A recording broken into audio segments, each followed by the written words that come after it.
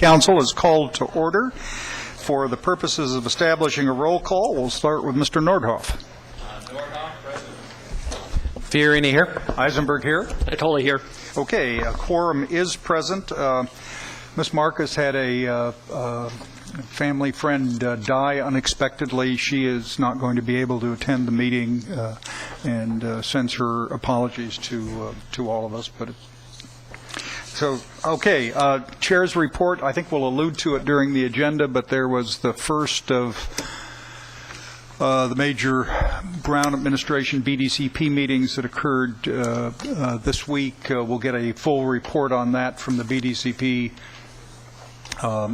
staff later during a discussion on the agenda. And other than that, and coming as no surprise to you, there is no state budget yet resolved, and the governor's May revision is expected May 20th, I believe is the date, and that will lead to fast, prompt, immediate, courageous, and focused action by one and all, we hope. Okay. Thank you very much. Mr. Grindstaff, why don't you walk through the executive officer's report, please? Yes, let's start with the legislative. Kurt? Okay. Mr. Miller has prepared members under agenda item 4A, the bill listing in your agenda packet. It's attachment number 1, and if you would take a look at that, please. Mr. Miller. And a little cover memo as well. Mr. Chairman and members. Yes, your packet has a summary of the three major bills that we're watching.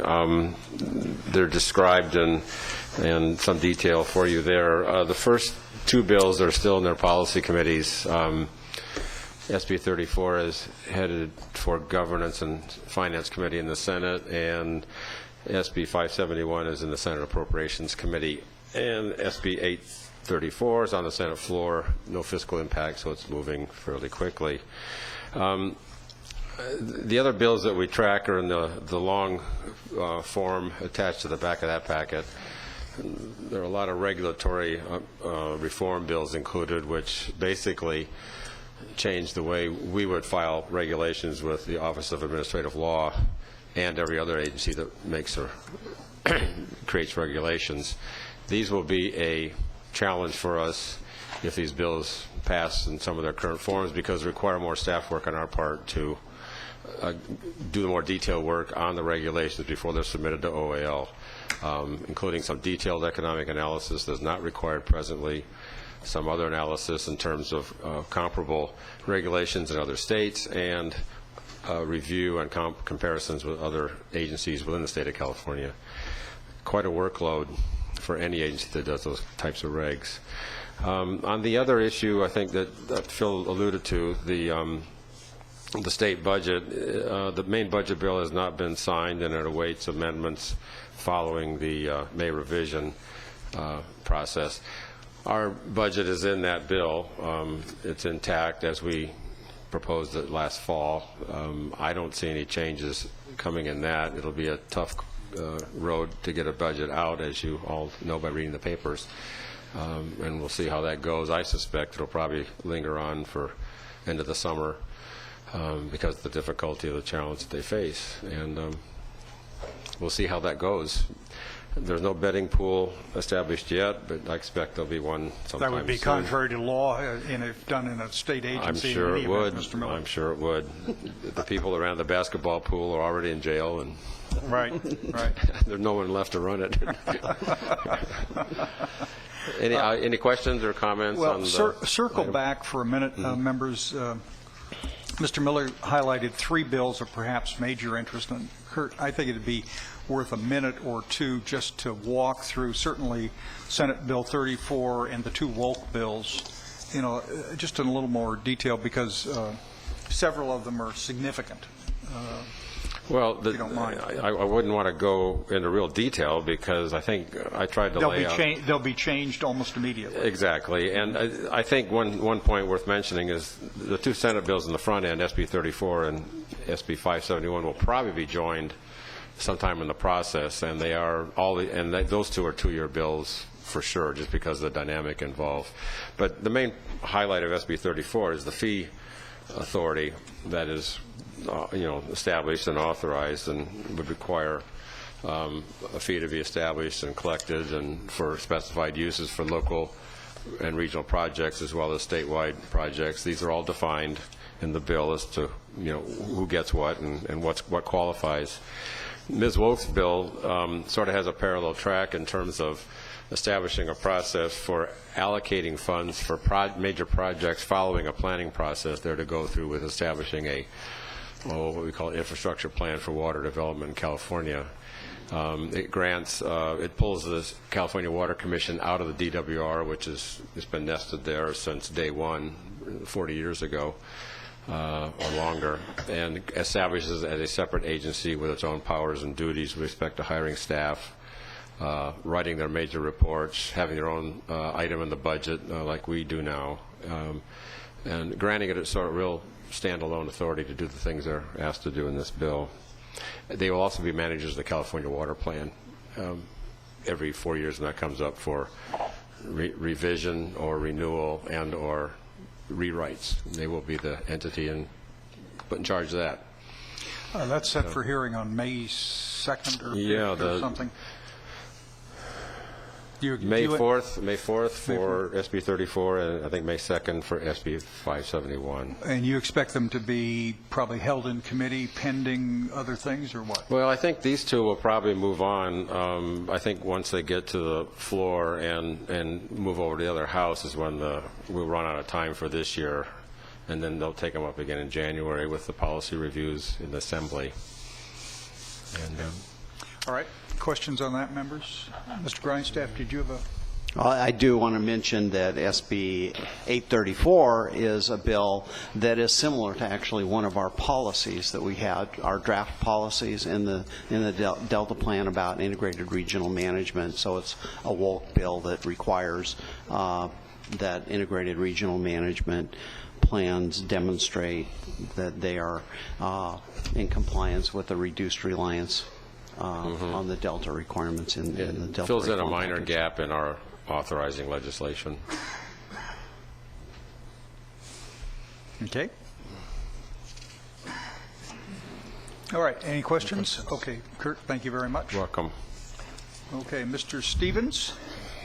Yes, sir. Thank you very much. I'm going to turn it over to our legal extern from McGeorge, Chris Stiles. Mr. Stiles has prepared an agenda item that was on your desk, 3 pages on the current status of litigation. And Mr. Stiles, you're going to clarify this pristine, pure, and simple smelt litigation for us, right? And before he does that, if I might add that Mr. Stiles' last day in the office was yesterday, and he did a fine job of cleaning up his cubicle. And with all seriousness, though, this will be his last presentation to you, and we thank him for his efforts. He did a fantastic job helping me. I'm a bit short-staffed, as you all know, and so a personal thank you to you and on behalf of the council. So, and good luck. Mr. Stiles, thank you very much. Appreciate it a lot. Absolutely. I take a moment to thank the council too and Chris Stevens for allowing me to participate. It's been a great experience so far. So today I have an update for the smelt and salmon, and then DWR case that pertains to the BDCP, and then a quick CEQA case to discuss briefly. So the salmon, or the smelt update, excuse me, final judgment was entered in the smelt case on March 29th. And basically it sets the timeline for how Fish and Wildlife Service can cure the defects that were identified earlier in the biological opinion in the RPA.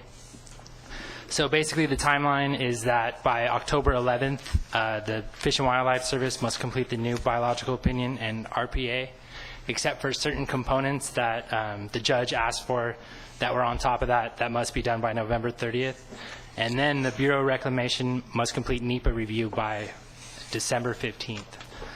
So final judgment was appealed on April 7th. They filed notice for appeal.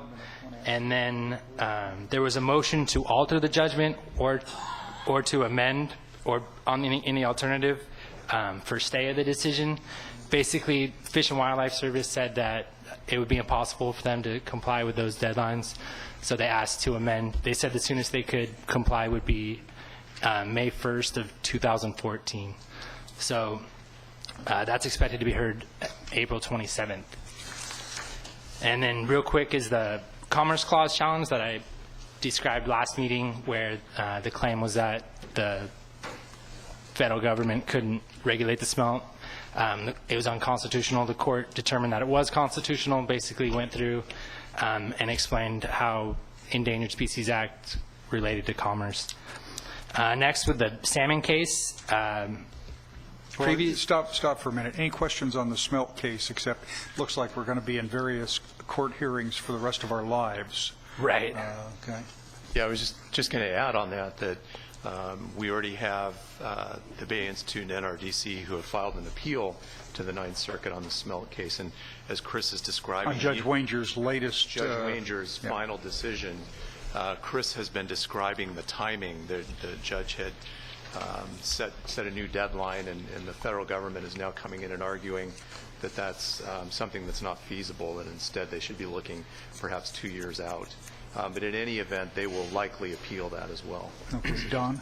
Yeah, just a question. I mean, the timelines, again, there's a lot of moving parts to all this, but to order that they complete a NEPA review when there's a lot of unknowns in the process. I mean, you can do the workups and so forth.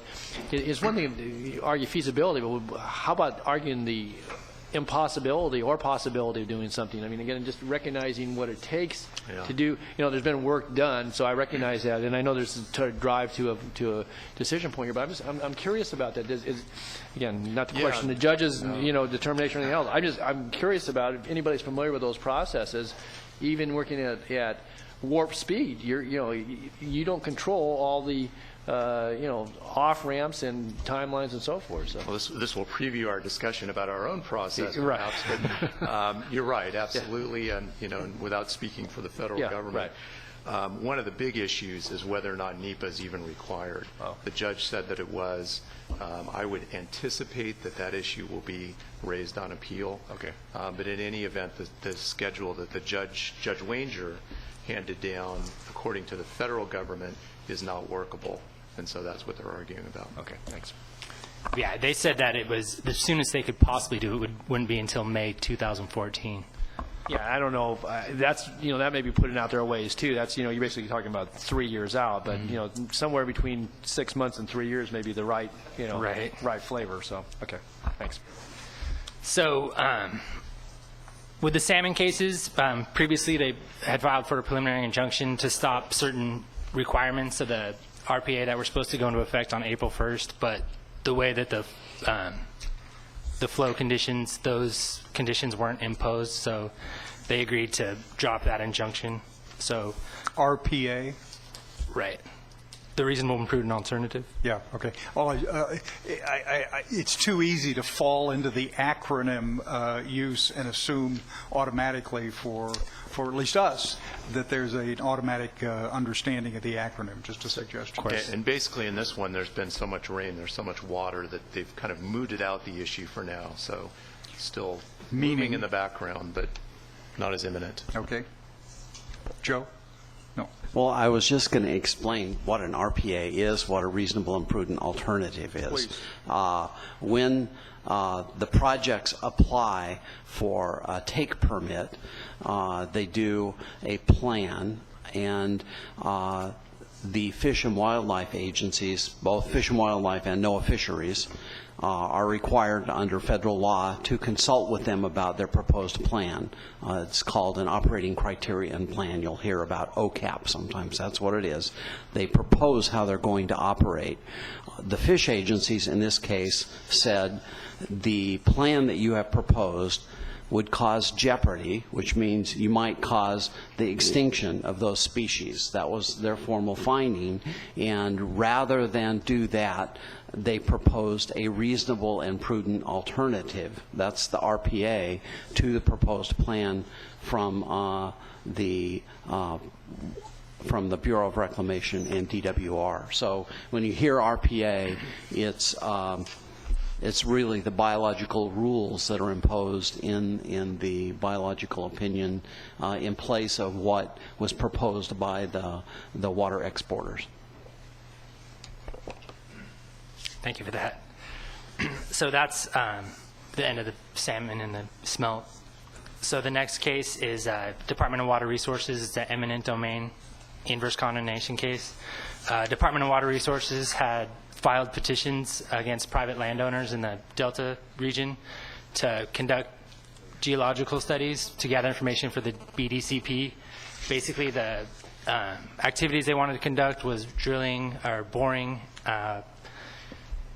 holes on the property and removing the material off the premises, and they wanted to do that based on using pre-condemnation statutes, which allows them to enter property under certain conditions and do studies and whatnot. But the court determined that these activities that they proposed were too excessive, so the permits were denied.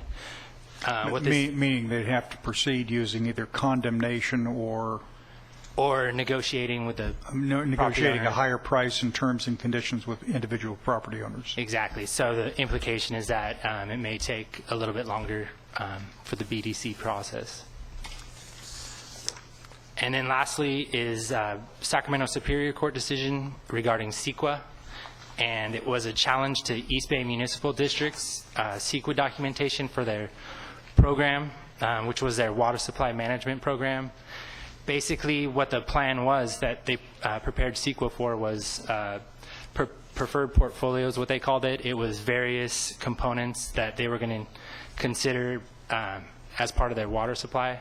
But this was related to a particular facility for East Bay Mud, wasn't it? It's Kind of a portfolio approach to their water supply program, future water supply Yeah, program. but they want to So they want to build something, and I can't remember what it is. I think it was Party Dam. Yeah, they identified different components in that. One of them was a reservoir expansion for Party Dam. Oh, so that's one of the range of portfolio Right. choices. Okay. So that was part of their argument, was that they hadn't committed to that project, so they didn't need to go into detail with the alternatives and mitigation and the impacts. But yeah, so the preferred portfolio was a range, and they didn't commit to any particular project. So first they claimed that they were exempt from secret review because they hadn't committed to anything, but the court said that they were not exempt because they had committed to a certain direction. And then the impacts and mitigation wasn't sufficient. Since they hadn't committed to any particular plan, they didn't need to go into, detail for each project. So they studied a no project alternative and then 5 alternatives, but they didn't pick a preferred alternative. Is that, or did they? It was in the portfolio, it was a range of different projects, and they had the alternatives they considered were different portfolios, so a different mixes. They didn't have a preferred alternative, but the problem was that they hadn't considered enough variation in the alternatives. They were all fairly similar. Is that what you were asking? Yeah. So basically, this is another trial court decision. We had reported previously on a trial court decision regarding the Air Resources Board's greenhouse gas plan that both look at alternatives and how you study alternatives. And we raise it here just because these are trial court decisions. They're not precedential, but they point out that you do have to study a reasonable range of alternatives. Your alternatives can't just be variants of your preferred program, whether or not it's a big mix, portfolio mix. They actually have to have some meaningful differences in the alternatives, and that's important for us as well. And I think basically what Chris said is the right thing, that first the issue was whether or not CEQA even applied, and we had addressed that issue here. The argument was that it's just a plan. It just sets forth a whole bunch of bookends and things we may do. And the court said no, it sets you on a course. This is a plan. It must be studied under CEQA. Went through impacts, mitigation, but then it did do an analysis of alternatives. Again, they have to be reasonable in the alternatives. They can't just be variants of the preferred alternative. They have to be differences that make a difference. So in any event, 2 trial court decisions that are out there, they kind of show the trend that judges are looking at that will be informative for our purposes. So with that, I think that's enough. Absolutely. Thank you. All right, questions? Nope. Thank you very much. Okay, Mr. Grindstaff. I'm sorry, Randy. I just wanted to thank Chris for his service and to highlight for Chris the written report that we received today. I'd hope that this will continue. It's a lot easier to take notes on these complicated issues when there's something in front of us. And using the Styles format. Got it. And I appreciate the input. In fact, with your help and the chair's help, there's a lot of interest now in carrying on the fine tradition of the intern-extern. We've got perhaps somebody lined up to start in the summer, short term, and then we have perhaps 2 potential externs. These are Davis, UC from Davis. UC Davis that came out of Phil and Felicia's kind of pinch hit in a Rick Frank class, and they will likely be joining us in the fall. So I appreciate that and the input. Okay, Don? Just was curious, what's Christopher's future plans? Hopefully it will involve the law and becoming a lawyer once he studies for and passes the bar. But what's next on the horizon? What are you up to? Federal judgeship, right? I mean, Chris pretty much summed it up as far as I know so far. Take the bar here in a couple months and then go out into the world. Good. Okay. Well, good luck to you. Don, I did warn him, though, that if he turns up on the other side of a lawsuit when he sues us, we will track him down. He's disqualified for 7 years. Thanks, Chris. Thank you. Okay. All right, Mr. Grindstaff? Yeah, I just wanted to mention that we also have included in here our quarterly report, as we do every quarter, of all the contracts that we have, and you can see with the footnotes which ones are new, the ones that were, most of them, if they were significant at all, came to the council during the last quarter. And this is the status report on contracts, and I think the earliest one was from 2007. I think that's right. Yeah, so this is not new action. This is just continuation. No, it's continuation. Multi-year contracts. And the ones that are new actions are noted with a footnote. Okay. All right. Members, any questions on that? Just you recall Joe said he would come to us quarterly on status report on outstanding contracts. And the science contracts are part of this. That's the ones that Mr. Dahm talked to us about. They are the at last majority meeting. of this. The majority of them. Yeah. Okay. All right. Members, if you would turn to agenda item 5, please, the meeting summary. The meeting summary. Any comments, questions on the meeting summary of March 24, 25? Comments, questions? Anyone in the audience have a comment, question on that? Okay. Motion. Mr. Nordhoff moves to approve. Ms. Gray seconds. Discussion. Calling the roll, starting with Mr. Nordhoff. Gray, aye. Fiorini, yes. Eisenberg, aye. Totally aye. Okay, 5-0 approved. I notice most of the panelists for the 11 o'clock panel are here, but not all. And so what I'm going to ask now is, Dr. Dahm, maybe you would like to take your report, which is scheduled for tomorrow after, I think it's tomorrow afternoon, tomorrow morning. Perhaps you would jump to that report, which is a status report. It doesn't call for formal council action. And let's get that out of the way. And then we'll get right to you and the others as soon as a full panel arrives. And maybe a bit early. Probably a bit early. Okay. Dr. Don, I'm sorry. I was just told that everybody is here. Everybody is here. Okay. I didn't know that. All right.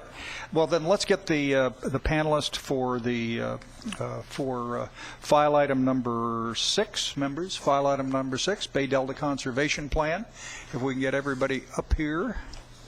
And Joe, if you want to start, tell us who's going to be here and doing what. Okay. Well, Carla is first because Carla is the representative for Resources Agency that really does all the work behind the scenes to support Dr. Merrill. And Hardly behind the scenes. She called the meeting to order this Monday and was trying to wrestle in all of the fractious. So she's behind the scenes and in front. Yes. Much of the time. Okay. And we wanted to ask her to update what's going on at BDCP, talk about that, and from there, there had been questions about how the process was going to go for conveyance. And so with that, I'd let Carla go, and then Greg had some questions and I wanted to let him address it. Yeah, and then later when we do public comments, Mr. Pike is going to be the first of the public commenters under this section. Okay.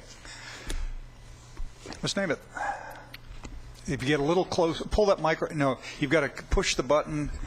The red light has Red to be on. means on. There you All go. right, got it. There you are. I thought it was going to mean stop. All right. Thank you. It's nice to be here, and I'm delighted to provide an update on the Brown administration's movement forward on the Bay Delta Conservation Plan. I think it's no surprise that our biggest challenge is it's a complex program with a lot of varied stakeholder interests and a lot of desire to move through decisions that have eluded the process to date and to do so in a transparent way. So on Monday of this week, I saw many of you folks. Thank you for attending our Bay Delta Conservation Plan kickoff meeting with Secretary Laird and Deputy Secretary Hayes. I'll lay out for the council members the public process that we described in that setting and where we're headed moving forward. Essentially what Deputy Secretary Merrill described on Monday is a two-pronged public process to come to resolution on key issues in the conservation plan. So the approach is to address some of these unresolved issues with working groups that would progress in phases on several key issues. Working groups that will start month of April. I think we still have a few more days at any rate. Start in the month of April and move for a couple of months through June, and then we would start a next phase of working groups that would move through the summer, and then more working groups still that would move through the fall. Given the intensity of the schedule and the issues that are on everybody's plate, we recognize the challenges of that folks might have varied interests and want to participate in multiple working groups. So the objective is to also have essentially public meetings or plenary sessions where those working groups come and report out their progress made and any issue proposals for resolving issues. And we would seek input from the public in that setting as well. So very quickly, there is some information on our website that describes the topics that we'll be discussing and general sequencing. Some of the first topics that we'll be discussing in a working group setting include biological goals and objectives, habitat restoration in particular in the Yolo bypass, as well as an effort to refine some of our plans for habitat restoration in the South Delta, governance structure of the plan, and then water quality modeling issues for in-Delta water quality. Those are issues we hope to tackle over the first month or two. We have a long line of significant issues that we would propose to begin work on over the summer. Adaptive range of water operations criteria, additional habitat restoration in the Cache Slough area, the Bay Delta Conservation Plan's relationship to San Joaquin River Restoration Program, the Conservation Plan's compatibility with agriculture in the Delta, conveyance facilities, their size and their configuration. We have outstanding issues there, financing for the plan, and then we also would like to address some of the BDCP implications for levee maintenance mitigation requirements, because that's been an issue that's been raised over the course of some informal stakeholder meetings that both the Secretary and Deputy Secretary Merrill have been having over the course of the last 2 months to kind of understand a little bit more about the program and a little bit more about the interests of those folks who felt it was a challenge to get some traction on the issues that were important to them. And then in the fall, we would take a look at the effects on covered species. That's a little bit of bureaucratese, but essentially what that is it's the analysis that demonstrates the positive and negative effects on the ecosystem as a whole, natural communities, and then all the individual species. And there are maybe at last count about 55 of them that the plan is looking to help conserve. So it's a very big analytical effort, and that's something that we would expect to have some discussion on in the fall. And then finally, also regulatory assurances is an issue that would have some public discussion in the fall. I guess one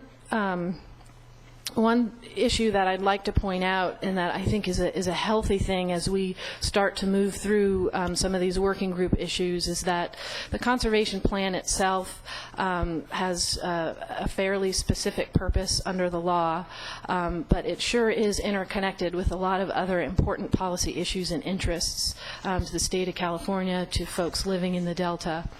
And it's my expectation that in these working group settings, issues will be raised that may or may not be addressed in the conservation plan fully, and its EIR, EIS fully, and that it is one of the connections, the interconnections, I think, between the conservation plan and the Delta plan. So I would just put that out there as a concept, and I think it's a healthy interconnection that would be highlighted through the stakeholder working group process.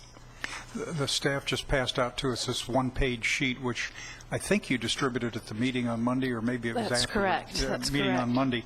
And so this is kind of a summary, longer summary of what you've been talking about. Just a note on the final back part of the document under decision making, just to refresh our memory again. Permit applicants in this case are. It's the Department of Water Resources. There's been also discussion amongst the state and federal water project contractors about their desires to be permit applicants in this process as well. Are there lead agencies in this project? There are lead agencies in the environmental review process. And that's the, what, 7 federal and state agencies, something like that? That's correct. We have about 5. Well, 5. Department of Fish and Game is a responsible agency under CEQA, but the lead agencies in the NEPA and CEQA documents are the Bureau of Reclamation, National Marine Fisheries, U.S. Fish and Wildlife Service, and the Department of Water Resources. Yeah, and I understand the contractors have said they'd like to either be listed on or take over as lead agent, right? I'm sure that desire exists, but I believe the contractors are cooperating agencies similar to the Delta counties and other entities that are interacting in the NEPA process. Okay. Don. Yeah, just a question, Carl. Since Monday's meeting, and a couple folks have approached me, and again, I don't know any more than what you have in the sheet, so I'm going to ask the question, and it pertains to the working group. And this sheet is kind of silent on it as to whether you talk about plenary sessions to report out. Are working group sessions intended to be open to the public? And what other constraints will be placed upon, and maybe you haven't gotten that far yet, although if you're going to start them in the next 2 days, being still April, somebody must know, and again, you may not, but somebody, how they're going to approach that, because that's been a question that it's kind of, it's not really answered here. So sure. Yeah. That's a good question. The working groups will be open to the public. The concept, though, is that the working groups will be kept small in terms of participants to make sure that we're as productive as possible. But fundamentally, folks who feel like they have an interest that's not represented need to have an interest represented on that working group. But the expectation is that we're encouraging the stakeholder groups to help select representatives. That's part of the way we approached pulling together some of the panels for Monday's meeting. So the expectation, I think, is that folks will receive from the Bay Delta Conservation Plan an email soliciting interest in the various working groups to get a sense of how many folks are interested in what topic and really delving into the details. the working groups themselves, we will be developing specific charters and scope and schedule for expectations for their ability to come to resolution on issues. So all of that information will be forthcoming. I would encourage anyone who's interested in getting engaged in the process. They can always email me directly, but we do have a conservation plan listserv, and that will be a primary means of communication with various stakeholders as we start to get these working groups up and running, and then I think we'll probably be a little more refined from there. Yeah, maybe I wasn't clear, but will the sessions of the working groups be Yes. Open to the public They'll be- for observation? Yes. So there'll be a working table, Yep. participants will be at the table, and folks will be able to... Yep. Okay, very good, thanks. Mr. Chair, Ms. Gray. just to follow up on that question, the working groups implies that there will be work going on and issues addressed. Will the public have an opportunity to respond to any of the items that are being discussed at that working group? You bet. I think that's the notion of the plenary session, is to give not only folks who can't attend on that day, but I'm sure there will be folks who can't attend every working group that's of interest to them. It's going to be at a pretty big pace, so we will be offering that opportunity in these public plenary sessions. Don? No. Okay. Yeah, Randy. Carla, I like the approach. I like the working group approach to focus on a particular issue and haggle it out in a small setting and then bring it to the public for review. And one of the things that we're going to have to deal with as a Delta plan is the incorporation of the BDCP when it's permitted. Now, it's pretty evident that it's not going to be permitted by the end of this year, and there'll have to be a placeholder. But in the Delta Plan third draft, I don't know if you've had a chance to look at that, but there is language about how to deal with this timing issue. And essentially, our policy statement is that if the BDCP is not permitted by the end of 2014, that the council will then do something. I don't particularly like that, and I'm looking for some input along the lines of, what if our policy was, if the permitting process has not been completed by 2014, that we would seek recommendations from the BDCP process for interim steps, interim actions that could be incorporated until such time as a permit is. How workable is that in this current process, and would that be a subject for a working group?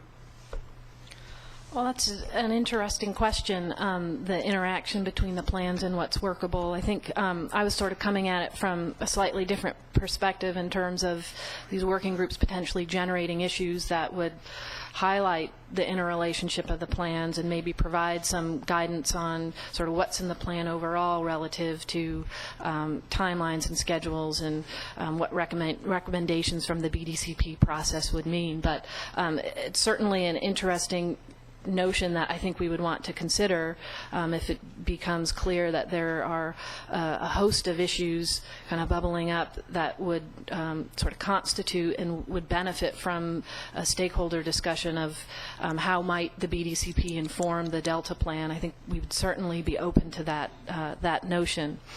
On the subject of 2014, we're all in this world of noting the helpfulness of deadlines. So I think that this administration has a real desire in all the participants to absolutely meet that kind of a deadline in terms of a permitted project. So to the extent that there's some benefit for providing additional direction should that not be met, I think that the clearer the signals from the Stewardship Council and its plan, I think the more helpful. All right, well, we'll probably be talking about that tomorrow. Sure. But I just wanted your thoughts before we had that conversation here. Thank you. Thanks. Just a question Ms. Gray. regarding the date 2014. Why is that date? Why was that date chosen? Was it our staff, or what's significant about 2014? Mr. Grindstaff. It was me after consulting with several of the other parties. So I talked with Fish and DSC. Game, DWR, Resources Agency, and in the end, they all thought the date that's in the plan was more than sufficient for them to get it done. Achieve it. To achieve it, yeah. It also happens to coincide with the end of the Obama administration. So one of the goals is get this done before you end up with, oh, I'm sorry, it's not, that's past the end of the Obama administration. That is. It's the end of the first Brown administration. Yeah, That's what it was. Right. And in concert with BDCP, the date was discussed. Yes. Okay, thank you. Yeah, all right. To just note, the end of December 2014 will be somewhere between 8 and 9 years of BDCP operation. Is that? I think that's correct. Yeah. Ms. Namath, just one question. I did not see in the anticipated scope of issues the word flows, as in water flows. Sure, I would put that in a couple of places. Water operations for dual conveyance as one of our anticipated scope of issues. And then adaptive range of water operations criteria also gets at that issue, Chairman.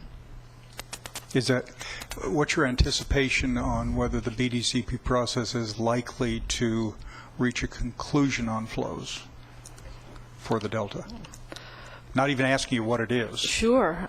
Well, shoot, if we can't do that, we might as well go home. In all seriousness, we absolutely need to reach some conclusions on flows relative to the state and federal water projects and relative to the operation of new conveyance facilities. Okay. Thank you.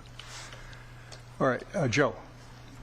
Now, Pat Johnson, unfortunately, couldn't be here this morning, and he actually is part of the reason why we asked for you guys to be here. So I will try and cover the question that he's asked me about BDCP, and that's about conveyance sizing and how you determine that. I've tried to explain the chart that you put out in November, which I thought was relatively for me, but then I've been involved in water for a long time. I understand that stuff, and I was wondering if you could. That's a chart as part of the Resources Agency 2010 transition report. document, where it talked about which you've gotten, members. different conveyance alternative sizes and what the benefits were. And so Pat had asked me several times, well, I'm interested in finding out about that, so I'll just put it that way and let you talk about that. Sure. So conveyance sizing, I think we think about it in the conservation plan as its ability to meet the dual goals of the plan, water supply reliability and ecosystem restoration. Of course, when you get into the details, there's a lot of overlapping and important details.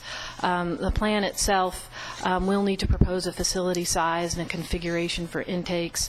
We have an environmental review process that will examine a full range of facility sizes and no facility and separate corridors and other ways to meet the dual goals of the plan. In terms of BDCP and its approach, it's looking at several factors, one of which is flexibility in meeting the needs of fish species. Essentially, we have to have operations of a facility that provide a level of water supply reliability, but offer some flexibility for meeting the needs of smelt and salmon and other species, really trying to resolve some of the problems that we set out to resolve, some of the reverse flow issues in the central part of the Delta. That's a huge centerpiece for how we understand facility size and their performance. There are other huge pieces as well, including our ability to create a system that's durable in the face of a changing Delta and in the face of seismic risk and uncertainty or climate change, for example. So all of that are important elements to how BDCP would approach selecting a facility size for purposes of meeting the dual goals of the plan. We're definitely on a path to generate more information about that. It does have an interaction with operations and flows that would be proposed for a dual conveyance system. So it is a bit of an iterative process. The planning effort did produce some information about facility sizes and general analysis and comparisons to performance from 3,000 CFS facility up to a 15,000 CFS facility. I think it was back in October with a set of operations, but as we're engaged in an iterative process over project operations, I'm sure we will need to revisit some of that analysis. So it's we're generating a lot of analysis, but I guess if Mr. Johnson were here, I would suggest that there's multiple components to developing a facility size that would meet the dual goals of the plan. Ms. Gray, did you have a question? No. Okay. All right, Don. Yeah, just maybe to follow on, Carl, because as you talk about facility sizes, and certainly it's come up as recently as Monday. I think there was at least some discussion about it at the session. Where does storage fit into the overall undertaking that BDCP is taking on here? You talk about moving water, but this year I think is a good example of plenty of water moving downstream, but no ability to capture it at certain periods of just in recent months. So how does that fit into it? There's been a lot of focus on the recovery of species and how you take water at different times, amounts of water, how you move it, and so forth. What about the storage piece of it? Well, that's a good question, and I think the focus has been on the timing of operations for conveyance facilities to understand that better as a potential fix for the system. As we move through water operations and an adaptive management criteria, there's a fair amount of uncertainty about the interplay between flows in a new dual conveyance system and other conservation measures like habitat restoration and dealing with some of these other stressors. So what we're very focused on is understanding how a set of operations for a dual conveyance facility in combination with some of these other factors, what that does for this contribution to recovery of fish species, and how sure are we that we would achieve that recovery. What are the certain triggers, and how would we move and make adjustments as we went through time? And I think that information needs to inform a bigger reliability picture about how a conveyance facility fits with other storage needs in the state. Okay, just following it on again, you're obviously having to offer kind of what the future might bring relative to the continuation of the process, but if it's going to inform kind of the bigger reliability issue, but it would seem to me when you look at the conservation strategies and the time at which water is available and in amounts and how it's moved and where it's moved to, that part of that is then on the receiving end, if you're going to move it through to, and at times they're optimum. So how is it you can have a complete review and plan without having the consideration for storage? Where is this going to go? We know that if it's going to move south, it's going to a receiver somewhere. But if you have the ability to store, it certainly would be a part of it. I say certainly. I think it would be a consideration for your conservation, not water conservation, but conservation strategies. But is that a piece of it? Are you really looking at storage? I'm wishing Mark Cowan, the Director of Water Resources, were here because he could provide a better answer, I think, to that question. I would say that it most certainly is how a conveyance fits with storage is most certainly a consideration of the plan, and I guess I would suggest that that discussion be something that the Department of Water Resources answers a little bit more fully. So it's not a part of the plan, it's how it fits with another part Right. of Right. the overall planning is kind of what I think what you said a Right. moment ago, what I understand. Okay, thanks. Okay, well, let's go to Mr. Gartrell now, and then Mr. Pike, and then I want to wrap up the formal presentation with Mr. Roth and the Arcadis folks, and then open it for public comment as well. Okay, Mr. Gartrell. Thank you. Thank you, and good morning. I'm Greg Gartrell, Assistant General Manager at Contra Costa Water District, and I'd like to start off by saying that this is also my last time before this body until I get back from vacation in June. He's see if you're pretending paying attention. again to be retiring. And if I might, I'd like to start off, I was at, not all, but a lot of the Fish and Farms meeting yesterday, put on by Congressman Garamendi and others. And I was particularly struck by comments by Brett Baker, who's a farmer in the Delta. I had two comments. One pertains to a subject from the last time, and that was he showed a picture of himself when he was about this high and his sister playing in an irrigation ditch, and his comment was, yes, we used to flood irrigate. And the next picture was how they irrigate now. They have it's pear orchards that they have. And they drip now, and he said exactly the same thing that Vice Chair Fiorini said. He does that because it saves money, doesn't have to pump water, and he gets a better yield. So it just kind of fits into where we left off last time I was here. The second thing he said was related more to the BDCP and the Delta Plan, and that was, you know, when he looks, and he does all the time, look at ways to improve his farming practices, and he's got something new he wants to try. He doesn't try it out on the whole orchard. He tries it out on a section. And if it doesn't work, then he hasn't killed his whole orchard, and if it does work, then he puts it on the same section. That kind of along the line, you'll see that theme in what I'm about to tell you, because what we really see as a program that's viable is one that's stageable and accountable.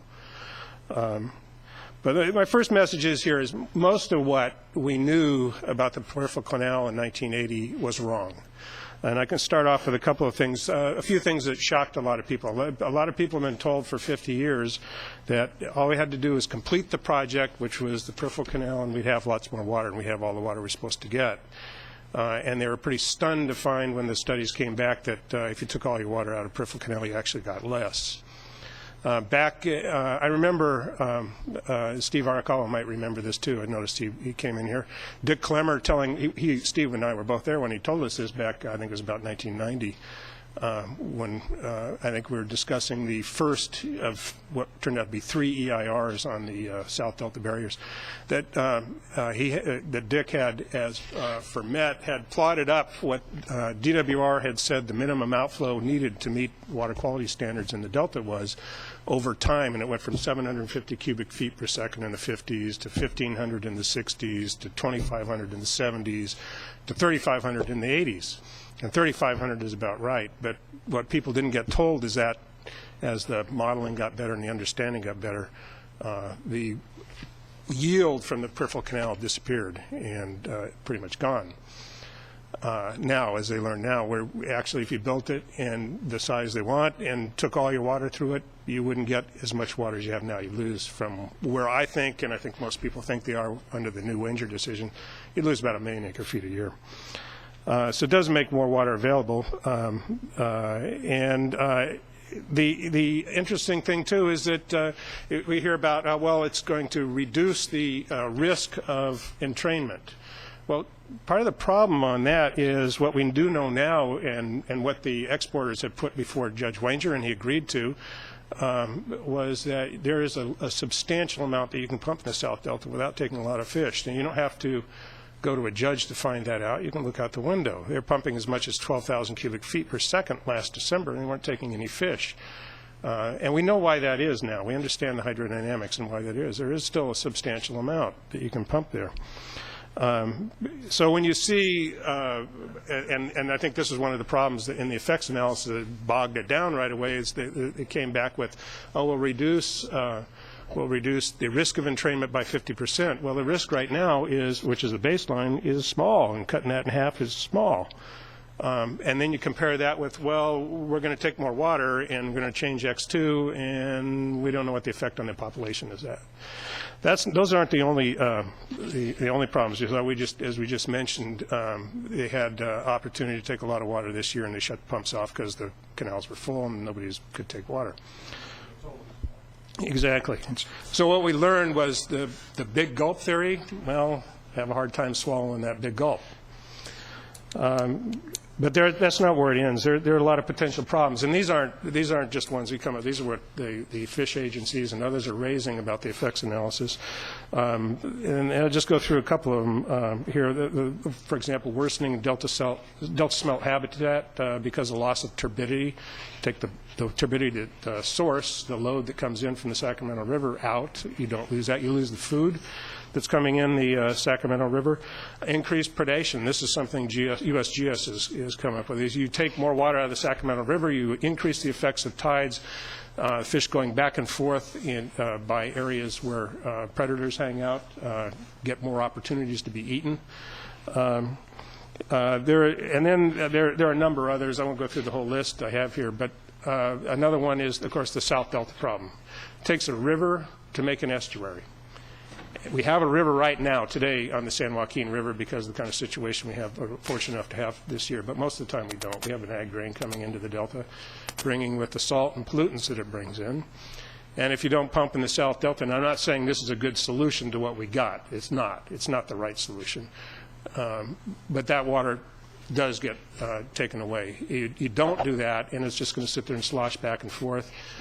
It creates a reversed salinity gradient. It confuses fish. There's some suggestion now that maybe that's the problem in the South Delta, the fish showing up in the South Delta, even when you have high flows, or they shouldn't be showing up, is because they don't know which way the ocean is, because it's higher salinity down in the South Delta than it is out towards Suisun Bay.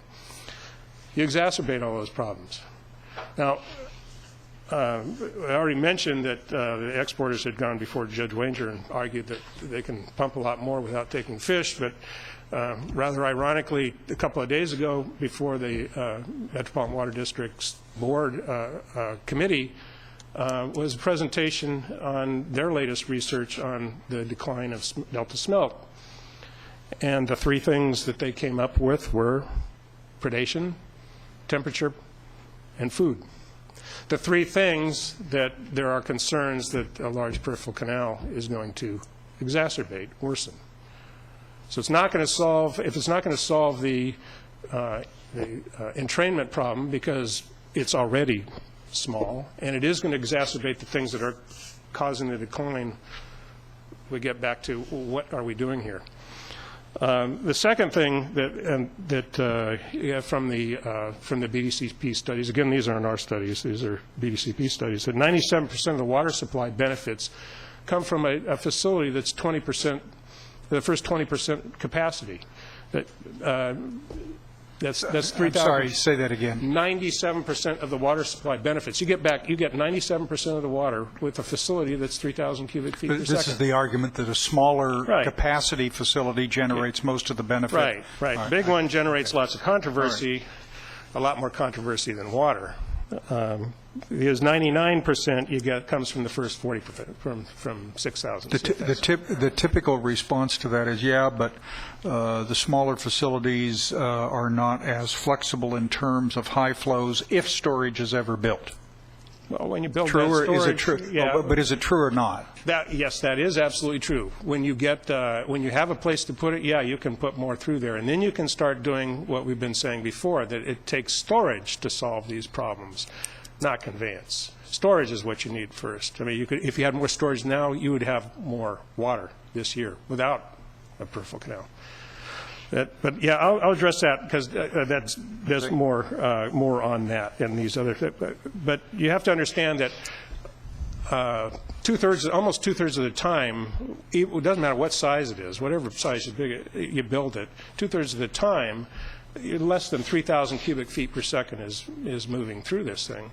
And 75% of the time it's less than 6,000. Only 1 or 2% of the time is at max in the studies that tell us we can take 8.5 million acre feet in a wet year. But we know we can't. We just look out the window. We couldn't just now with much more limited capacity. The other thing it doesn't solve is a dry year problem. That takes storage. You don't get very much more water out of this. You did before the New Wanger decision. After the New Wanger decision, it's probably pretty much a wash. And we haven't seen the studies yet, but that's my take. And I'm usually pretty good at running those out on the back of an envelope. So what about the other problems we're solving? What about floods? And I just have to go back, because I mentioned this the other time, and read you what the PPIC report said about what's going to happen to the Delta in a flood. With the Delta's, this is directly quote, the Delta's weak levees, which protect local farmland, and the channels that convey fresh water to the Southern Delta export pumps risk catastrophic failure from earthquakes and floods. Such a failure would draw salt water into the Delta, cutting off water supplies for many months and costing the state's economies billions of dollars. You know, just like people ran around talking about, and got 90% of the people in this country believing that Saddam Hussein attacked us on 9/11. These guys have got a lot of people in this state thinking that if there's a flood and Delta levees break, we're going to have seawater intrusion. We've had those conditions before. We had nearly those conditions just a little while ago. In a flood condition, the Delta is full of fresh water. You have 400,000 to 500,000 acre-feet of fresh water coming down every day into the Delta. Suisun Bay is full of fresh water. The North Bay is full of fresh water. Those islands flood. A whole lot of islands floods, which has happened during levee breaks, multiple levee breaks before. It fills up with fresh water, not seawater. The problem is the seismic one. That's real. And it's one I believe in. Some people don't. I think they're wrong, and I think they're misguided not to believe in that. I've been through a lot of earthquakes. The Sylmar earthquake got me out of bed at 6 o'clock when I was a sophomore at Caltech, and I had a really hard time that time in my life getting up before 11.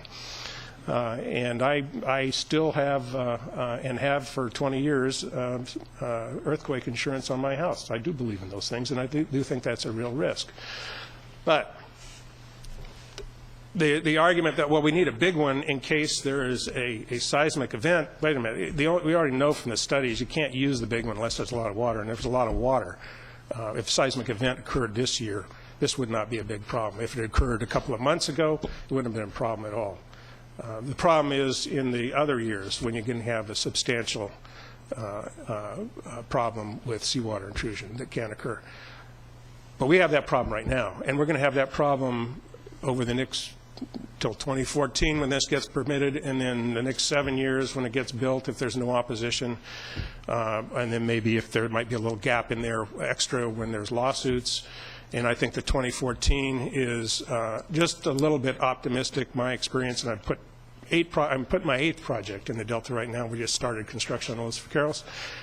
Our experience is 2 years of design, permitting, environmental for every year of construction. If it's a 7-year construction project, you're not getting done with this till 2014. But it does give, even a small one gives you a lifeline, even a reasonably sized small one, and you can even use that as one of your criterion. Gives you a lifeline that won't look much worse than a dry year. And the dry year problem is 10 times more likely. 30%, if in the next 30 years there's 60% probability of a serious earthquake that could do this, in the next 4 years there's a 75% probability of having a dry year that would give you about the same amount of water as, that we've experienced in recent dry years. Very low. Can I just ask a question? Sure. I've heard you before over the years talk about various aspects of the problem, but you're kind of bringing them all together. I'll get to a solution here in a minute. Well, but that's what I want to get at, because part of what I hear suggests the smaller capacity is the issue, but the other part is maybe it's not. And what's the Gartrell plan? Let me get to that just a second here. And then, because I want to hit one other, and that's sea level rise. A recent paper published in Surveys Geophysics by Church and White, they actually went back for over 100 years of data, both measured and the more recent satellite data. That's probably the best measurements of sea level rise we have right now. It's not the last word because it's a snapshot of where we are now, but it's 3.2 millimeters per year. That's a little bit over an inch a decade, accelerating at a rate of 0.009 millimeters per year. If nothing changed and it stayed with that acceleration and that rate that we have right now, it would be 45 centimeters at the end of the century. That's a foot and a half. Everybody knows it's accelerating. But the point there is the 55 inches on the high side. We will know better in 10 or 20 years. Building an unused asset because something might happen 100 years from now is kind of a stupid business decision. I know the population, if I'm running a business makes widgets and I know the population of California is going to double in 70 years, do I go out and build 3 more factories so I can sell a lot more widgets? Nobody might be buying widgets in 75 years. No, business go out of business doing that kind of thing. You do just-in-time building, and that gets to the finer, where you do have a brighter future here. And that's where you really have to get away from the canal thought, the canal think, because it's hard to stage a canal.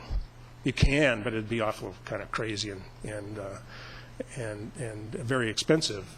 The actually original SB 200 demanded that it be staged, but it was staged in a different way. It was build it to the San Joaquin River and test your intakes for a couple of years, and then if they work, then you can go. How the intakes work, we don't know.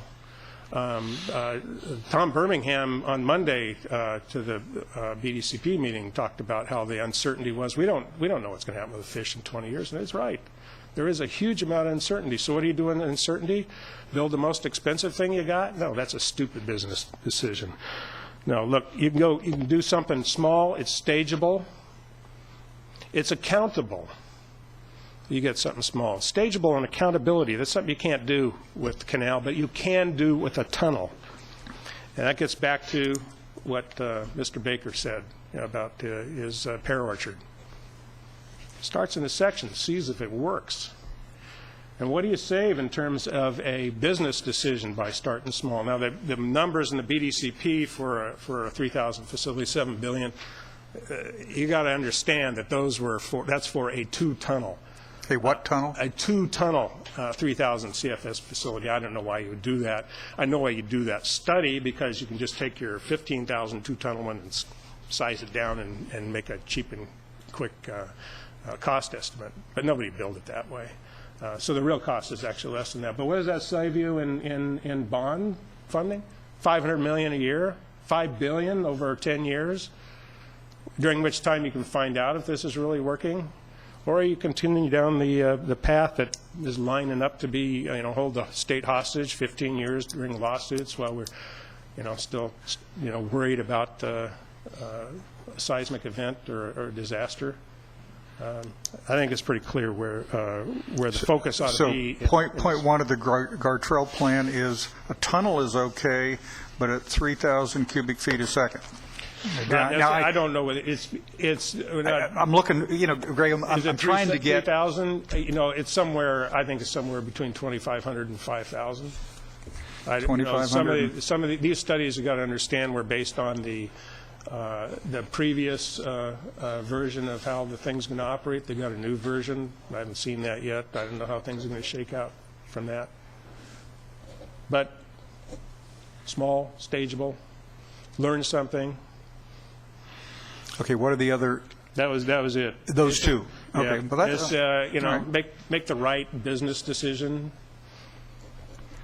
I'm going to ask you to do something you normally wouldn't do. Put yourself in the position of representing the water contractors and price out an option, make an argument for them, to them, about why they should accept it. Because one thing you can do is you can hope there'll be no lawsuits, but I predict you can do nothing, everything, or anything, and there will always be lawsuits. There's always that risk, but we've done projects in the Delta. We're expanding one, and we're not saying that's the end of it on Los Vaqueros. Los Vaqueros has a remote, admittedly, but a potential expansion capacity, right? Yes, because it is expandable, and we're doing the expansion now, and we're not stopping on that. We're continuing the studies on a further expansion.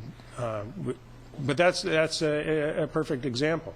Where the right way to do it. But the other right way to do it, in our view, is the way we've gotten these 8 projects done, which is avoid impacts first, if you can, mitigate everything you can, but by board policy, for over 20 years now, leave the delta better. When you're done with your project, By leave board, you mean the Contra Costa Water District? our water Board. district Yeah. board.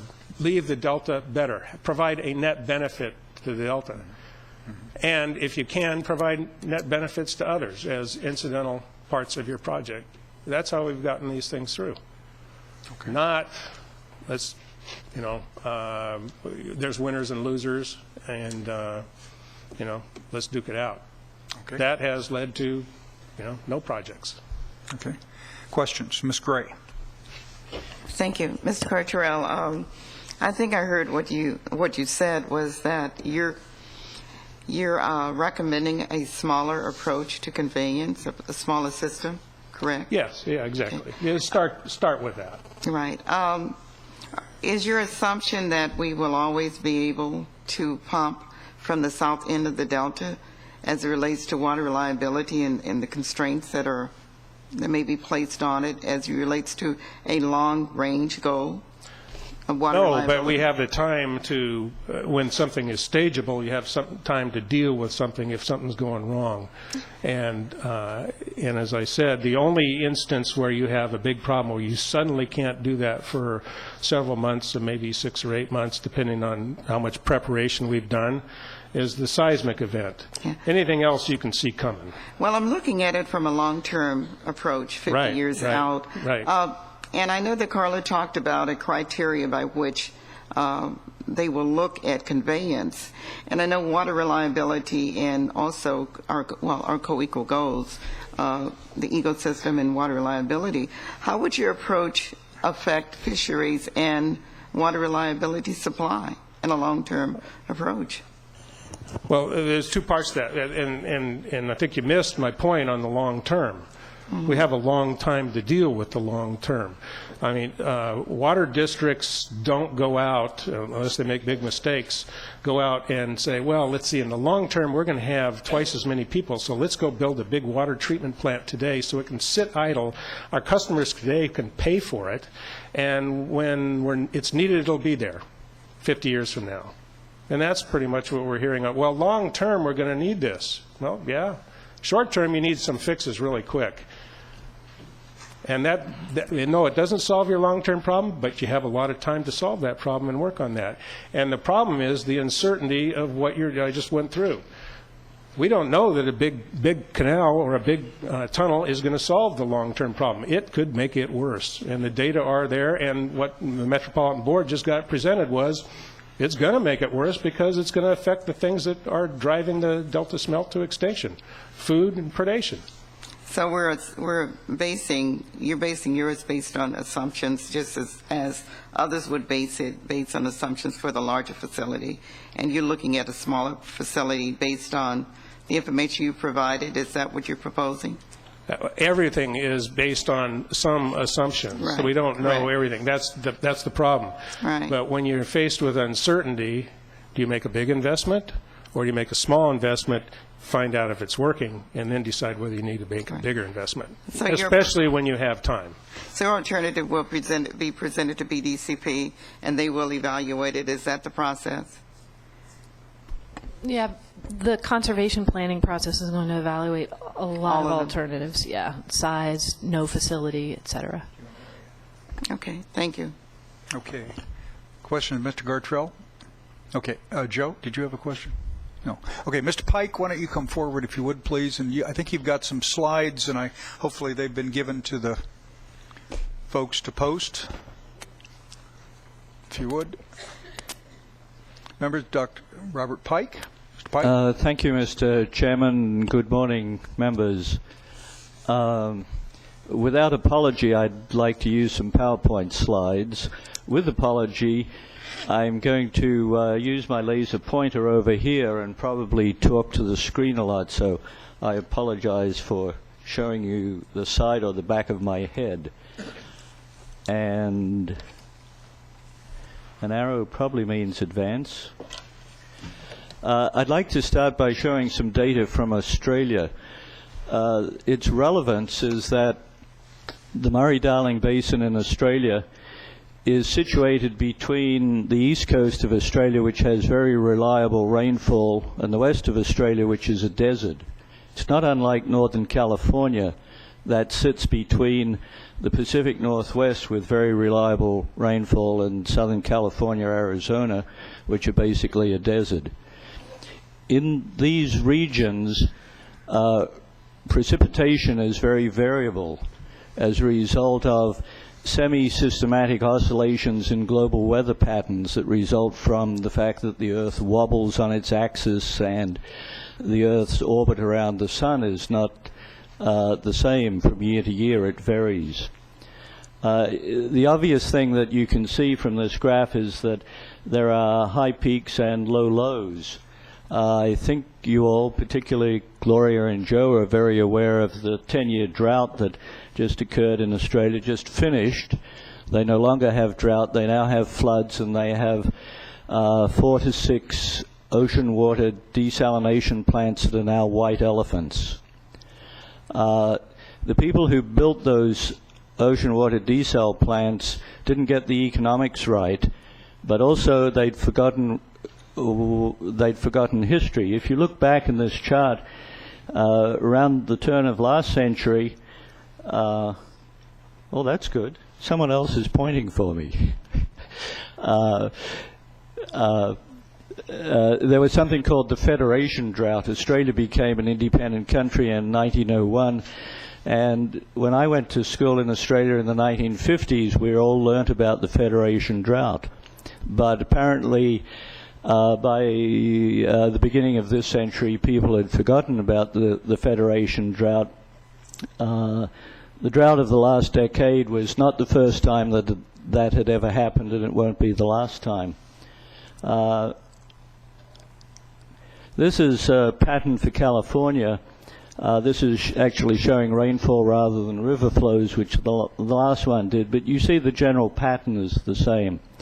There are some very low years. There's particularly a low period in the 1920s and 1930s. Oh, I just figured out why there's another pointer, because viewers on the web can't see my pointer, perhaps. That's correct. So thank you, my mystery pointer. Just as a little aside, as far as I know, the vaunted climate change models that a lot of people rely on don't predict these low periods. They can't recreate the history of the last 100 years, but we should be very mindful of what that history has been. This is a chart that I think you've seen before, perhaps multiple times. I'd like to make 3 points. One is that the upstream diversions take a greater amount of water out of the system than the in-delta diversions, which is a little band in the middle, or the exports, which is the orange or something band on top. But the upstream diversions have been fairly constant for a period of something like 50 years. So even though there may be limited problems with upstream diversions, it's hard to blame them for the recent decline in fish in the delta, which is attributed more to the addition of these flows plus other factors, which I'll mention in just a moment. Second point I want to make is that there are a couple of years, this one is a good one and that one's another good one, where extractions in general, and particularly export extractions, are lower than normal, and as Greg has just been pointing out, they are very wet years. So there is this absurdity, which is that we take less water in wet years than we do and we take more water in dry years. No wonder the system is not working. I'm not going to spend a lot of time on this, but this is a figure that I plucked out of the recent EPA advance notice of proposed rulemaking. It doesn't give the exact location for this data, but I checked with Bruce Herbold, who assures me that it's good data. Oh, the third thing I forgot to show on the previous slide is that if you take a very broad look at this, you can see 3 bumps. 3 generally wetter periods, and those 3 bumps correspond with the 3 bumps in this chart, which is showing much increased adult salmon returns in the San Joaquin River. So on the basis of this data alone, you have to conclude that there is a correlation between flows and the health of fish. It's much more complicated than that. Cliff and Lucas Paz gave a very good presentation on the importance of flows at a previous council meeting. There are other factors. Ocean conditions count. Urban and agricultural wastewater must count, but you can't disregard flows. That leads me to the kind of first summation, which is that there are two basic principles that I think should be followed in addressing your co-equal goals. And this, I'm basically talking not so much about BDCP, but about your co-equal goals and how the council can move in a direction that advances the co-equal goals. These two bullet points are not so much about conveyance. I'll get to that in a moment. These are more about the ecosystem, restoring the ecosystem. The two basic principles are allow natural flows to pass through the delta before any exports are extracted. The slide used to say surplus, but as a result of constructive dialogue with Greg Zlotnick, I've changed it to exports. Because what is surplus is an open question, and I'll get to that in just a moment. The second principle is extract more water during high flows and less or no water during low flows. That is the big gulp, little or no sip principle. These principles lead to four physical elements that I'm suggesting for a proposed solution to both conveyance and ecosystem restoration. Two of these are outside the delta. Two of them are in the delta. To the extent that two of them are outside of the delta, that means that I agree with those of you and those commenters who say some of your powers go outside the delta, but I also agree with Mr. Zlotnick and others that say you should do that to the minimal extent. This is the first of the four physical elements. Has been mentioned by others, particularly John Kane of American Rivers, but that is more for ecosystem restoration purposes. Here I note that reactivation of historic floodplain storage upstream of the delta will stretch out the flood hydrograph, and that enables you to take this bigger gulp for a longer period of time. Not perhaps good for a human being in terms of taking big gulps, but good for water supply. That reactivation of historic floodplains also has additional ecosystem restoration and significant flood management benefits. It would reduce the flood flows not only in the delta, but those passing by Stockton and Sacramento. The second point now in the delta is extract. Oh, I still says surplus flows here. We'll say export flows somewhere in the western delta. Construct much shorter tunnels to the vicinity of the Clifton Court forebay. The chairman had asked me if I could actually provide a map with lines on it. I'm sort of sliding around that, but I said that I'd use my laser pointer to indicate that the intakes would be in the western delta somewhere in the vicinity of Sherman Island, likely on Sherman Island, and that shorter tunnels would then run down here, which our twin pointers are showing, approximately under the Byron Highway down to the vicinity of the Clifton Court forebay. The third physical element is that in order to maximize bigger pumps and extraction during periods of high flow, you need temporary storage somewhere in the vicinity of Clifton Court forebay, because if you pump at any greater than 15,000 cubic feet per second, you can't presently move it south right away. So you need what an engineer would call a surge tank. And then fourth and final, you need additional storage south of the delta. Now, much of this might be as groundwater, and that I think could be implemented fairly quickly. As Joe knows very well, there's 60 million acre-feet of storage under the Tulare Lake Basin. If one could figure out how to get export water flows, surplus flows in and out of that, that is actually a fairly short-term solution to the storage problem. Longer-term solution might involve resuscitating Los Banos Grande or something like that.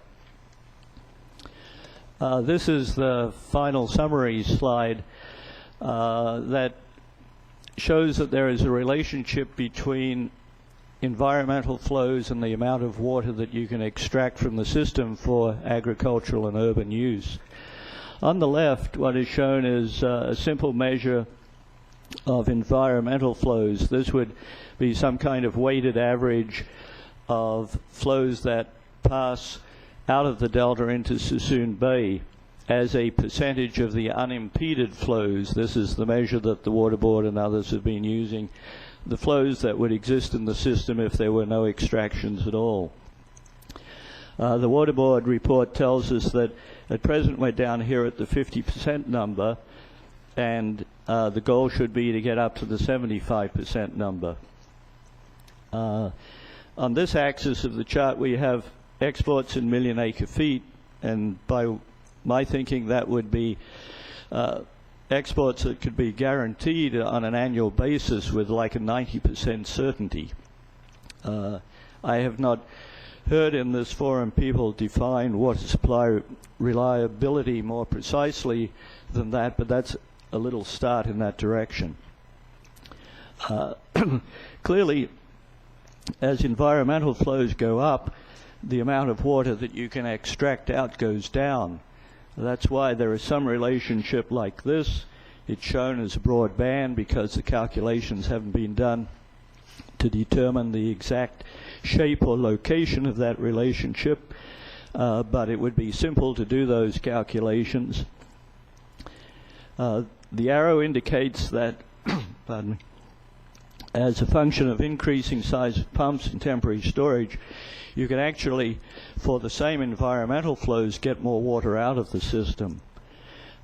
If it was possible to put a dollar value on the environmental flows with any accuracy, then, as Mr. Nordhoff has suggested in the past, it might be possible to use cost and pricing as a means for optimizing the solution. I'm not sure that those environmental flows can be priced all that accurately, and so it comes down to being more of a political community consensus decision as to where the optimum here is, or where you draw the optimum. But I'd suggest to you that Jonas Midden's sweet spot is somewhere in here. I'm pointing to something that on my made-up chart shows percent unimpeded flows of something like 65% and sustainable exports somewhere in the neighborhood of 6 million acre feet per year. So in answer to the chairman's question, is there a win-win solution? Yes. Is there a win-win solution at no cost to anyone? No. Because there is some cost to building the new facilities that would be required to implement this plan. Much of that cost would be borne by the contractors, and it's the contractors who could decide just how much water they wanted out of the system, how big these facilities would be, and where the final balance might be drawn. Okay, just a question, Mr. Pike. I was intrigued with the idea of using Sherman Island as a site, and God, many months ago, Pierce Swan, a board member from the Irvine Ranch Water District, had come in and suggested to us that we utilize the existing Sacramento ship channel as a funnel for water that would be used. There was a little problem of getting the water across the delta, but that was being discussed. But if I understand your proposal correctly, you're saying that if the intakes are located further to the west, you have a possible suggested location, that minimizes the problems of negative water quality, and it allows, in your judgment, an increased capacity system to be established there, thus the attraction to the contractors. But what's your guess about the environmental impact of an intake in that location? I'm just unfamiliar with it. I originally started thinking about Western Delta intakes because of its positive effect on the environment. The flow should be through the Delta in as natural a way as possible. Well, yeah, but it's not through the entire delta. It is toward the center of the delta, which is not necessarily a bad thing. I'm just trying to figure out what you think would be the major environmental considerations, because my experience has been every idea has advantages and disadvantages, and of course, if this has no disadvantages, it's a different situation. But I've never run into a I'll problem. note the disadvantage that it has before Greg or someone else jumps up and points it out, which is that without increased flow down the Sacramento River, this plan may not do that much to help South Delta water quality. But the solution to that is simple. Let's have even more flow down the San Joaquin River, and over time, tighter control of urban and agricultural wastes. Otherwise, to the extent that there are more natural flows through the delta, from at least the Sacramento and Mokelumne rivers, the worldwide data indicates that that is more in keeping with the kind of historic ecosystems that we've had. And so my suggestion, without having any documented proof, is that simply moving the export intakes to the Western Delta would do more for the environment than all of the conservation measures that are stacked into BDCP. Those conservation measures that are stacked into BDCP are a grab bag of little add-ons to try to do this, to try to do that. Restoring a more natural flow pattern through the delta will do more than any other single conservation measure. But if maybe I'm drawing the wrong conclusion, but in your remarks on diversions from the delta, you discounted any watershed diversions from likely causing adverse fisheries impact. Now, I played that down, yes. Yeah. How can you restore historic patterns or closer to historic patterns without including watershed users? To go all the way to restoring the historic pattern, you would have to cut back on upstream diversions without question. Okay, but assuming we're not going back to 1800 on flows, but is there an argument? I mean, are you suggesting that the last straw on the camel's back bears the full cost of all the straws that are there? Because that sounds like the conclusion that the exporters should totally bear the cost of the damage, when best I understand it, the reduced flows that you pointed out in the chart are both watershed reduced flows and exports from the delta. That's correct. If you read my comments on the first staff draft, in which I've made some preliminary comments about financing, I suggest that everyone that extracts water from the system should share in the burden of ecosystem restoration. Mm-hmm. Mm-hmm. Okay. Questions? Hank? I'll direct this to you, Mr. Chairman, because your knowledge of the area is very broad, very deep. Has there ever been a comparison of a tunnel subsurface versus a canal surface conveyance system? I think it's fair to say that the tunnel is a relatively recent concept developed by the water community. I think in the history of the Delta and ideas, every idea has been suggested by someone somewhere. But in terms of an official study, Greg, you may know better than I do. I do not know of any tunnel study of magnitude about the Delta. No, I think that's correct. The first concept was actually not even what you call a canal like they're thinking here. It was a ditch. It was supposed to be $3.5 or $4 billion 4 or 5 years ago, until it was pointed out that it was under sea level and would suffer the same consequences as the rest of the delta after the seismic event and be full of salt water. So it went to a canal with levees on either side 35 feet high that Let me- 3.5 stories that suffer the same potential risks of failure because of liquefaction that the levees do. It's just not feasible. Joe, let's ask Joe, any comparable study on tunneling? No, the one that's being conducted in BDCP is the first significant study that looked at that alternative.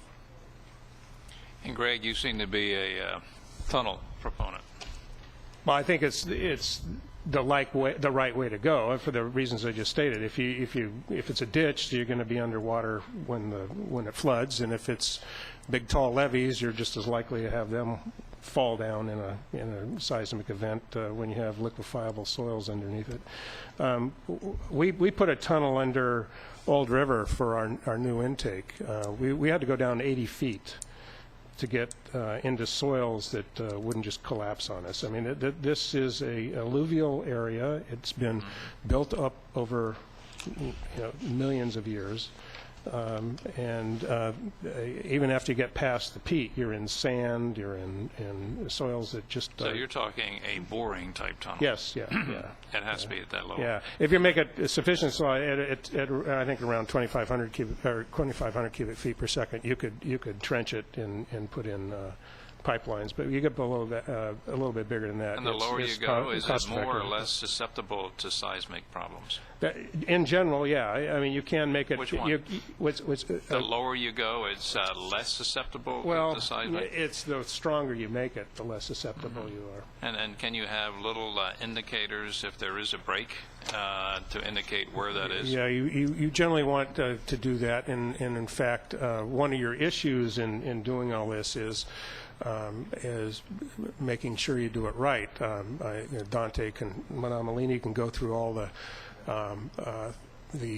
ups and downs they've had with people drilling under levees. We had to put a very tall tower around the pits that the tunnel machine went from and to, in case there was a problem, because if you don't do that, you can flood the islands because if it breaks while you're doing it. And it wasn't without problems when we did that. We had our tunnel machine stuck for a couple of months, and it turned out that they were trying to tunnel too fast at first. About I think they cut it back to about 75% of the initial speed, and it just went right through. The San Francisco water system got they're voter tunneling. approval for a multi-billion-dollar tunnel to protect their system under the bay, though, right? It's the same kind of problem. You try to go over, it's worse, trying to keep the thing to stand up. Yeah.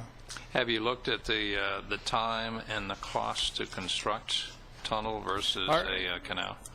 Versus a canal. I think the issue in either case on the and we've had this problem with our projects as well. The real critical factor right now is pumps. In either case, where if you can get rid of the pumps, because it takes so long to order and get those delivered, that often becomes the critical factor in your schedule. Which also relates to a sizing decision, right? And all that. Yeah. Yeah.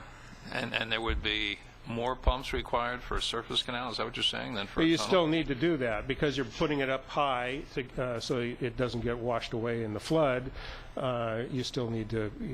There aren't high head pumps, but they're high capacity pumps. So even with the pumps, Yeah. it would be less expensive to do a tunnel?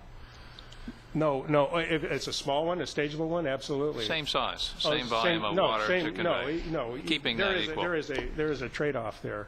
But I don't think that I don't even think it's worth talking about a tunnel. A canal. I don't think a canal is feasible for a wide variety of reasons. Other people may, Greg. They can. I think they're making a big mistake. I mean, the Delta right now is a series of canals, and let's build another one. Let's build 80 miles of new levees, 35 higher than any of the levees out there. Would it be better to take all those canals and make them in the tunnels? Make them obsolete by doing a big tunnel? But you're talking about what has become our ecosystem there. So, yeah. No, but I think where you need to look at the business decision is how you do this right. Like I said, well, when you say right, you're talking economically and what's best for the environment, reliability, cost, time, and all the rest of that. Yeah, exactly. And that analysis I'm should sure be you done. can do what it's going to cost on a 12 or 15 billion dollar project compared to a $5 or $6 billion project in terms of your first 10 years of payments, you're going to save $5 billion right there. But it is be economic, that careful would be very on these costs because those are in 2009 dollars, and it's 2011. And of course, we're not looking at any inflation out here in the future, right? And you're not going to take out a bond for $12.7 billion or $9 billion or whatever it comes out to. You're going to be taking out a bond for what it is out midpoint construction. And that's going to be, depending on how long this takes, 30-40% more than you're looking at right there. So those are lowball numbers, no matter what they are. If they're not in midpoint construction, you're looking at lowball numbers. Craig, you had, I think, if my hearing is correct, quoted the probability of an earthquake in the next 30 years as being 50%? I think the numbers we've been hearing, 60 to 70%. It's about 2.5% per year. Yeah, I read something that said, I think it was the U.S. Coast, or the U.S. Geodetic Survey, that said 99% probability within 30 years, a magnitude of 6.7. That depends on where. That's a good point. Yeah, I mean, the numbers I've heard cited from the USGS for the delta. In the area that will affect the delta in one way or another. I'm not sure that that's the latest, but it's high. The USGS presentation to us, 4 months ago, Joe, I can't remember, included the famed and occasionally criticized tombstone chart that tried to project out the probability, and I also recall something like a 65, 66, 67% probability in 30 years, but I don't know. I think that's accurate. I think the 99% is California. Yeah. On all of California, including Southern California. Yeah. Okay. No, it is substantial. It is real, and if we have one that magnitude, the delta isn't going to be our only problem. We're going to be dealing like. Yeah, this was in the Bay Area. U.S. Geologic Survey, 99% probability that an earthquake with a magnitude of 6.7 would strike the Bay Area. Yeah, that doesn't necessarily affect the depends the on delta. where it strikes. Yeah, Yes, exactly. you correctly said. Okay, Don had a question. Yeah, I have a question. Maybe this is for Carla. And this goes back to Mr. Pike's presentation. Certainly, he's written a good deal on this and offered up, his thoughts and suggestions for how we might deal with it. I think presented it concisely today. I'm curious, how does, in the context of where BDCP is and all the working groups and the ongoing effort there, how does this Western Delta proposal get a serious look? Because you've already come out with, the BDCP's kind of West Delta alignment, the East Delta alignment, conveyance, and the various iterations thereof. But, to my knowledge, there's not been any serious look. It certainly hasn't been in some of the documentation I've seen anyway. It may have been given mention because it's been suggested. So how does something like this, where we got currently in the process, get inserted so it gets a serious look? Well, I actually believe we might have a meeting on our calendar with Dr. Pike over the course of the next couple of weeks. But the point is that we do have an environmental document that we're developing per NEPA and CEQA, developing a whole host of alternatives that are analyzed in an equal level of detail. And there's a screening process that helps us sort through what those alternatives would be. There are some alternatives that have been described by the legislative package. But part of our purpose of meeting with Dr. Pike is to understand this proposal in more detail and see how it might fit in. The Brown administration is committed to looking at every idea as part of our process moving forward with the alternatives analysis. So, could I take from what you just said that there's going to be a decision made at some juncture whether it would get a equal level of analysis or what level of analysis it would get? What's kind of the cutoff point for getting alternatives into that mix that would get an equal level of analysis? My understanding of how that process works, you can have analysis and you can have comments made once you're working on a document and so forth, but that doesn't get equal level of analysis. So how would something like this, assuming it got vetted through your process of charts that either give ups or downs, pluses or minuses to certain proposals, it affects the environment, water, movement, other impacts, whatever they might be. Let me ask you, so it's not too late to get something like this inserted into the process, to get an equal level of analysis with some of the other things that have already been, put forward, going back to even the November document as to some of the alternatives that had been whittled down, tunnel, levels, of conveyance, dual conveyance, no conveyance. So it's not too late to get, say, a Western proposal, West Delta proposal like this inserted, so it could get that level of analysis? Well, I know we've looked at a lot of different configurations. We had scoping meetings in 2008 and in 2009 expressly for the purposes of soliciting this kind of information. In fact, that's actually one of the reasons the Department of Water Resources started looking quite a bit more seriously at this tunnel kind of idea. So we have had this process for a while where lots of ideas have come forward. The precise configuration of Dr. Pike's ideas, I couldn't tell you, but I think that's the purpose of the Deputy Secretary meeting with Dr. Pike. But we are looking to settle in on a reasonable range, a wide range of alternatives in the very near term. So I think the time is now to understand this in some detail. And I would certainly, not say that folks have thought of it before. There's always ideas out there, but we have looked at quite a bit of configurations as to how we might solve some of these problems and what some of the proposed projects would be to sort of meet the purpose and need of the conservation plan. Okay, well, I just one other point. This is significantly downstream. Now, that may present other elevation issues or other conservation issues and so forth, but going to one of the slides that Mr. Pike presented, it does allow for those flows then to move, much further down towards the bay. Obviously, they exit the delta at that point, but I guess I'm concerned that as that process goes forward, that beyond whatever has initially gone through scoping and so forth, that maybe the meeting with the Secretary and Mr. Pike will produce some additional movement direction, that this is the type of analysis. Otherwise, the questions, and I think some of the points that Greg made and you did as well, will continue to linger out there. And if it doesn't get level of analysis, I think certainly commensurate with, obviously, the merits of the idea, then that's what lends itself to lawsuits and other strategies on people's parts, because it doesn't get that equal level analysis. And so it's timely not only for consideration but for this, whether it's his idea or other ideas, before you pick this process up and go too much further with it, because otherwise I think then people will always be given the opportunity to stand back and say, well, you didn't really take me seriously, and so they'll take other actions, I guess. My sense. Ms. Gray? Yeah. When will the BDCP make a decision on which type of conveyance system? Well, we have quite a bit of analysis to go, and ultimately it is the CEQA and NEPA process that will sort of identify the project moving forward. So in terms of a facility, it's that process, and that's months away, I would say. Months away or years away? Well, we will have a draft environmental document. We're still working to develop the schedule in a little bit more detail, but I would say it's 2011. I would say potentially early next year for a draft environmental document. Okay. Joe.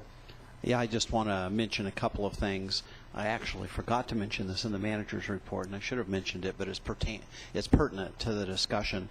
Just this last week, the State Board sent a letter to State Water Board. The State Water Board sent a letter to Jerry Merrill asking for an additional alternative to be considered, one which dramatically reduced or increased the outflow from the delta, and asked for the flows to be, dramatically 1.5 million acre-feet a year. For me, that's a significant amount, and asked for the flows in the river system to be more natural flows. So I believe that's being considered. I think that all of the alternatives, and there over the years have been dozens at least of alternatives, have been considered, from building a dam at in the straits there, to Me too. You're talking about the Reber Gate? yes, or there are lots of alternatives that have been considered. I think they may have a couple more that they're going to consider. They have had this process of saying, okay, we have these dozens of alternatives. How do we sift through those and get down to the real alternatives that look feasible? And I don't know where the Western Delta proposal comes. I do know the one consideration that I think would be of concern would be Delta Smelt, because the smelt move up and down from Suisun Marsh back up to the Deepwater Ship Channel, and so that's the one negative thing that might significantly impact that proposal. But I would expect that all of those proposals would be considered at some point, just what you said. Otherwise, everybody's going to say, well, what happened here? You need to have a documentable process, and I believe that it is the intent of DWR or BDCP to have that. Okay. Mr. Pike? Thank you. Comment on Yes, sir. schedules. Yes, sir. When I was much younger and we were working on the first Los Vaqueros, the guy who was in charge of tasks and schedules informed me that whenever he got a schedule from an engineer like me, he doubled the time and went to the next higher unit. So if it was 2 weeks, 4 months, keep that in mind on schedules. Okay, we'll call that an engineer's rule of thumb. Mr. Pike, Mr. Gartrell, Ms. Namath, thank you very much. We appreciate it. We have a request to talk on this issue from Jonas Minton from Planning and Conservation League. Mr. Minton?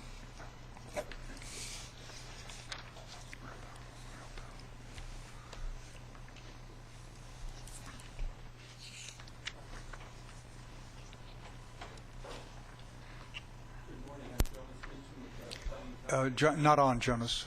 There's a right here at the base. See where my thumb is? Good morning, Yeah. Jonas Minton with the Planning and Conservation League. I'm really wanting to talk to you a little bit more about the process than any of the specifics. Which process? The Bay Delta Okay, Conservation you understand. Plan process. We don't control it, so we're looking for things Yes, that might yes, I relate to understand us. that. Okay. But you will be reviewing, most likely, you will either incorporate or somehow review their work.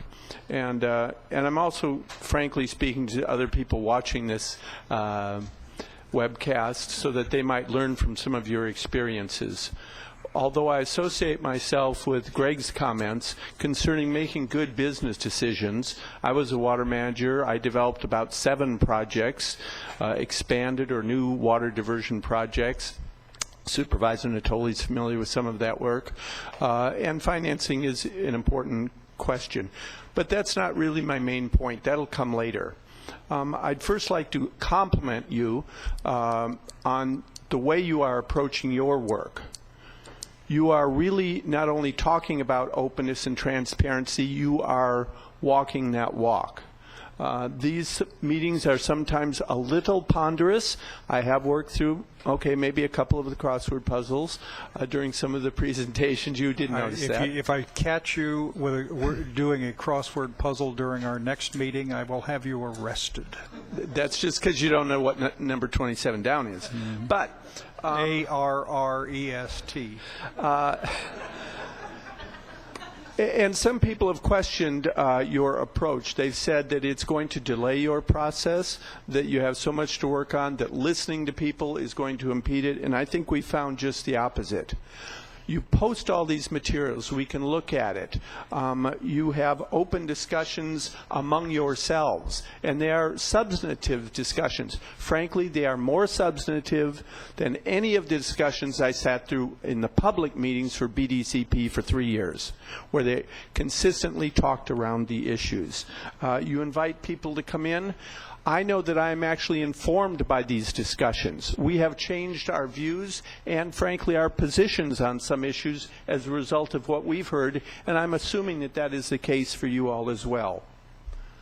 Let me suggest that this is a good exemplar for how BDCP should proceed. As we know, they've announced that they want an open and transparent process. I think that they are just now beginning to understand how challenging that is, and perhaps they will start to understand how important and valuable it is. They've inherited a program that had a preferred alternative. Now it's called Scenario 6. As you've heard, the very first comments, even from the new administration, have been that, well, they think in a couple of months they will have a preferred alternative. And then the process they've been initially thinking about, and you've heard a little bit about that today, is, and then as part of the CEQA and NEPA processes, they'll look at the alternatives. Well, I'm pleased to see that you're looking at alternatives up front, even at the general level, at the 30,000-foot level, and we're going to encourage BDCP to do that as well. On the question of openness, I'm very pleased to hear today that the issue committees, the working committees, are going to be public. That was not apparent to us, and I think that probably reflects a maturation of their thinking as they understand this. I'm going to be encouraging them, and perhaps you will as well, to recognize that, yes, deadlines are important, and you all are probably second only to the State Water Board in implementing that legislative package. The Water Board had an impossible task of coming up with flow criteria, and they did it. You have an impossible task. I'm not sure you're going to get there, but you're sure working hard towards it. While they are looking at these time frames, I encourage them to do it the right way, because taking those kinds of shortcuts that were used in past BDCP processes and ones that you have rejected did not get them any quicker. So with that, I'm very appreciative of how you are doing your work, and we'll have specific comments on the next draft at that portion of the agenda. Thank you very much. Thank you. Mr. Riopel from the Pacific Interclub Yacht Association. Mr. Chairman, Pat. How many times do you have to testify before you get a nameplate? Had a lot of coffee this morning? Yeah, well...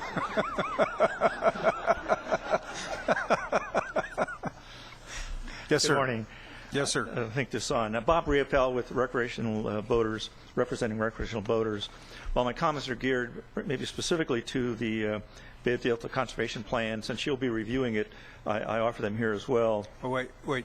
We have a role of reviewing the determination by the Department of Fish and Game that BDCP meets the requirements of the statute. It is not a de novo review of everything. I understand that. Thank you. But I want to talk about the interim period. We talk about whether it's a canal or a tunnel, but in either event, it's years away. And in the interim, we ought to be thinking about maintaining the delta. And let me give you some examples. I've been boating in the delta about 25 years, and some of the rivers and sloughs had 12 feet of water when I first started boating, and they have now 6 feet of water. That's how much silt has filled in. And that the plans ought to include continuation of dredging or restarting really of dredging. They used to do this up until about the 80s, and protecting the levees more. So I would encourage that the plan include maintaining the delta certainly forever, but certainly until the whatever conveyance is built and wherever it's built. And another thing that improving the dredging would do is really increase throughput. I don't know how much throughput has been lost, but as I say, my experience has been some of the rivers have half the depth that they did 25 years ago. And some ads talk about 1,000 miles of navigable water in the delta. Well, I'm not sure there were ever 1,000 miles, but I can tell you we lose about probably roughly 5% a year, either through silting in or the Egeria densa or water hyacinth that's just no longer usable by boaters or fishermen. And so if we're going to restore the delta or maintain that ecosystem, dredging, levee reinforcement, and weed eradication ought to be part of that. Thank you. Thank you, sir. Okay, well, Mr. Dom, I tried to get you on your science report tomorrow. You still want to do that early? It's not an action item. Get it out of the way? Okay. All right, at your pleasure. Thank you very much. All right, ladies and gentlemen, we're going to take a, Mr. Rentz, did you, okay. We're going to take a 45-minute break. Is that possible? And can we have our folks on the Delta plan ready to start at 12:45? And then we're going to, let me just add a note. The staff suggests, I agree, we had to work through the third draft Delta plan chapter by chapter. We'll have public comments at the end of our questions and queries on each chapter. Some of the people here had suggested that at the last meeting. I think that's a good idea. And then we'll just put up in front of you an array of people on each of the chapters from the staff to make an initial presentation, answer your questions, go to the audience, and then come back and chew it over again. Okay? All right, any objection? Okay, recess until 12:45.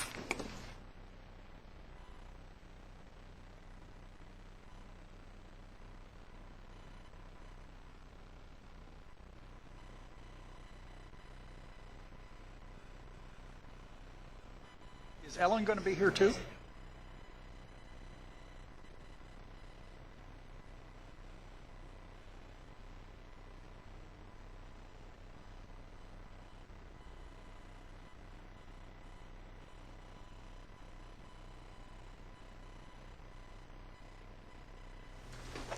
Okay, ladies and gentlemen, thank you very much. The meeting's called back to order.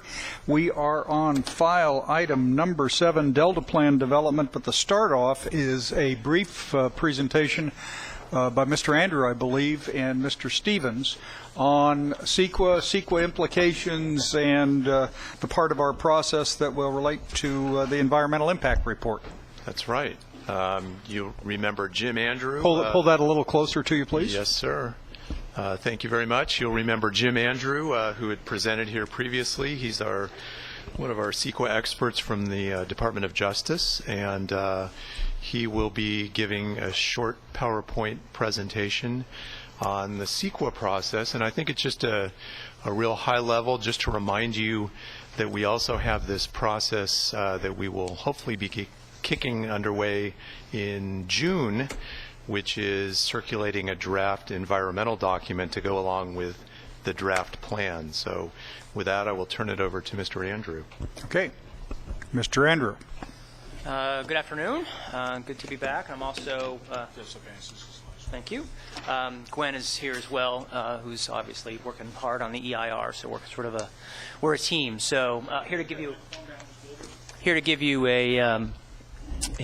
an update, as this first slide shows. So this is going to, as Chris said, this is going to be real short, high level, and we will be back to you in early May at your workshop to go through some EIR topics in a little bit more detail. So the four things I want to talk about today, just a review of the Delta Plan versus the Delta Plan EIR and how they're different. Then I'll talk about the Delta Plan EIR format and structure, just so you have an idea of what the EIR will look like and what topic areas it will cover when you see it in a couple months hence. We talked at the previous presentations about alternatives, and so I want to give you a high-level what we're thinking in terms of our conceptual approach to the development of alternatives, and then we'll talk briefly about next steps. So obviously the Delta Plan is the framework of policies and recommendations that will lead to accomplishing the co-equal goals while recognizing the importance of the Delta as place. Obviously that's the whole endeavor here that you all have been working hard to do. It's the implementation of those policies and the coming to fruition of the recommendations. Those could lead to physical, environmental, or could lead to physical changes. Obviously, that's what you're sort of hoping to do with improving ecosystem and the like. So there will be physical changes associated with the implementation of the policies and recommendations. And it's the EIR that will evaluate whether those physical changes that are likely to result will be significant and adverse. that's what the charge of the EIR is to do, is to look at what those changes are and evaluate whether they might be significant and adverse. So again, the EIR is objective analysis. It's not a policy-making document. The Delta Plan itself is where you're making policy. The EIR will also present measures to mitigate any physical significant adverse impacts. That's the charge of CEQA, is to ensure that government agencies implement projects and policy in a way that is least damaging to the environment where possible. And the EIR also will present alternatives that might lessen at least some significant adverse impacts of the Delta Plan implementation. So the EIR format and structure, just to give you a sense of what you'll see when it comes out in a couple of months. The first part will just be introduction and background, it'll talk about the legislation, what's leading you to actually do the Delta Plan. It'll summarize the very complicated legislation that's led you here so that readers of the EIR will understand the background and the nature of the Delta Plan. And it'll also set forth project objectives, which are, largely will come out of the legislation itself. Section 2 will be a description of the project, and obviously the project itself is the Delta Plan. But this section will look at what the policies and recommendations are and what the potential physical changes that could result would be. That would kind of be the project description. We'll also, in this section, detail all the alternatives that will be analyzed in detail in the EIR, and then also give some background as to how we ultimately developed the alternatives that were chosen to be analyzed in the EIR in detail, which is what I'm referenced there by overview of the alternatives development. Kind of give you a roadmap of the thinking as to how we got from where we started to where we'll end up when we publish this document in a couple of months. And then Section 3 is, really where the meat, the heart of the EIR will be. It'll set forth the existing setting today, which in CEQA, the world of CEQA, you measure potential impacts of a government action as against what the conditions are on the ground when you start the process. So it'll set forth what those conditions are. It'll also do an impacts analysis of the project and all the alternatives, and we're going to evaluate the alternatives at the same level of detail as we will the project itself. And this section will also set forth the mitigation measures, and CEQA requires you to set criteria for determining whether an impact is significant or not significant. And we'll also talk about cumulative impacts, which is impacts of activities that you're not really impacting directly, but that other agencies are impacting that could have a related impact to yours, so that you have a sense about how it all knits together. And these are, we haven't finalized the resource topic areas in terms of subchapters in the EIR, but these gives you a sense of some of the current thinking. And just to give you a substantive sense of the various topics, and there's a couple of pages here, and you can see the ones on there. I won't go through and read them in detail, but EIRs are generally organized by resource areas, so that a policy document or project that could have different aspects of it that all could affect agricultural land, for example, are all presented in a chapter that talks about impacts on agricultural land. There'll be one on noise, energy, air quality, et cetera, et cetera. Oops. Here's another list of the other resource areas that we're looking at covering.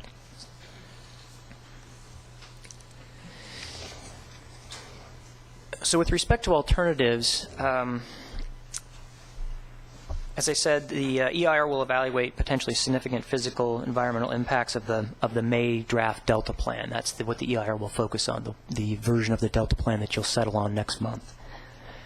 And the EIR will also present 3 alternative thematic suites of policies and recommendations that would lessen at least some of the adverse physical environmental impacts of the May draft Delta Plan. So the Delta Plan itself is obviously a package of policies and recommendations.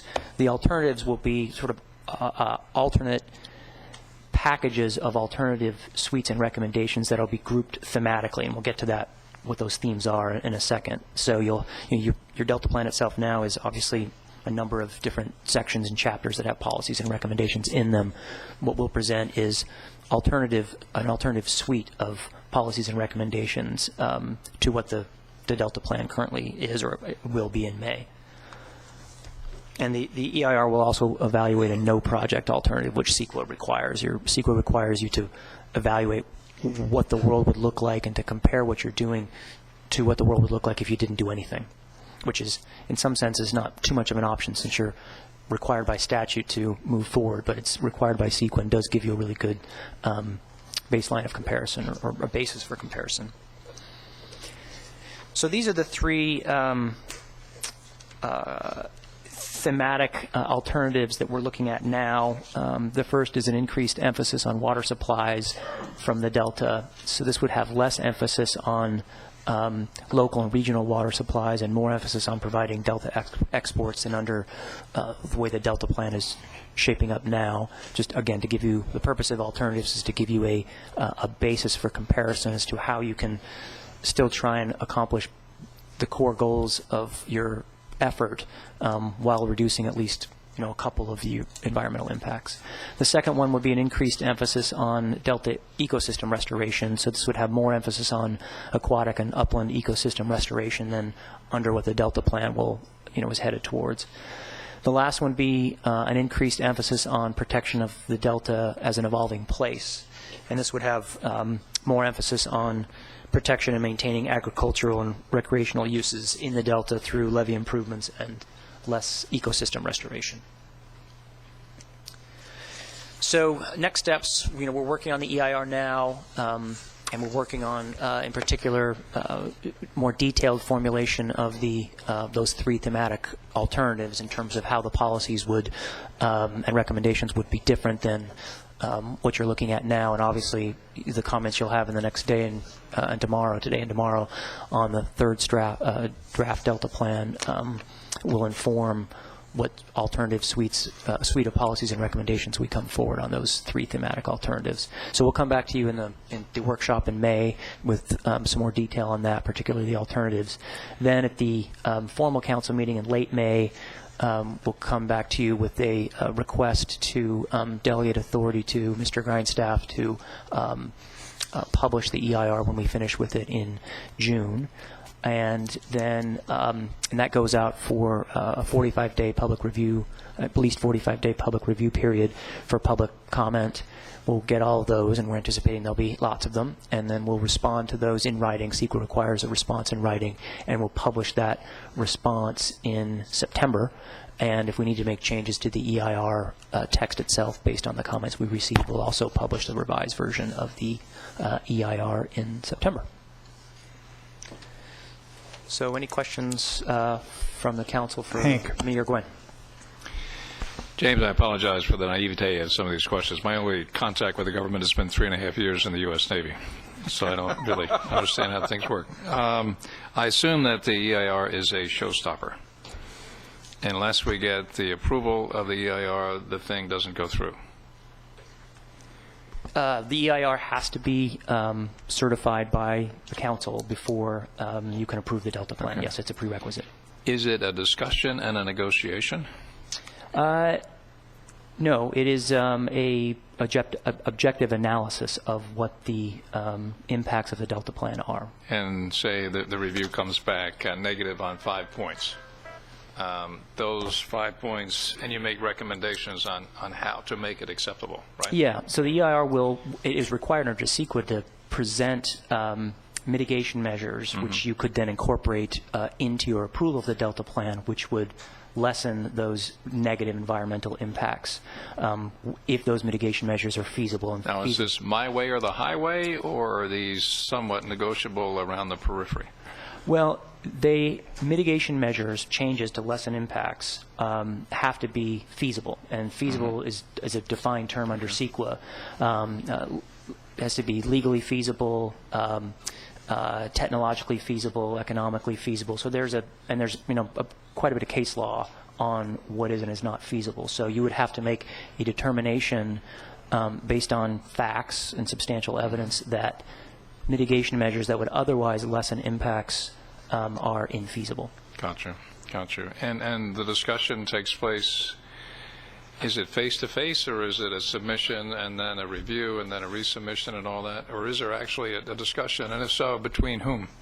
Well, the EIR will present the mitigation measures and will provide commentary, initial commentary on the feasibility of the measures from a more technical perspective. And that commentary will always be in writing? Yes. Okay. Oh, yes, definitely. So there's no face-to-face discussion? No, it's all on the record in writing, yes. I mean, you'll have discussions at a council meeting, of course, about those types of items, but it's all based on facts and analysis that would support and the reviews, and kind of like two college roommates texting each other all the time rather than talking. Well, it depends on whether there's somebody wiretapping that text that then gets reduced to print. Joe, by the way, I was in the Navy for 5 years, and it didn't help me through this process either. So, I don't blame you. Joe, on this exchange? I do want to add that it's likely that we'll want to have a public hearing where we actually invite people to come and talk about the EIR during the comment period, so you can have the opportunity of having that exchange and understanding, because it's all well and good to get letters, but it would be useful, I think, for the council. So that's something that we've been talking about having. Yeah, definitely. Yeah. Don. Yeah, just a question. In looking at your resource areas, your categories and so forth, and maybe it's intertwined, and you touched on it a moment ago in response to one of Hank's questions, but where does the socioeconomic impacts get called out? I mean, I look at a number of different areas here, and whether it's agriculture, land use, recreation, housing, population growth, transportation, but is it threaded throughout the analysis, or do you have in this particular document, are you looking at doing on your three kind of ranges, are you looking at actually doing a socioeconomic analysis of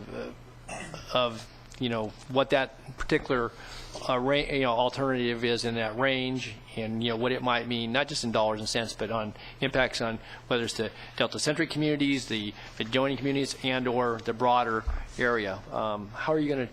What's the plans for taking that particular element on?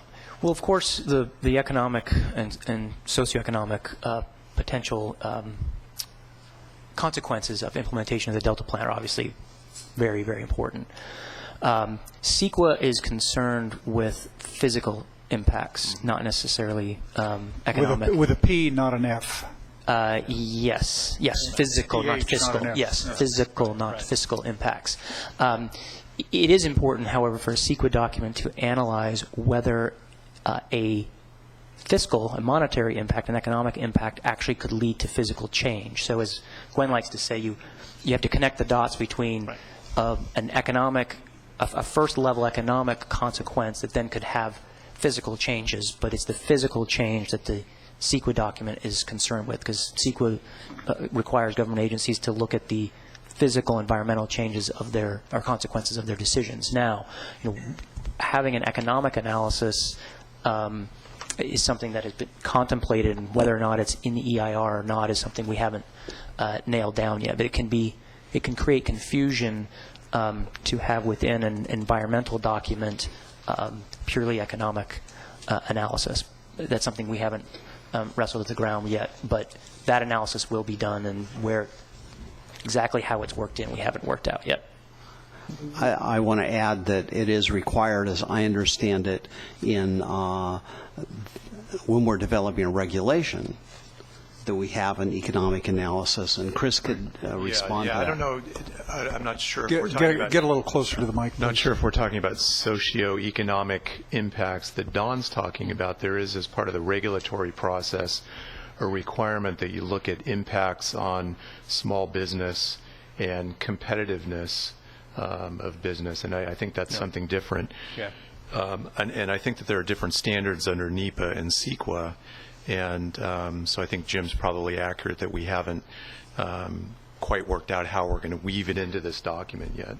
Now, will that be something you'll disclose to the council and to everybody else that's got eyes on prior to embarking on the process of this is how we're going to treat this, or is it something that's going to evolve as you get into the environmental review? No, we'll disclose definitely before we go out with the public so exactly we have how a conversation if there were, again, if the law, if NEPA is, we may have different ways of handling it. Obviously, there's time and costs associated with doing that, but also the completeness of the document and the analysis, certainly is subject to discussion depending upon what level of review is conducted. And the reason I ask it is that, and it goes back to kind of the range of things you can look at, because both the physical impacts, but what that means then to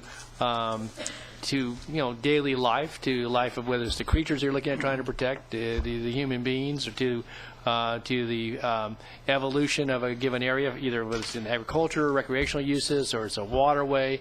It's a community that's been there for, a settlement's been there for 150 years, whatever it might be, or some downstream or upstream impact. And so I know you can get very involved in all that, but I do think there needs to be my view is there needs to be some of that analysis, because the ranges are going to touch upon these impacts, but they will have real life impacts, particularly if they then result in either policies and or recommendations that are ultimately included or at least for consideration of inclusion in the Delta Plan. I guess you'll tie all that together, but that's why I wanted to ask the question, because I didn't know what your thinking was. I've kind of a sense of it now, and you're going to come back to us, I guess, is the answer as to how you may integrate or treat that particular aspect of the environmental document. Yeah, I think the net answer is it will be done. Exactly how it gets weaved in and where we haven't figured out, but it will be done.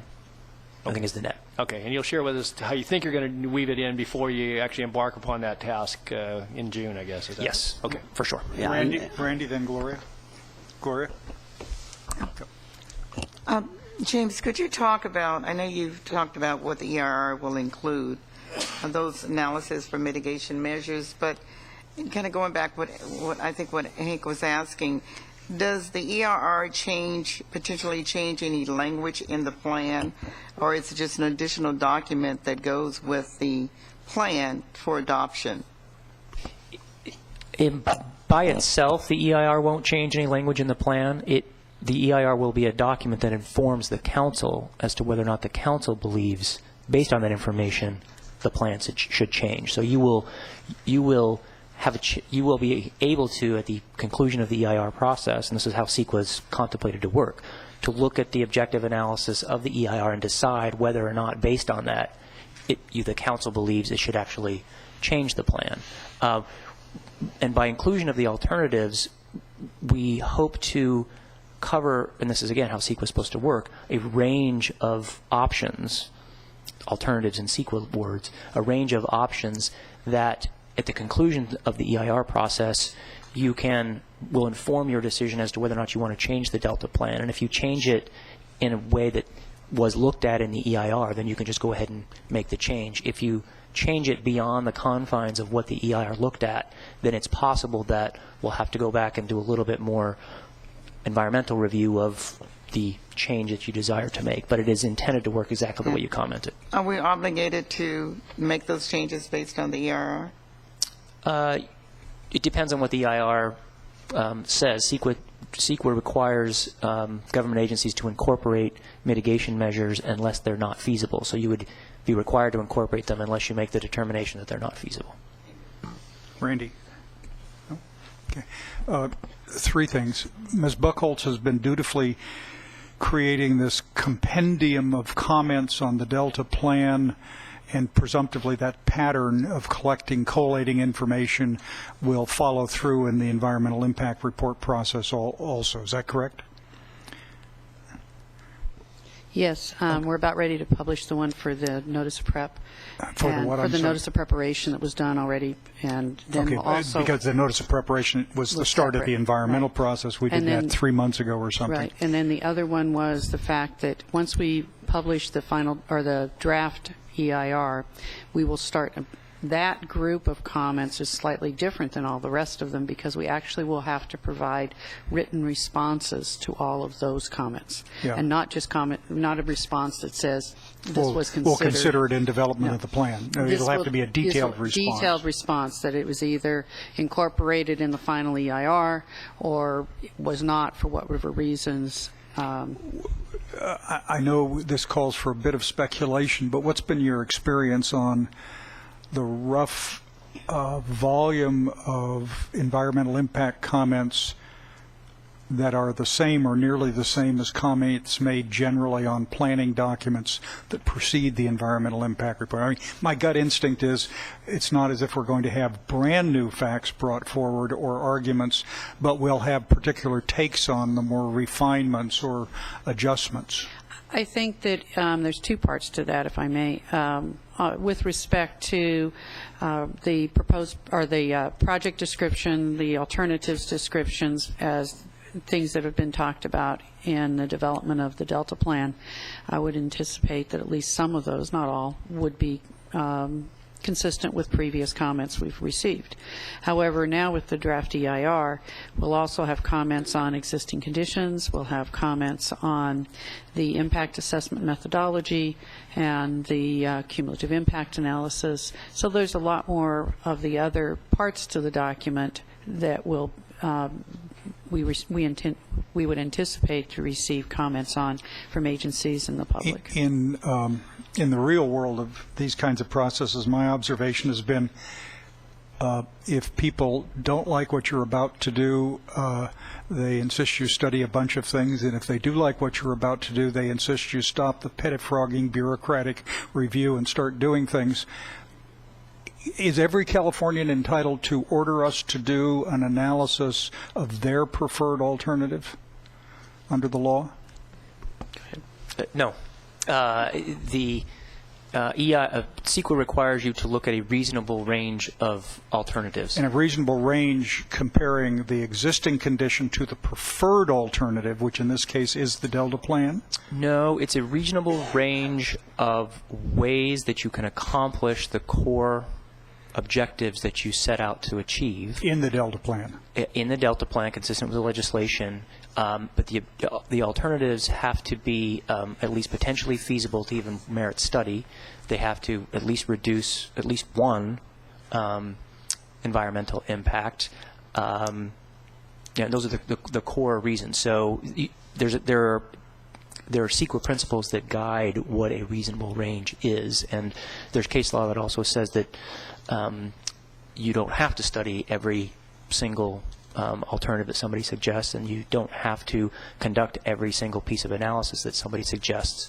But when those suggestions are made, oftentimes they can be really good ones, and we are required to look at it and should look at it, because people sometimes, we're not perfect by any stretch, and there are a lot of people with really great minds who are looking at this process, and what they have to say will be valuable. But the net answer to your question is, do we have to do every single thing that every single person suggests? No. Which gets to this notion. You're developing, as you described it, 3 alternative thematic suites of policies and recommendations. So there'll be, I guess, a no project alternative, there'll be the Delta Plan, and then there'll be variations of that. You call it the thematic suite. What does the law require a thematic suite to be? Although I suspect the law doesn't say thematic suite, but these alternatives to be. What measure do you look at? There's no exact science, and the reason why we came up with this thematic like suite. Obscenity, we know it when we see it, but we can't describe it to you in advance. It's not that vague, I don't Okay. think. Right. There's lots and lots of case law about this subject. The reason we came up with this thematic suites idea is that CEQA was largely developed, I think, with people thinking physical projects in mind, building of a new stadium, a new city hall, a new development project, a new reservoir, where that's the project. It's really easy to define, so you can come up with alternatives to that. Well, we should build a slightly smaller development. We should rather than building a new city hall, we should take a couple of existing city buildings and expand them. It's very easy to come up with what the alternatives are. In a project, especially like the Delta Plan, which is so high level and policy-based, where the actual physical consequences we're not 100% sure of, the best way we could do this was to come up with these alternative thematic suites that tie to, in essence, the 3 thematic suites are each more emphasis on one of the tri-equal goals. I guess they're co-equal goals, but with the Delta as place is sort of another one. You kind of think of 3, so that's how we developed the thematic suites. But there is no, it's the Supreme Court has said the development of alternatives is subject to the rule of reason. So we kind of just look at the best envelope we can of what your objectives are, and then what the also what the public has suggested. Some of the items we're thinking about including in the suites of policy options are some of the, and I'll let Gwen comment here, some of the suggestions that we've received from the public about, well, there should be no reduced exports to south of the Delta. So that's kind of the more aggressive water providing end of the spectrum. So you kind of just use your judgment as to how to develop the alternatives based on what you're trying to accomplish and what's been suggested. Are the alternatives, these three broad categories of alternatives, ones that in your judgment would comply with our statute and the co-equal goals, albeit in different ways? Or is that even required? Well, it is required because at the end of the day, you have to choose an alternative that meets your statutory requirement. I mean, so we have to reference back to whatever it is got us here in the first place, a statute and various mandates. Right, exactly. And the alternatives that we have chosen, it's not up to staff to determine whether the alternatives precisely meet the co-equal goals, and we are choosing them in a way that at least gets you, at least it possibly will meet those. And the actual environmental analysis will help inform your decision at the end of the day, come October, November, as to whether or not the ultimate Delta plan you select does meet those goals. And that's the goal of the EIR is to, or the purpose of the EIR is to provide that information to allow you to make that determination. Earlier today, I think before you arrived, Mr. Andrew, we got a report from Chris and his staff on the recent EBMUD decision, Party Lake Reservoir, and their preferred portfolio. And I looked at the phrase, which was funny in that process, and then I looked at our thematic suites, and they are equally fuzzy to me. But what are we going to do to avoid the pitfall of that case? Although I stipulated as a trial case only, I think the decision will be tested on appeal, so it may not be currently legally significant, but at least it's something to think about. How are we going to react to that, or are we? Oh no, we're definitely going to. It's very helpful in reminding us of CEQA principles to keep us straight. Nothing in the decision changed what we were already thinking. It was just a reminder, sort of a knock on the head to don't forget this kind of thing. A couple of items in that case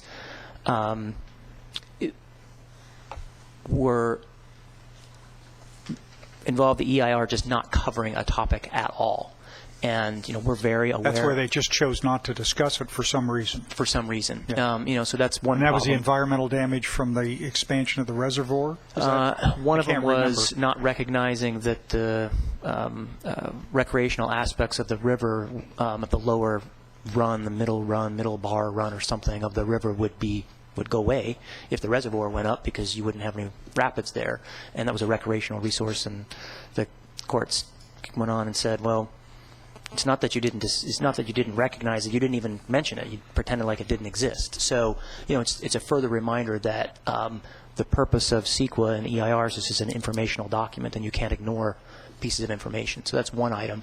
Another item, which was really a helpful reminder, and it's something, especially when you're doing a large document that's complicated, you have to be intellectually consistent across the logic of a document.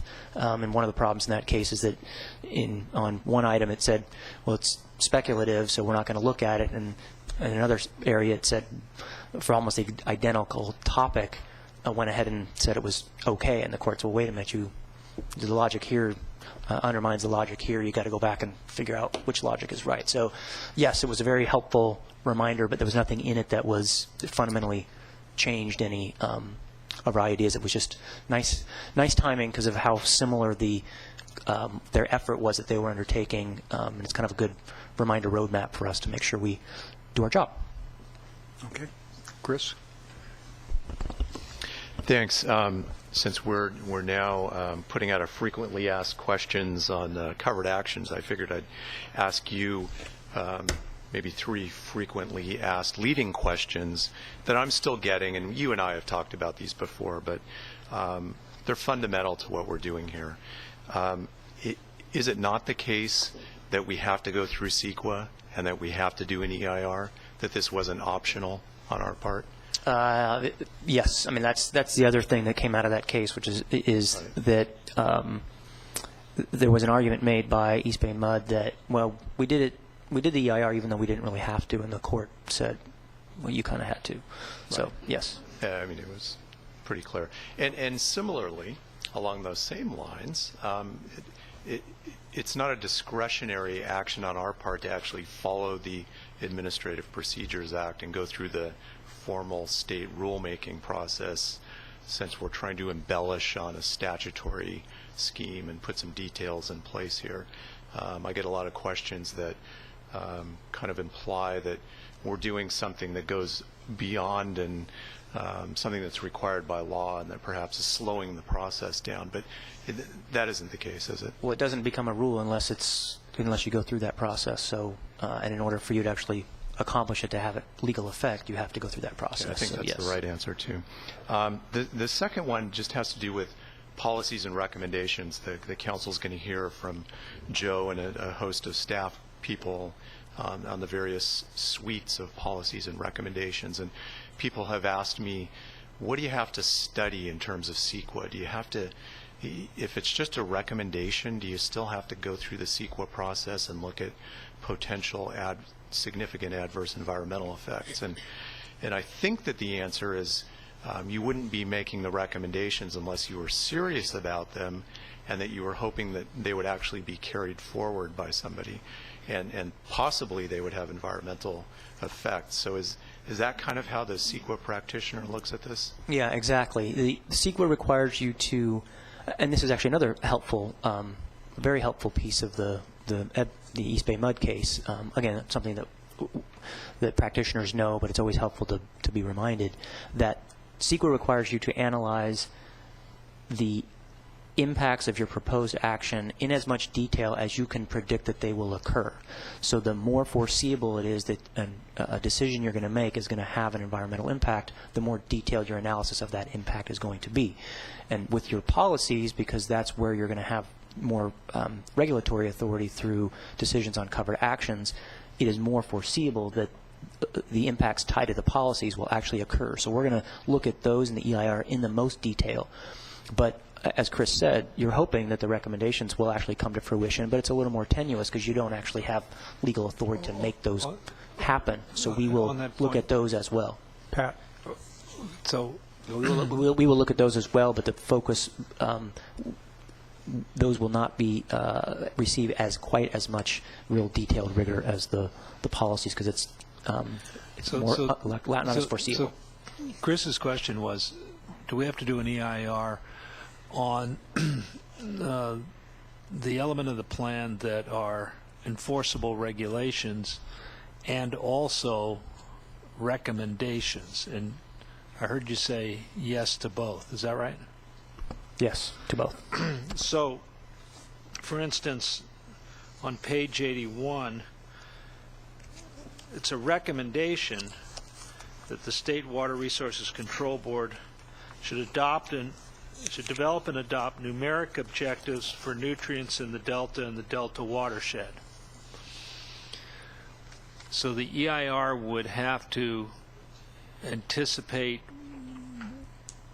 what the water board would consider? I would assume that the level of detail on the recommendations, if it's not available, would be at a high level. But I think that probably what Jim's going to say is that you don't want to ignore things. So if there's the possibility that they might have an environmental effect, the vulnerability is just not talking about things. Right. That's exactly right. I mean, again, it's a continuum. The more certain you can be about what will happen from your actions, the more detail you have to analyze it. But if it's just too hard to predict because you have no idea, you mention it, you discuss it, you say it's too speculative to know what they're going to do, and here's what they may do, and then you put a period and move on. You can't ignore it, but you don't have a crystal ball, and CEQA doesn't require you to have a crystal ball. So if you discuss it, do you have to provide alternatives? Probably. No. CEQA requires you to provide alternatives to the major potential impacts. So the alternatives will focus on alternatives to the policies. We may include a couple on the recommendations, but it will focus on the policies because it's the policies that are more likely to actually have consequences. CEQA doesn't require you to have an alternative to every single element and sub-element of a proposed project. So we're not going to develop alternatives to every recommendation, to every policy. That's not what CEQA requires. But it's possible that some will get alternative analysis and some won't in the recommendations section? Well, the EIR will have these 3 thematic suites of alternatives, and we haven't developed... No, I understood that. So that's kind of based on the 3 co-equal goals, as you alluded to. Tri-equal, I guess, is the one I came up with. Don, you heard that, right? Yeah. But broadly... As in a troika? But broadly speaking, that which will be a regulation deserves and requires a full analysis and probably the alternatives. Is that correct? Generally speaking, and yes. Broadly speaking, those that are policy recommendations, I guess shouldn't use the word policy, recommendations, those would be subject to some discussion, but not likely alternatives analysis. Yes, generally. The alternatives will focus on the policies and less on the recommendations. Okay. Okay. Oh, I was just going to add, finally, I think the idea in terms of schedule, again, is that at the workshop, we would come back with some more fully developed ideas about the alternatives. That's correct. Is that right? Is there any other deliverable or draft work product that this council should expect to see then or before it's asked to make a final decision, or have we not thought about that yet? Well, the next meeting, the deliverable will be a more refined development of the 3 alternatives. That's next on the agenda. Okay. I want to add to that. If you'll recall back when we did the white papers, we informed everyone at that time that the white papers were going to be probably the foundation for the existing conditions part of the EIR. So you've seen a number of things that you will see again as part of the EIR. So and those were, as you'll recall, quite extensive. Right, and we have recognized all the comments as we've gone through that. I've got comments related to the white papers. Yes. Yeah.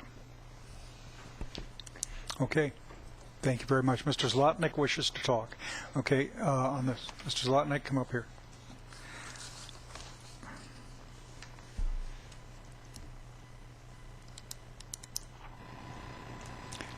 Could you put a microphone light on at the podium, please?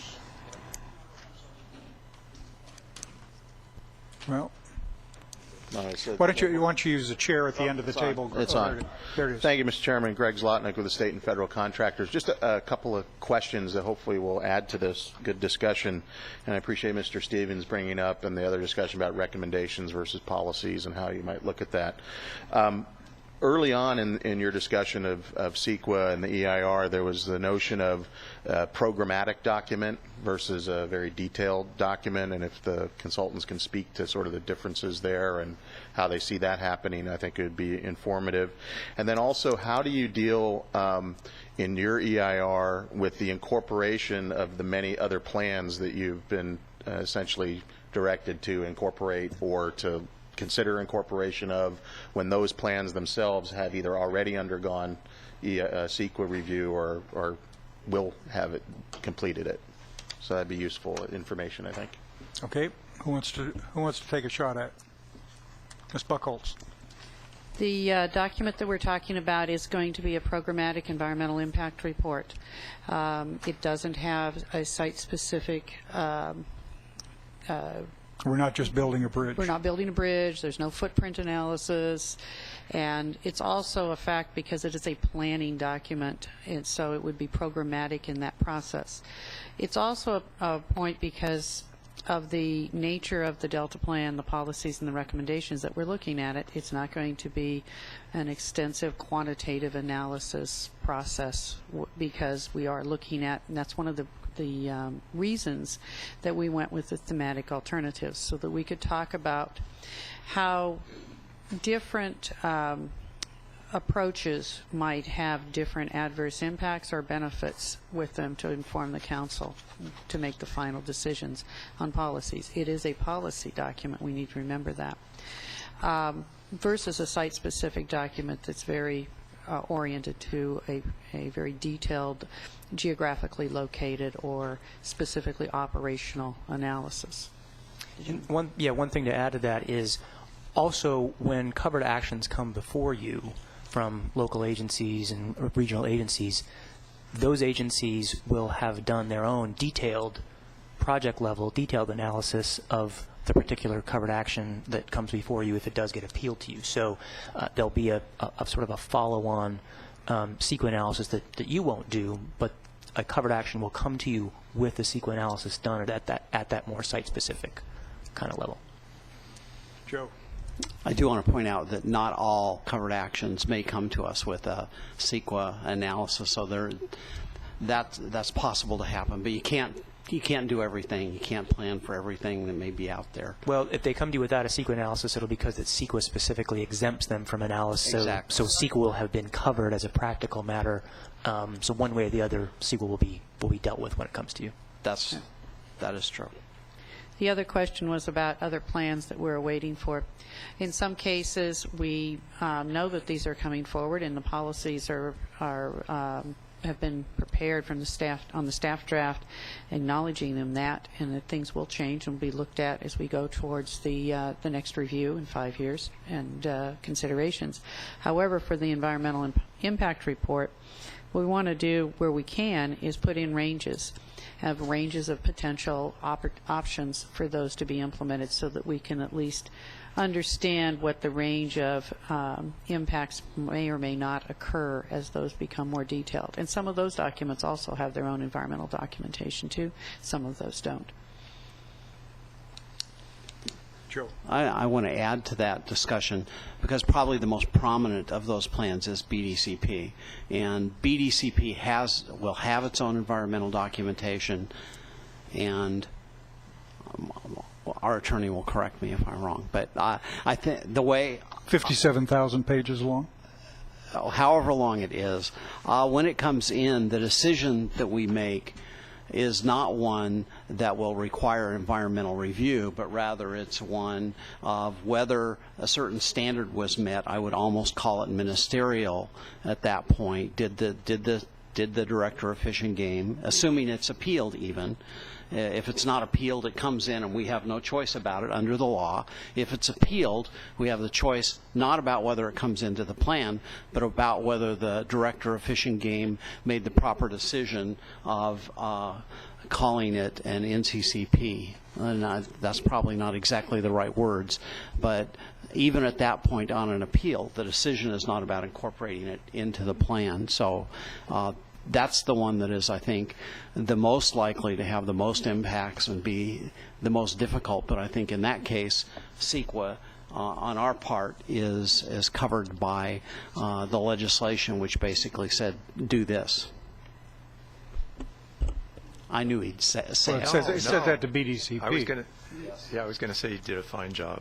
No, I was just going to respond to Greg as well, because you raised the issue of potentially incorporating other plans besides BDCP that come down the pike, and I think that's the discretionary part. If we don't have policies now that, Gwen outlined the broad bookend kind of range of things that we expect, we would envision plans as long as they further the co-equal goals like the statute says, then we could consider incorporating them into the plan.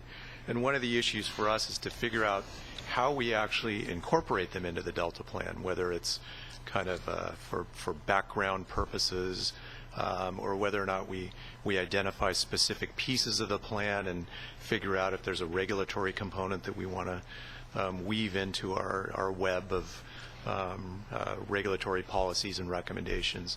And I think that's the discretionary part. If we decide later on that we want to do that and there's a potential environmental effect, we would have to make sure that we have CEQA coverage either through that plan or perhaps going out and doing a subsequent document here. So I think there's a whole range of possibilities. Just quickly on BDCP, the EIR that we're doing now will not ignore BDCP, but we can't predict exactly how that process is going to come out. But the EIR will touch on at least what we understand is the sort of currently best or most foreseeable outcome of that process based on the document that was issued by them in November, which is the only public document that's out. It won't go into much detail on it, but we won't be ignoring it. We'll be discussing it in EIR. Okay. Other questions? All right. Thank you very much. Let's now roll over to the Delta plan itself, please. And for some of you who may not have been here right before lunch, we're going to go through it as follows. The staff and consultants will present in chapter order a chapter. The council will then ask questions about the chapter in question. Then we're going to ask for public comments on that chapter. I'll shoot anybody who tries to comment on a second chapter at the same time, or at least growl. This allows us to keep a little better order on the whole thing. So the first chapter, Chapter 1, Ms. Pearson, you're leading off, and then I guess Gwen and Joe are responding with questions, and Terry's weighing in too. Sure. Again, I'm Jessica Pearson, Policy Advisor to the Council, and with your indulgence, I'll just jump right into Chapter 1. Please. Starting at page 7, members. Page 7. So as you'll see, Chapter 1 has changed since the last staff draft.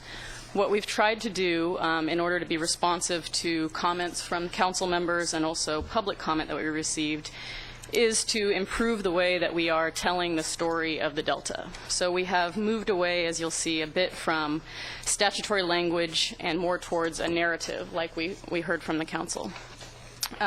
We have worked to improve the readability of this chapter. We realize that for many people, it is the part of the plan that will lead them to the meat, the policy, and give them context in how they understand those pieces.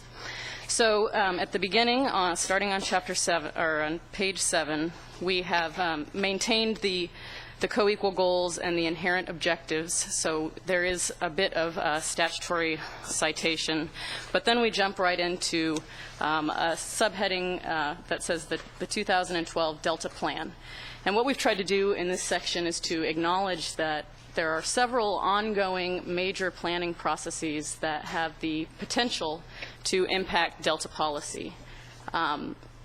We have all been aware of them, but it became clear that we had not actually specifically acknowledged that in the beginning of the plan.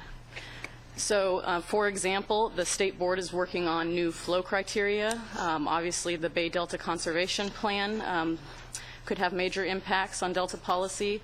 The Central Valley Flood Protection Plan is ongoing. The Delta Protection Commission's Economic Sustainability Plan and many more local and state plans are at this point ongoing, but yet critical missing pieces of information without which we must proceed in the Delta Plan. So this section acknowledges that. Accordingly, this first Delta Plan doesn't purport to solve all problems and address all issues, and it will be a living document. Moving on to the current conditions section, we go on to summarize the challenges that are currently affecting the Delta. This section, I think, has largely stayed the same, although we have tried to incorporate minor comments that we received. What section has received more of an improvement is the following section, what the Delta Plan will achieve by 2100. In comments on previous drafts, we heard that we needed to better describe a vision for the Delta moving forward, and that is further fleshed out here. Per Councilmember Natoli's comments, we try to better recognize the future of Delta agriculture. Also, in addition, you will notice this new Table 1.1, anticipated changes by 2050 and 2100. Staff incorporated this in an attempt to be responsive to Mr. Nordhoff's request for more information related to risk and probability. That's also a theme that I hope you will find has been woven into the individual policy chapters as well. And Mr. Nordhoff will be happy to see that we've changed this section to the present tense, so hopefully that improves the readability. Moving on to page 13. What we've tried to do here with the phasing of the Delta Plan and the first 5 years subheading, again, I think you'll find that this is largely the same as the last draft, because we're trying to lay out a contextual roadmap. We've tried to put the first version of what is to be a 100-year plan in perspective and context, and so to reiterate that we have identified priorities to get started on within the first 5 years. That is to say, we have a lot of time to make improvements to the plan. So this section attempts to describe some major time milestones, and going forward, we hope to tie our performance measures in the plan to these milestones. Next, we talk about geographic scope and use of the plan, where we have an explanation of covered actions. Of course, you'll find more about that in our governance chapter and also in the FAQ that was previously mentioned. This section also includes an overview of the role of adaptive management in the Delta Plan, and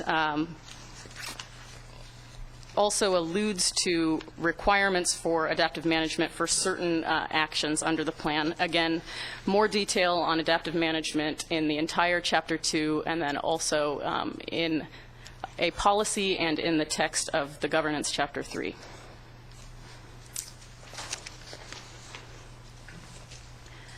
Finally, skipping forward to page 16 of Chapter 1, we include more about the specific role that the Delta Council plays with respect to the Bay Delta Conservation Plan and what the law says in that regard. You will find a bit more about this in the governance chapter as well, but we did want to recognize that the statute is very specific in that regard, as we just mentioned. And finally, we close with some segue language to describe for the reader what to expect in terms of organization of the rest of the plan. I see this section as a bit of placeholder language as the plan continues to evolve and change. But again, just to let the reader know what to expect as they move forward. Okay. Let's start with questions from members, comments. Who wants to go first? Randy? I think it's good. Thanks. Gloria, you had a question? Nope. Hank? Well, just I'm sorry. Excuse me, Hank? Yeah, I think this is certainly an improvement from the second chapter. I think readability is actually good. I was able to read it and understand most of what was said in it, not having the historical background in water. And I like the format of it, where you did the background and then you did the problem statement and then followed it with the policy recommendation. And performance measures, I think, is excellent because it really shows how one can achieve whatever the goal is to achieve. And so I think the format is good. I think it's a good attempt, and look forward to comments from the public on it. Thank you. Hank? I echo all that. I think it's very good. We're on the right track. And now that we have all the chapters, are we ready to make an attempt at the executive summary? Will that be in the next draft? Yes, it will. Okay. Okay. Randy? Anything else? Okay. Don? I would also compliment the effort that's gone into this, certainly taking into account comments that have been received both in writing and certainly at the podium. I just wanted to ask a question. I know it was pointed out, but on page 8 on over to 9, but where you talk about the 2012 Delta Plan, and you bullet highlight 3 of the planning efforts.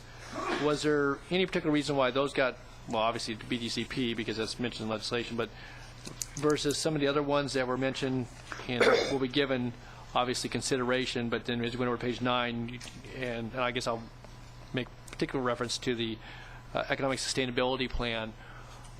Is that because you're actually holding a place elsewhere for that to be considered? Is that why that one kind of went down case versus having an asterisk with a kind of a paragraph dedicated to it?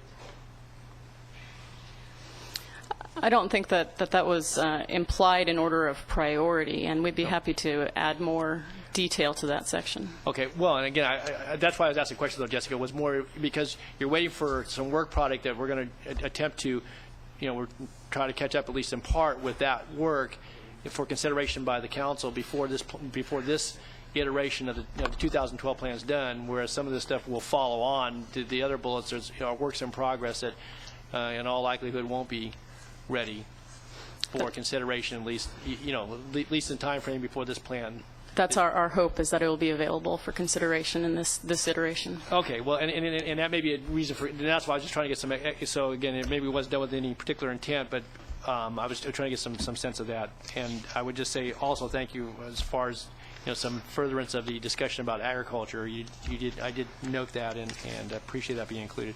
And lastly, I think just trying to get some idea of what the plan would look at achieving, whether one agrees with it or not, by the 2100 date, I think is important, and I'll be interested to see if we get further comments. I mean, this has been included in previous discussion drafts, but to see what folks think about that, both the long-term but the near and mid-term approaches. So that's the only comments I had about this point. Okay. Let me weigh in, too. I think it's much, much better than before. It's the first time you get a chance to see all the elements kind of, if not working perfectly together at one place, one time. It's worth noting we don't have the graphics that will go along with it. Those will come. That's very important, and I know the staff is working on it. I do have a couple of suggestions, though, Jessica, on this chapter, none of which will surprise you. I still think that you should follow in Chapter 1 the pattern we used in, I think, all the other chapters of placing the core statutory language on the facing page rather than starting it out in text. It's harder to read in text than in a facing page. And if you go to other sections, for example, Chapter 4 on water system, you've got a boxed-on page facing for the statute, which allows you then to transition into the narrative without repeating the statute. I'd recommend that. That's really a format change. A couple of things. If I were starting this, I would think you'd want to act as if it's not an executive summary, but it is a document that ought to start with an overview of what the entire plan is about. And not because these are the ones you'd want to use. I'd refer you to Joe's cover memo for today's meeting, where he talked about the third draft, and he said there are many major policy conclusions, and I like the idea of highlighting, this is his order, the linked recommendations, water conveyance and water storage, regional self-reliance, public trust, delta flow standards, approved delta ecosystem, immediate needs, reduced risk. I'm not suggesting those are exactly the right terms, but I think starting with a relative general overview of where you wind up is probably the way most people would tend to want to read this, and it would pull them into the document. It's also good practice because although Hank's mentioned many times, as we all have, the executive summary, that's going to be as hard to write as the report was, and that kind of introductory summary of what the plan is almost like a test run of part of the executive summary. That's number one. Number two, the order doesn't fit for me of sections. If I were doing it after a general introduction, I'd go to current conditions. This is just me. I'd go to current conditions because that really is a starting point for the discussion. I would, however, as I've told you before, I'd have substantially more discussion of water supply, water demand, and water use. And I mean by that statewide figures because you can't understand any of it unless you do. I know you've got a holding place for reliability at the State Water Project, and maybe that's a way to get into it. I don't really know. But it seems to me on the starting chapter, I would start with the content and not with the process. And this is because this is a very complicated process. We tend to over-describe the process we're in the middle in, but the reader, 1 minute after we adopt the Delta plan, won't care about our process. They will only care about the plan itself. And I think it's helpful to write it that way. So just a suggestion, I think current conditions expanded, supply, demand, use, for example, is the way to start right behind a brief summary. And I think you might want, this is following Don's suggestion, you've got two sections, the 2012 Delta Plan, including mentions of other plans, and you have on page 16 a separate section called Inclusion of Other Plans. Logically, you ought to bring them together somewhere. I'm agnostic as to whether you bring them together at the behind the introductory section or the end of the chapter, but it doesn't make sense to separate them out unless, as Don pointed out, there's a reason to do it. Affirmatively mentioned or legally required stuff, whatever. So that's a suggestion. The other thing I just want to say on page 9, and this is very similar to what Joe was suggesting, lines 12 and 16, I think that's a fair first shot at kind of something I feel comfortable with as a way to approach it. I like the fact you did a shot at trying to shorthand the approach. It's not a substitute for the other language. It's not a perfect reflection of every issue. Nothing can be. But if you ask me what are the kind of hallmarks you look for before getting lost in the weeds, these would sure be among the top 5 candidates I'd mention. And it's consistent with the statute, so I like that approach. I want to commend you on table 1-1 on page 11. And I'm told that the graphic folks are also looking for a way to visually illustrate some of this change scenario, whether it's on the climate level or others, and I look forward to that. And then just the last thing, immediate needs. This is starting on page 13. You mentioned it, and it's in Joe's cover memo as well.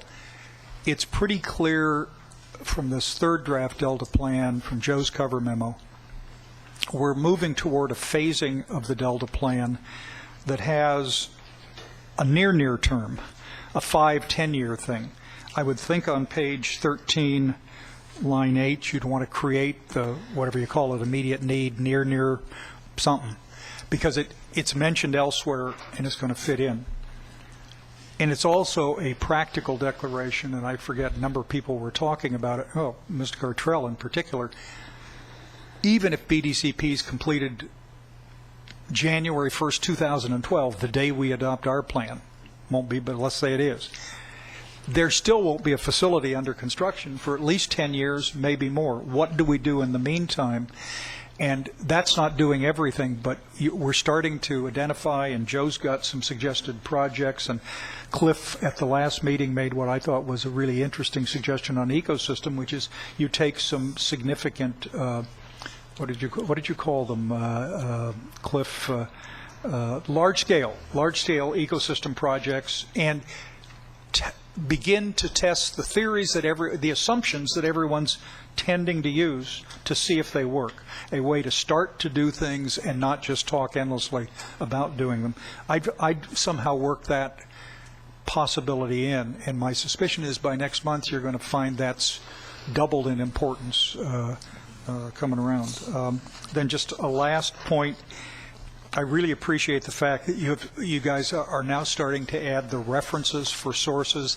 I understand what a pain in the neck it is to do, and I know you're going to expand the lists as appropriate, but I think that is very useful for any reader in the future to understand it, and it reminds us all what we had to look at to get where we are. Hank. Just one comment on the table on page 11. I had read earlier a quote from a journal that said there was a 99% of an earthquake of magnitude 6.7 in the Bay Area within the next 30 years. Now this one says 62% probability within the next 20 years. And I guess I'm suggesting that if that other quote is accurate, I would rather see a 99% 10 years farther in the future. And if it isn't, just leave it the way it is. Cliff, is this appropriate to ask you about the hazard stuff, the seismic stuff? Well, I would recommend we go to the experts on this. I think the difference is one is for the greater Bay Area, the other one is for an earthquake that would affect the Delta directly. Well, that's a flag. So let's flag that as a potential. Sure. If it is that as represented, and it's likely to be, perhaps you expand the footnote a bit on source to add in the information. It may be a right way to do it. I'd go back to the presentations made to us. Yeah, right. And see what Right. they said and make sure that we're accurate relative to what we were told. If you could help us on that, sure, that would be great. Okay. Sure. Yes, Don. Yeah, just while we're on that table again, in this anticipated changes, I trust that this table, and even going to what Hank asked about a moment ago, is there the ability to, I trust there is, to expand this table some more? And for example, this kind of is a listing of challenges, if not, I guess some of these could even be the negative category. These are things that we're going to have to, work to guard against, to protect against, and so forth. But for example, going back to the discussion about agriculture, if we know what production is today, what would we, just from the start paragraph there says that the Delta of 2100 likely will be very different from the Delta of today. But there are some things that we either going to, in the plan and or through other initiatives, hope to have remain as constants or at least be a part of that, using Felicia's language about the kind of the mosaic. And so is agriculture one of those things? You have X amount, whether you do it in acreage or in production or in certain practices. I don't know how you capture that in a chart, but I do think that it goes kind of back to the economics. And you might be able to do similarly for recreation or tourism, which isn't necessarily the charge of the plan, but if those things are important, just as the environmental aspects are, that's part of the existing environment down there. And are there ways to predict 50 years out, or at least anticipate what beyond, and some of those may not be based in in a science, but I guess I would just ask, because if you're charting things out and this is what you would like to achieve, threaded in from the other chapters in this, there may be some things you could put in this table to kind of boil it down in that first chapter. And so again, I just offer that as a comment. I don't know if that's doable or if there's mixing apples and oranges, so to speak, in what you're trying to capture here in this particular table, but I don't know if you have any reaction to that, Gwen or Jessica. We can, the recreation and tourism projections would be a little more difficult. Okay. But there are some sources for agricultural production. What I'm hesitating is how it fits with the Delta, but we'll look into that. Yeah, and one other measure might be as and whether it's production, because that's one measure, but it may be, there's been conversation obviously about the place and the amount of acreages that are committed, or the uses that are compatible with certain other goals in the overall plan. And so there might be a target for trying to protect and preserve X amount. Again, I just offer that as a comment. Let us look in. I can't think of anything right at my fingertips, but that doesn't mean I have some ideas where we could look. Okay, because there may be some conservation strategies, some farmland preservation strategies. Those are types of things that will be, again, in different elements, but might be part of what we'd like to achieve in the plan. And I think if they are, and this council agrees, and they're part of a framework, then we ought to try to advance those early on in the text. Right. Thanks. We could probably also do some things, and on the other side of that, too, might be projections that they might have because of ongoing HCP or NCCP actions. Of certain lands to be conserved. Yeah. Okay, thanks. Just to show, I'm sorry, Hank, excuse me. Staying with the same table, ladies, if we can, the third line down, it says probability of island flooding from high water, and skipping the last part, and then it says in range of 200% increase. Could we put that in probability terms? If we don't know what the base is, we don't know what the probability is based on that increase. Sure. Thanks. We will do that. On that same page, page 11, lines 12 through 14. Just because I went back and read it again. The first sentence says the range of changes are anticipated. The second sentence says they are expected. Now, I know it's only a minor difference in terminology, but it is nonetheless a difference in terminology. And I think in line 13, you want to say the Delta Plan must help prepare California for, cross out also, insert help. And the other thing, I really want to congratulate you on the bottom of this stuff, the vision statement you tried to construct.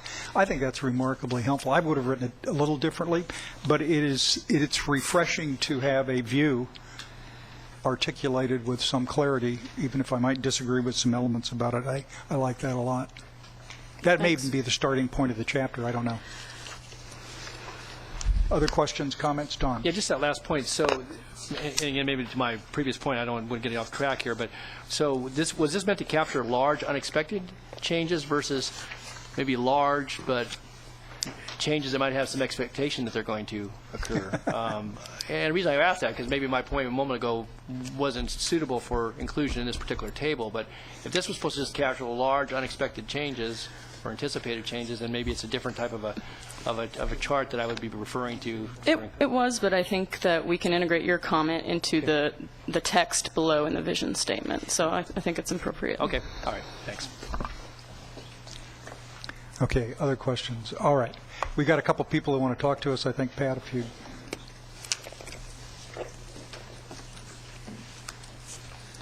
Okay. Mr. Koutras, Delta Counties. Mr. Koutras, there you are.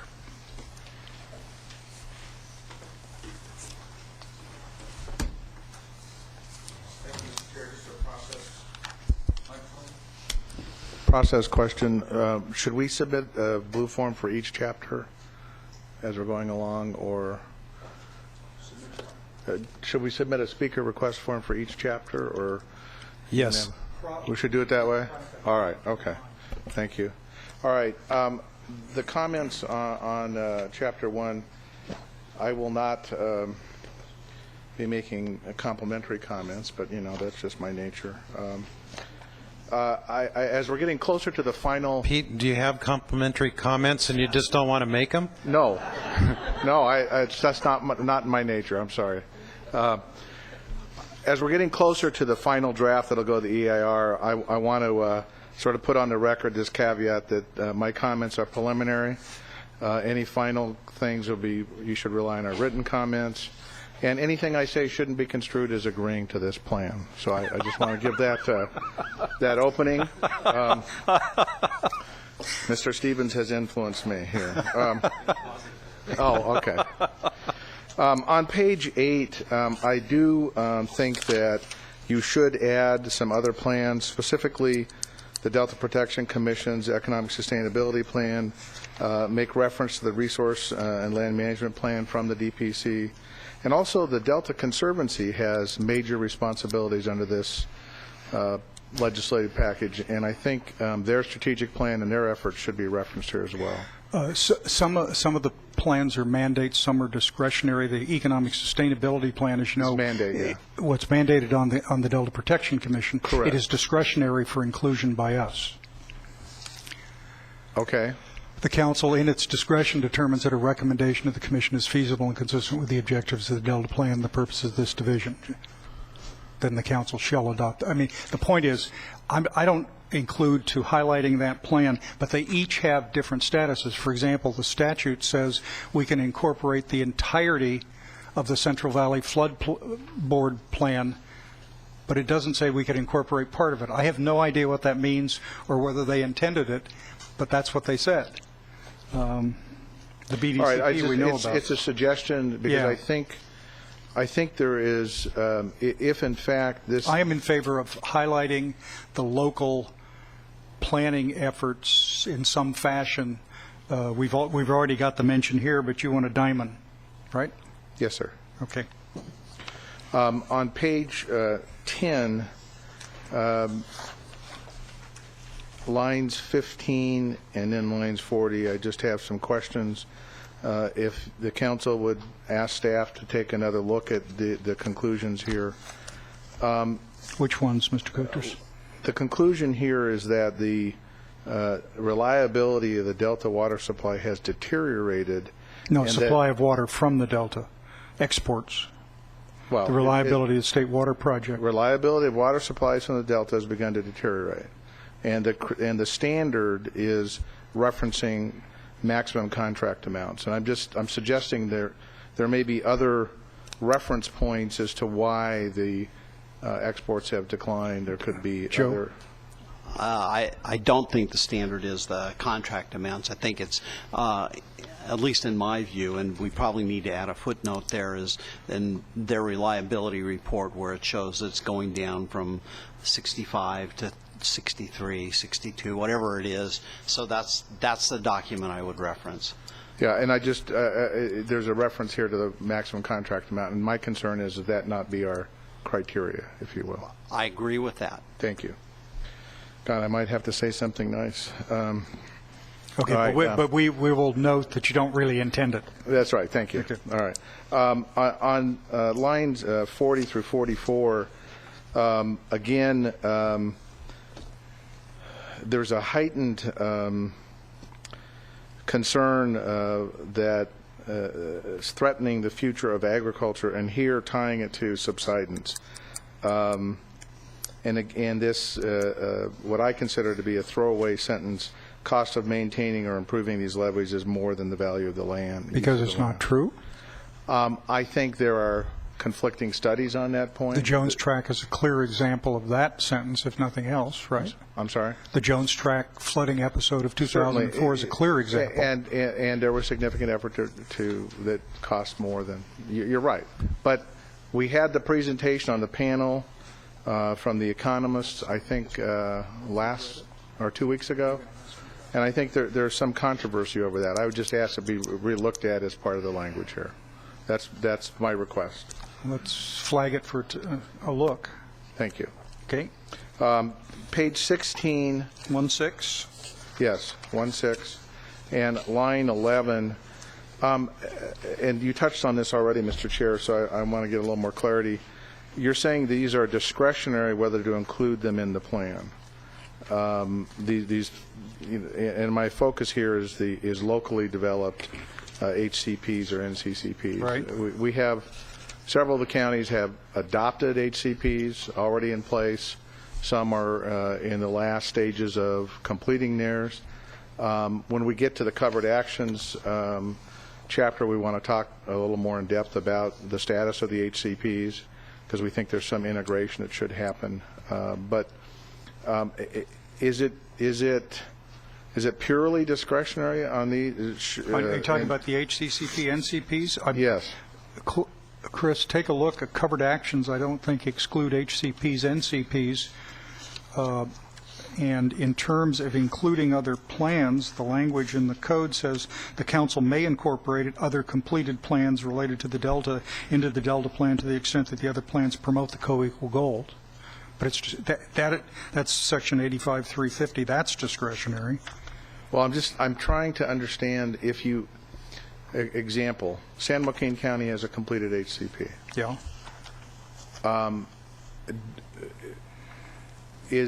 Is the Delta plan, what's the status of that HCP under the Delta plan? Should San Joaquin County come to you and say? The HCPs were all include the white papers that we got from Ms. Buchholz. I forget which one. I think it was the ecosystem, but don't hold me to this. Included discussion of the status of the HCP plans in the 5 Delta counties, or maybe it was 4 Delta counties. There are two HCP plans that have been adopted and are being implemented. San Joaquin County, one in San Joaquin County and one in East Contra Costa County. And where's the third? Others are all under development. Some are very close, but they're all under development. So the others have not been adopted yet. Yeah. And Chris, I just don't remember anywhere about the plan, the statute requiring inclusion of those plans. No. certainly discretionary. And Well, we acknowledge that Well, I was just going to say, obviously, if they're out there, it'd be nice to take a look at them and see if they're consistent with the policies that we're thinking about adopting here. But there's nothing that requires us to. Well, you saw, them but in you our saw, plan. you produced, Gwen, a map.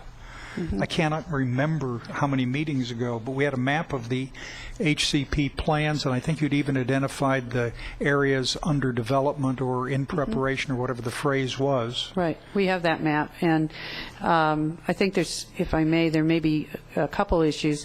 The documents that are, the two plans that are already been adopted and are being implemented, they also subsequently have subsequent actions that will come about when lands become available or they are implemented by acquiring subsequent pieces of land or even restoring those subsequent pieces of land.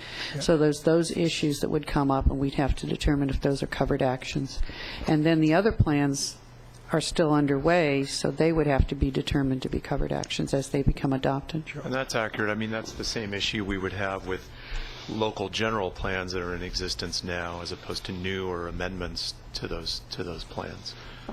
There's nothing that requires that we include them, the ones that are existing now, and hopefully we're looking at those and trying to see if they fit into where we're going as well. I actually want to flip this, and I think what the point you're making is a positive one, that as we do the Delta plan, we ought to take into account those HCPs and the proposed HCPs and see if we can synergize, if you will, so that we're supportive of what the counties are doing and they're supportive of what we're doing. I completely agree with that, and I can think of instances where, for example, we say the floodplain for the San Joaquin River is important. If we could find a way to work with San Joaquin County so that their HCP is supportive of that same objective that we're identifying in the Delta plan, and I think it probably is. I don't know the details of their HCP. And that's what you're asking us. And thank you, Mr. Grindstaff. That is exactly what we're trying to figure out. How do they work together? Does the initial we have two counties that are very close. We have two that have adopted, and we believe they are aligned with where the co-equal goals, clearly, but their status is, example. Depending on how you interpret Chapter 3 and the covered actions, a county with an adopted HCP moving forward and implementing components of that adopted HCP would find themselves potentially with a covered action, even though the HCP may be in concert with the co-equal goals. So we need to figure out how to integrate that as we move through this. I agree with that, and I just want to add one thing. Don, at the only time in this process that he has been less than thoroughly polite, he said, we were there first on HCPs, and by God, no lousy, you didn't say it quite like this, no lousy state agency is going to take over territory we've already identified in our HCP and try to get credit for their projects when we already laid a claim first. Now, he didn't say it quite that way, but the message was unmistakable. And the message is still strong, right? Yeah. Let us work. And that problem actually is not just with HCPs. I think we have a number of, DWR pointed out to me the other day, the legislation didn't exempt maintenance of project levies. And so we're going to have to figure out a simple, easy way to say, these actions are consistent with the Delta plan, so we don't end up with a paperwork mess for everybody and still be consistent with the law. That's yeah, I just wanted to add that, and I think, Pete, you and I had this conversation before, that once this third draft had come out, and hopefully we have a greater sense of where we're heading as a group here with regard to covered actions, that we'd be happy to sit down and talk about those kinds of issues that you're raising, and perhaps then bringing them back to the council and talking about what may or may not be a covered action and how we use this plan to support existing efforts and vice versa. And I think that thank you, yes, we do want to participate in those conversations. The covered actions chapter is, while it's improved, it's still not bright enough line. We don't think, if from a user standpoint, if you're proposing a project in one of the 5 counties, we still don't believe, even with the FAQ effort, which I would applaud. I'll tell you what, I'll save my comments for Chapter 3. Okay. That's all I have on Chapter 1. Thank you, sir. Mr. Zuckerman.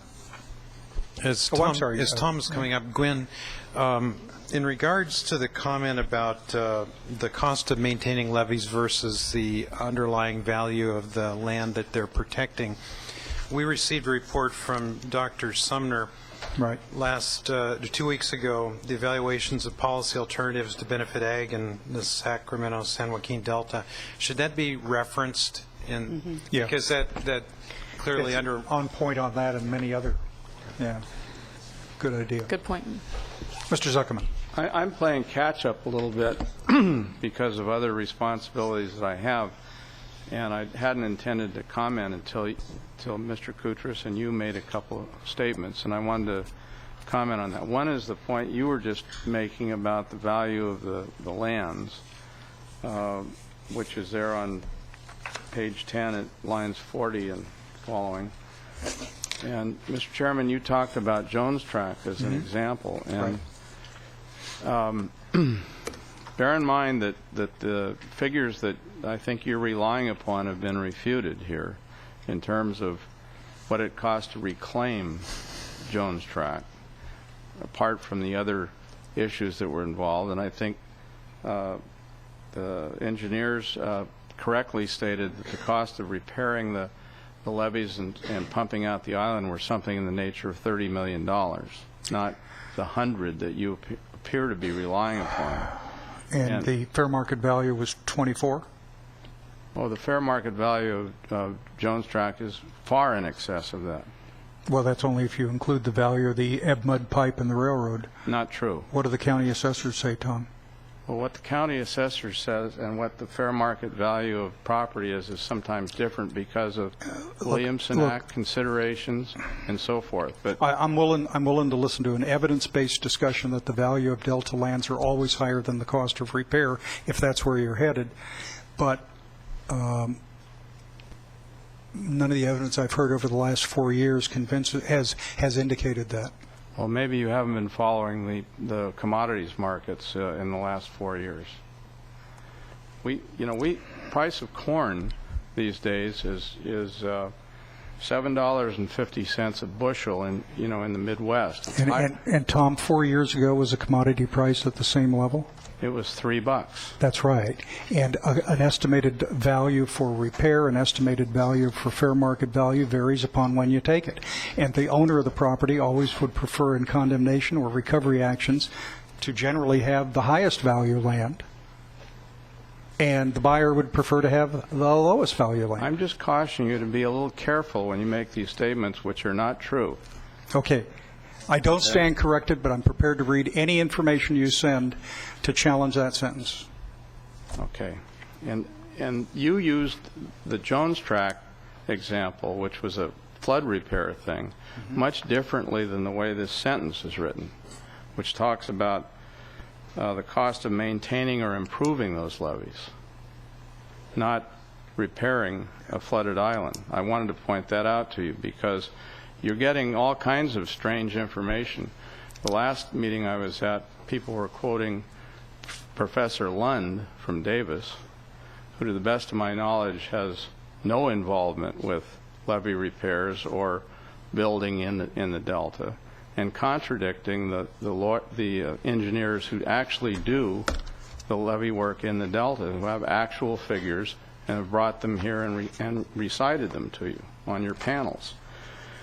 So let's update our understanding of these things so that we don't unnecessarily create confusion.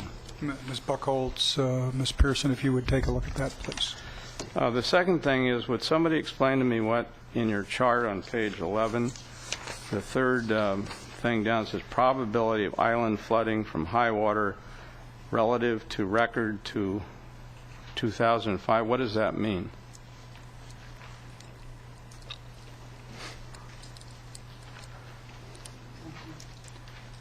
Is it a typo, or is there some meaning that I can't get out of that?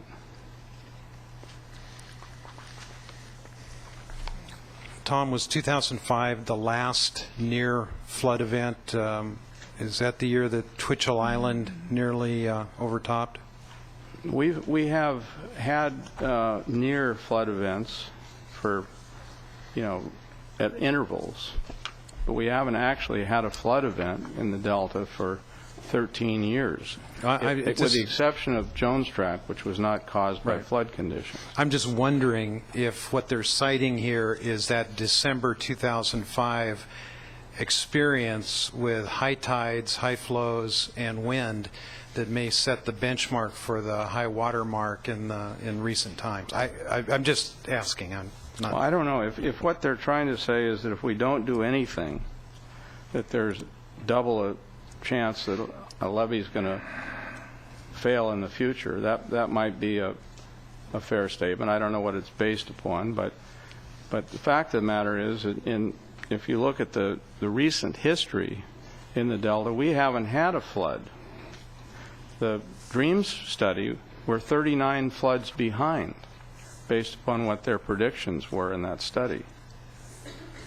So all I'm trying to do is to caution you back to reality in these situations. Yes, we have flooding threats in the Delta, but to make some of these broad statements and value judgments and so forth based upon what I think is probably out of date or inappropriate information. I suspect, although the citation is not clear, that it refers to Chapter 5 in the State of Bay Delta Science Report of 2008. I'm not sure about that, but it probably does. Articles by Mr. Moore and Mr. Shulman as part of this production.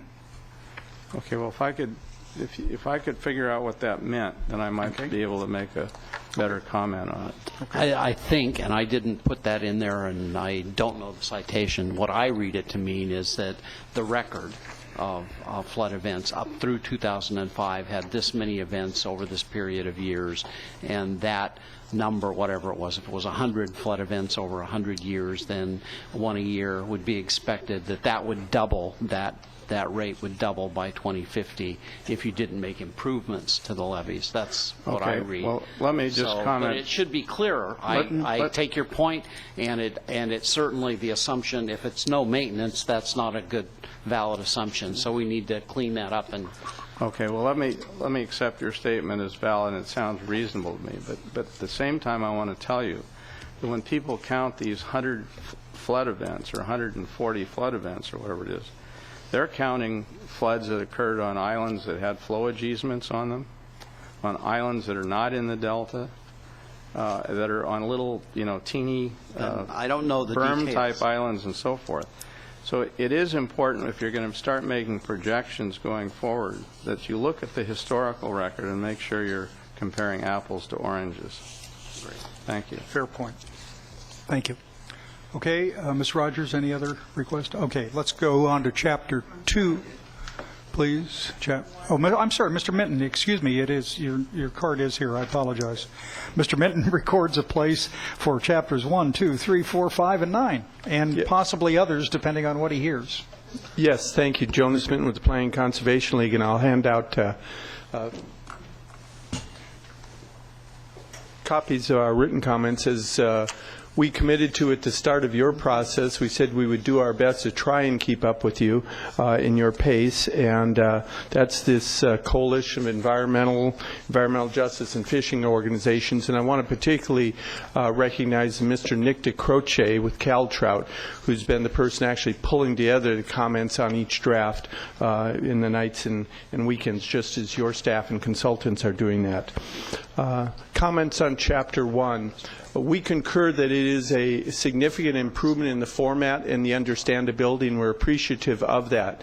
It's a genuine compliment to you. There's still some areas to be cleaned up. I just used this one example from the, I think it's the Restored the Delta Ecosystem chapter, and as you got into it, it starts off kind of friendly. I can understand it. You get into some of those chapters and it gets a little dense. Here's a 2-section sentence from page 62. The emphasis is on identifying scales that support relationships between spatial heterogeneity and the life history of native species. The entire scientific community stands in indignation that you would challenge the words written by true experts of biological and physical sciences, Mr. Minton, sir. So I look forward to your excellent staff and consultants translating that into words that will be more understandable to the public Good and point. Decision makers. And I know it's a process. On to Chapter 1. Yeah. I'm sorry, Back to the Future. Chapter 1. Geographic scope and the use of the Delta Plan, pages 13 to 15. We concur with your delineation of the scope of the plan, including areas outside the Delta. When we look at page 9 on the Delta Plan, we find another statement with which we concur. Accordingly, the Delta Stewardship Council has determined that the first step towards achieving the co-equal goal is to avoid adverse impacts on the Delta or the co-equal goals. What we would say is, when you're in a hole, the first step is to stop digging, and I think you've acknowledged that, and we're appreciative of it. Moving on to page 10. Page 10. Page 10, lines 20 to 25 is a box for reliability of the State Water Project. And this is one of the first places in the document that there's any specifics related to water supply reliability. As we'll comment again later, there's not yet a definition of water supply reliability. Mr. Grindstaff's aware of that. He's promised to cure it, and he's struggling with how to define it, which is not an easy job. Defining it, particularly as the legislation says it's water supply reliability for the state. I mean, they give us that specific objective, and so we have to have water supply reliability out of the Delta, but then there are also all of these other things that fit into that definition. So we'll talk about that when we get We to concur Chapter 4. with that perspective, but in the way that this is laid forth, it says, well, okay, what we're going to look at first, and solely as it's currently presented. So we'll look forward to that recasting. How about you send us a definition? Yes. Suggested definition. Yes. We'd urge everybody to do that, and so we can compare alternative views of that. We also concur with the chair's comment on page 13. Very near term, which is the 5-year period, is alluded to briefly in that first paragraph. And discussed in latter sections. But it's here and there. And it seems to me that in one of your very first versions, you had a chapter 6 or 12 integration or something where you were laying things out by time period. Yeah. And we're also supportive of your comment. We're still contemplating a chart, a timeline chart, or that's not the right title Ms. Buchholz is talking about, but the notion of taking the planning time frame and trying to identify key landmark dates on that, although we probably won't use a chapter to do it. However you do it, but I think it's supportive of Vice Chair Fiorini's comment about, phasing and how you get into this, and we think that would be helpful to say, what do you anticipate doing in the first 5 years? That concludes our comments on the first chapter. Thank you. Thank you, sir. Okay, that's all the chapter comments I had on Chapter 1, mostly Chapter 1.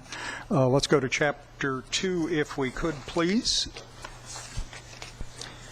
Ms. Dahm, you are in charge of Chapter 2.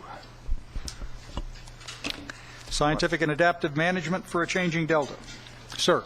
Yes, I want to invite two others up here because they've played significant roles in this chapter, and I'd like to have them available for discussion and backup and clarification when I make mistakes. Okay, Ms. Hastings, Ms. Okay, the two people that I've invited up to the table here, I want to just briefly introduce them. I think the council has met Lauren Hastings, the deputy in the science program. I also wanted to introduce Lindsay Correa. Lindsay is really taking the leadership role in putting together this chapter. She has her graduate work at the University of Washington really got her interested in the science policy interface, and she was very much wanted to take on this task, and we've been providing information to her and guidance, but she really has taken a lead on this and has been working pretty steadily on developing this chapter now for the last couple months. So I wanted to have her here to be able to answer questions. Okay. This, of course, this or earlier versions we've had earlier versions that are comprehensive, unlike some of the other chapters which were skeleton outlines. This always started with a longer scientific, better, frankly, more developed set of ideas. So let me just see if there are questions by members on this. Yeah. Do you want me to just provide some brief introduction? Yeah, just briefly, if you would. Okay, just a couple things I just wanted to emphasize. First of all, I had the same opportunity that you all had, is to read this draft 3 of the plan on Sunday and Monday, so I've gone through it. There's one thing that I think we've already heard a little bit of, and I would like to basically sort of start my comments with it, and it's very useful to have good referencing in these chapters, and it's really important so that some of the discussion like we just had about some of the details of some of the materials, for example, that were tabled, that we actually can go to those references quickly and effectively. And I do see that the plan so far has a mixed bag of the way we present the references. I would really like to see that we have a standardized mechanism for presenting the references. For example, if we have reports and those reports are online, we should provide the links. If we should also make sure if these are reports that are published by certain entities, we know who they are that published those. We should have some sense of whether we're going to a 700-page document or a 10-page document. We should have something about the length of the document. Standardized endnote notations plus web identifications and maybe page length possibly. Yeah, so just a plea from my end is that it makes it a lot easier if we do that. And I know that the staff is planning to do that, but I just would like to see a common format applied to all chapters. And so good point. Good point. Okay, so the intent is in Chapter 2 is basically to provide sort of 2 sets of information. One is to put some meat on the bones of what is adaptive management. It's defined in statute, but we really wanted to go into more detail about adaptive management. It's a concept that's been developing over a couple decades. It sort of started out as a concept of environmental adaptive management and has really now moved into a more, I think, a more holistic view of adaptive management.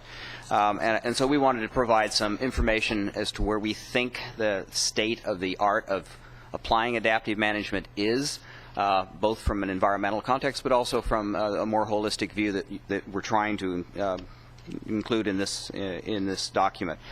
So some of the things that we've tried to put in here is to make sure that we're clear on where the statute starts us out, provide an introduction to adaptive management and how it's developed over the past couple decades, and then move into sort of some of the rationales behind the use of adaptive management.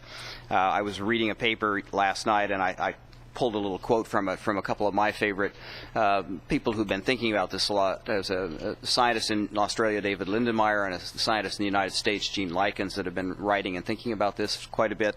They have a brand new paper out, and they had a quote that I thought to me really hit the mark, and the quote is that adaptive management is really a promise.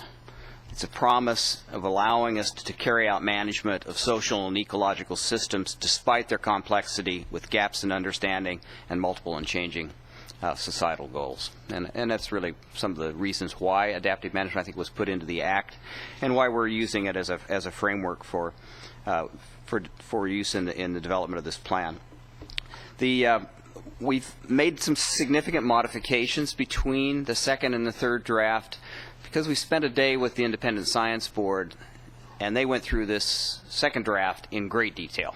And we've attempted to address their questions and incorporate their comments, make it a little less pedantic. Excuse me? There's a report on that tomorrow. There will be a report on that tomorrow. There's also there's now a posted 2.5-page set of comments from that meeting that we also utilized as we tried to make the changes to the chapter. So basically the first part of the chapter is really focused on adaptive management. There's a conceptual diagram that's gone through some more modification. There's a lot of these kinds of basically wheel diagrams out there. I think we've changed just from trying to use more direct language to basically say that adaptive management has to do with planning, doing, and then evaluating and responding. And so we've tried to incorporate that into that diagram. The Independent Science Board also suggested that we had a box that was kind of my favorite, and I pressured Lindsay to use it, was the Healthy Waterways Initiative in Australia and its effective use of adaptive management for about a decade. They thought that it really would be better if we actually provided a more thorough analysis of a variety of different adaptive management attempts. That's the one that appears on some that are successful, some that are not successful, a little bit more balanced view of that. So page 26 is a placeholder for that. So that is the one piece that is still under development, and so I think we've got 3 or 4 examples that we'll try to highlight in a brief as kind of an overview of the use of adaptive management, warts and all, basically, is the kind of approach we're going to take with that. Second half of the chapter really tries to focus then on the knowledge base that's used in applying adaptive management. It really focuses a lot on this easy to say but hard to define best available science. Best available science is something that just permeates, I think, the legal world and the science world now. And there's been a lot written on this. There are National Academy of Science reports. There are number of societies have had expert panels come together to try to address this. We've tried to take the highlights of some of the best of those documents and put that into the best available science section. We've tried to summarize some of those ideas in 2 tables, table 2.1 and 2.2. 2.1 I think you've seen before. 2.2 is a new attempt to sort of synthesize some of that material based on some of the input we got. And then at the very end, we have a short little section which really just tries to link us into Chapter 3 to say a little something about the need to link this to governance. And so that's the way the chapter has evolved. We've gotten public comments. We've gone through all the public comments and summarized those and tried to also incorporate those into this revised document in addition to the input we got from the Independent Science Board. So those are, it's just a quick overview. We can go through it page by page. Well, but, Mr. Nordhoff has a question or a comment.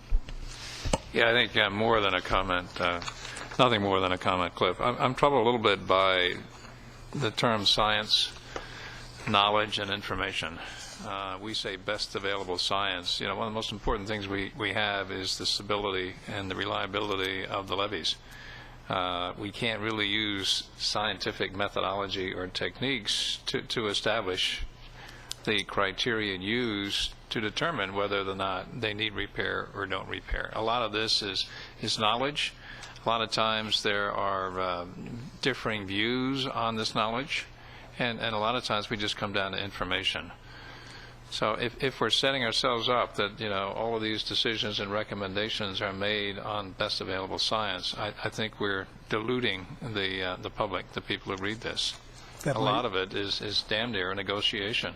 That might also relate to the recommendation in Chapter 3 that talks about submitting information based on best available science and us judging, and the staff has flagged that section for comment when we get to it.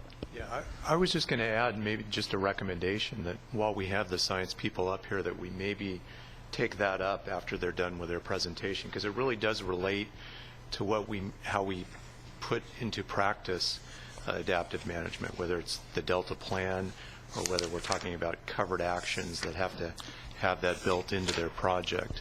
And it's kind of disjointed now, but yeah, it's kind of a slippery slope for me. I mean, science is something where you have a hypothesis, you can basically do experiments to test the hypothesis, and you can prove that it's true. You know, and other people will be able to repeat the same experiment and show that. We really can't do that as much as we need to in the Delta, because the whole system is so dynamic, it doesn't really lend itself to scientific experimentation. So I think a lot of the recommendations we're making, not based on irrefutable science, but on a whole melange of different signs, symptoms, information, knowledge, and some science. I mean, that's just the real world in a very dynamic environment. Yeah, I don't think I'm going to disagree with what you just said, other than there are certain areas where science can be applied very effectively. Agreed. And some of those chapters, I think we've tried to define that, but there are other chapters where this is just not germane. Yeah.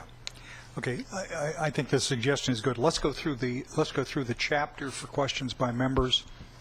Then let's, at Mr. Stevens' suggestion, jump over to the best available science component of Policy 1 in Chapter 3, and then we can talk about that. On the chapter itself as written, Don?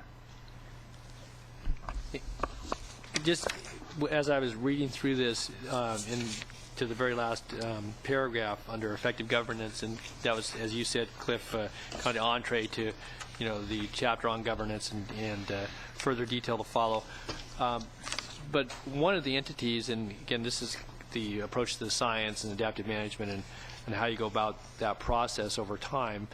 But I guess what occurred to me was the Delta Conservancy, which is called out for in the legislation, will be have a very I think integral role in in some of the lands and some of these strategies. And again, there are many other entities, state, federal entities that are parties to conservation efforts and to the management of the lands, the waterways, and so forth.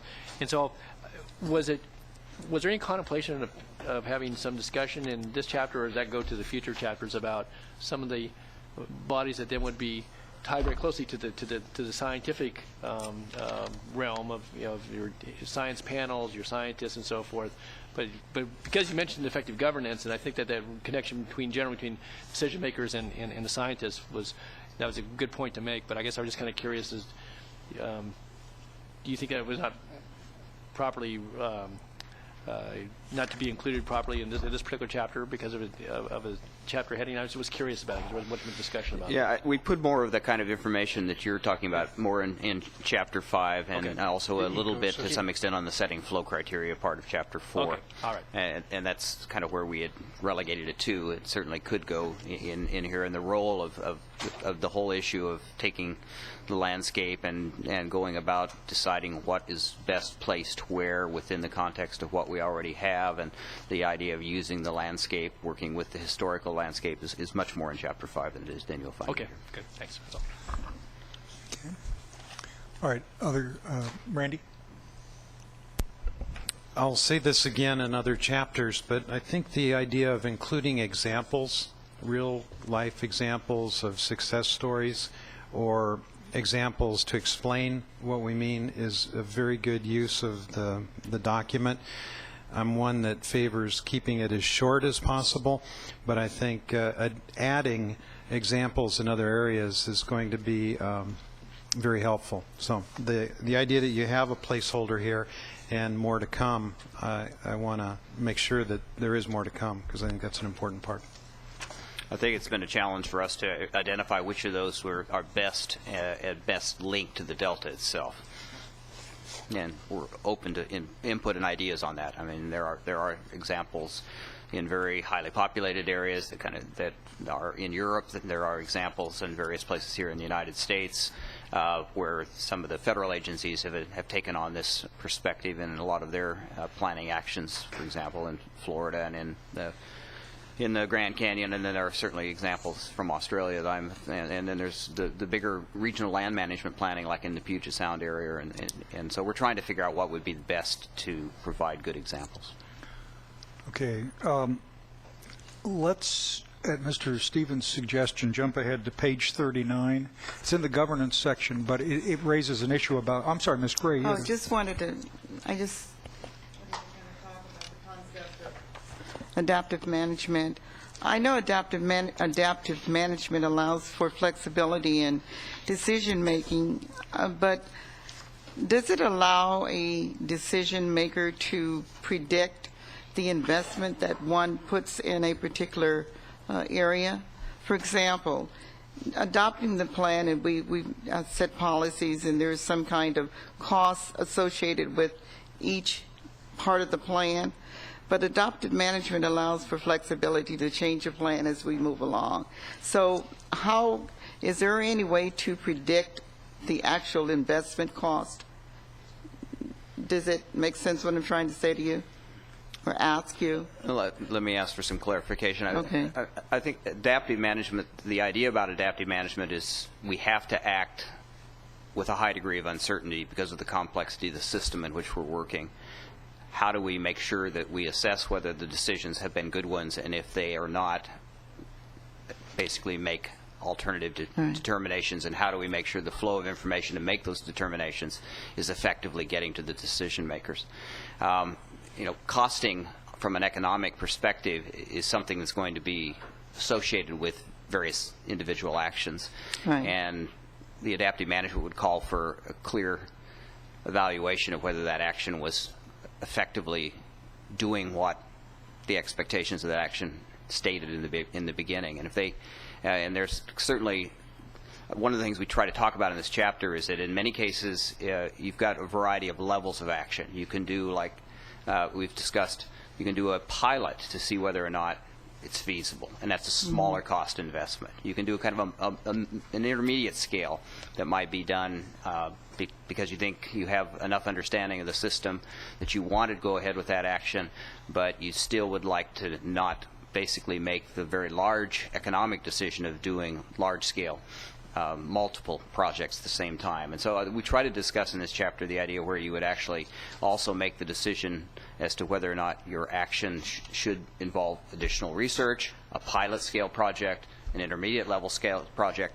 or you go after a very large and expensive project. And I think you end up then doing the analysis on an individual by individual project basis. So it's an ongoing cost analysis for each project.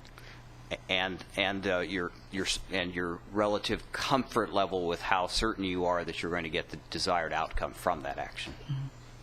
Joe, did you want to add something? Yeah, I did want to add. That's one of the key issues that I think we all face in the Delta is the Act, in this case, specifically says that water resource and ecosystem actions must be done using adaptive management. And the cost for the monitoring and the management of those actions is not insignificant, particularly when you start talking about, well, if you're going to do a restoration project, it's going to go on for we've got 88 years in the plan, who's responsible for that, and the costs are typically high. Right now in the Delta, we probably spend about $30 million a year between all of the different agencies and this agency on monitoring and science. If you do all of the restoration activities in the plan and have adaptive management, and you do the science that we realistically probably need to do, that cost is going to go up. And it's not a cost that goes away, and that makes everybody really nervous, especially the people that have to pay for that. So that's a challenge, but there isn't a simple way out. We can't just say, well, build the project and walk away for moral reasons that you don't want to do that, but also because legislatively the law says we have to adaptively manage them. Maybe I can give you some specific examples that might help with answering that. And this will be on the ecosystem restoration side of things, not on the water supply reliability side. But some large-scale restoration projects that have been implemented and that have had good success have usually incorporated a 3 to 10% cost of the actual evaluation program to the cost of the actual restoration project. So those are the kind of cost estimates for generating the information base in the long term to allow you to adaptively make those decisions.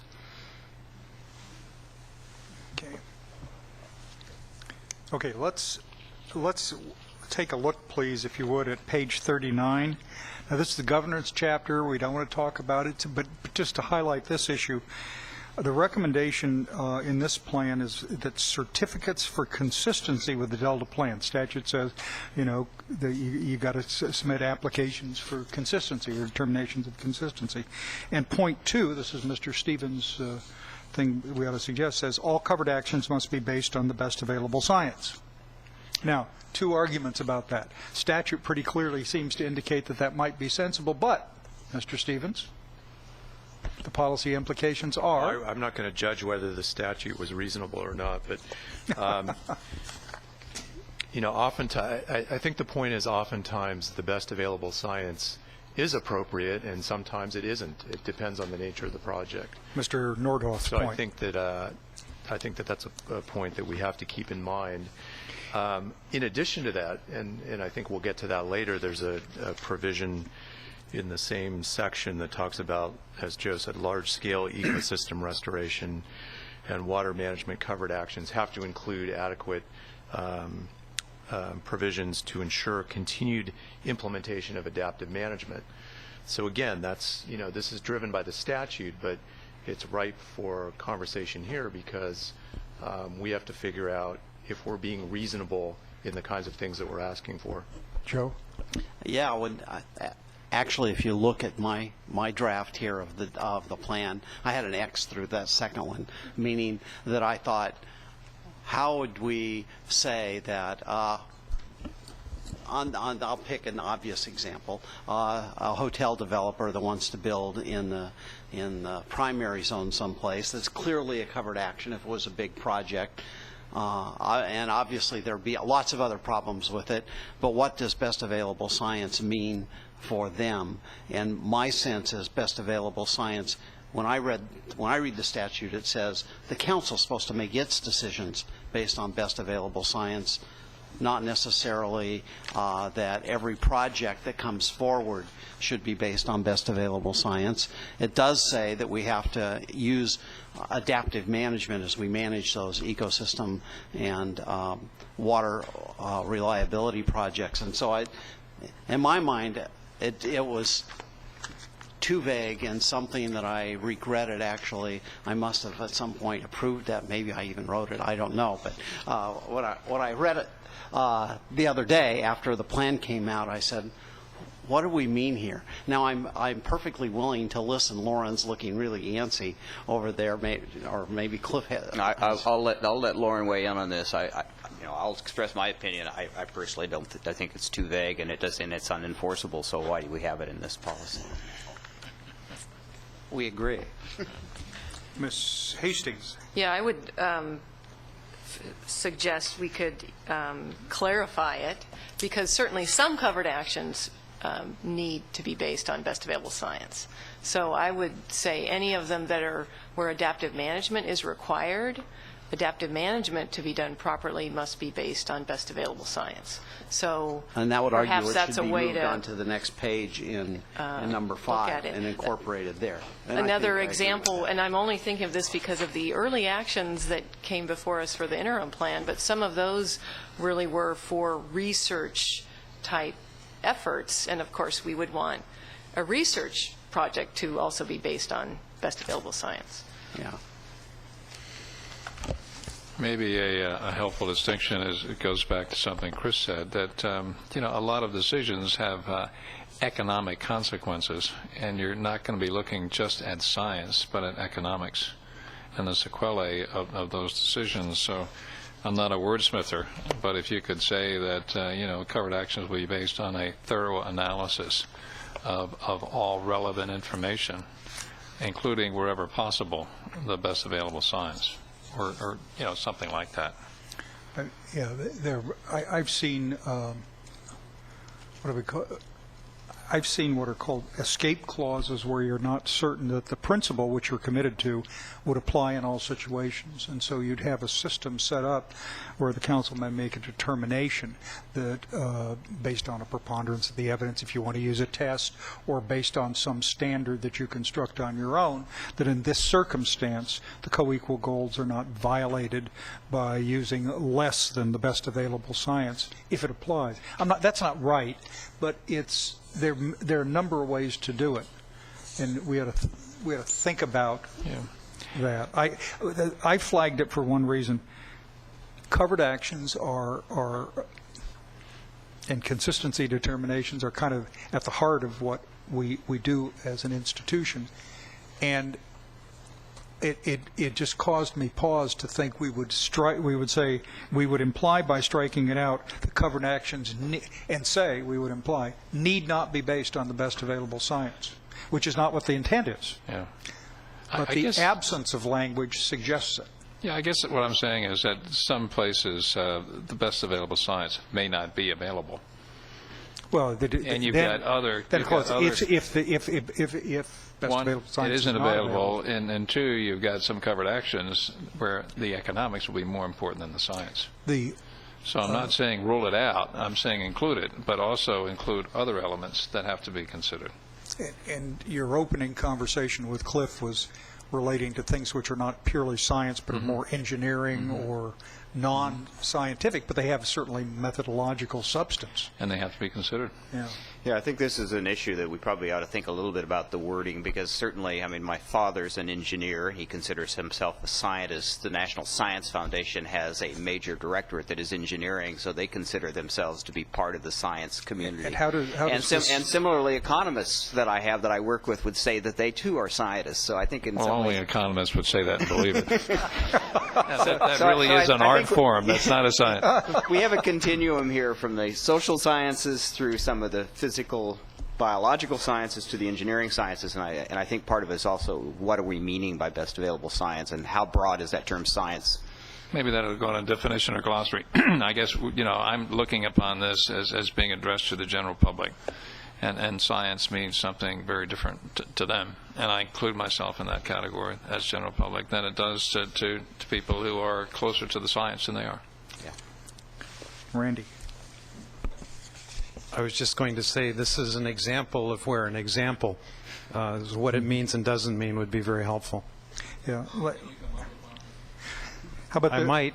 Give me 24 hours. Preliminarily, if you agree, let's flag page 39, the subsection 2. By the way, a policy that's numbered 1 shouldn't have numbered sections below it. It doesn't make any sense, but that's neither here nor there.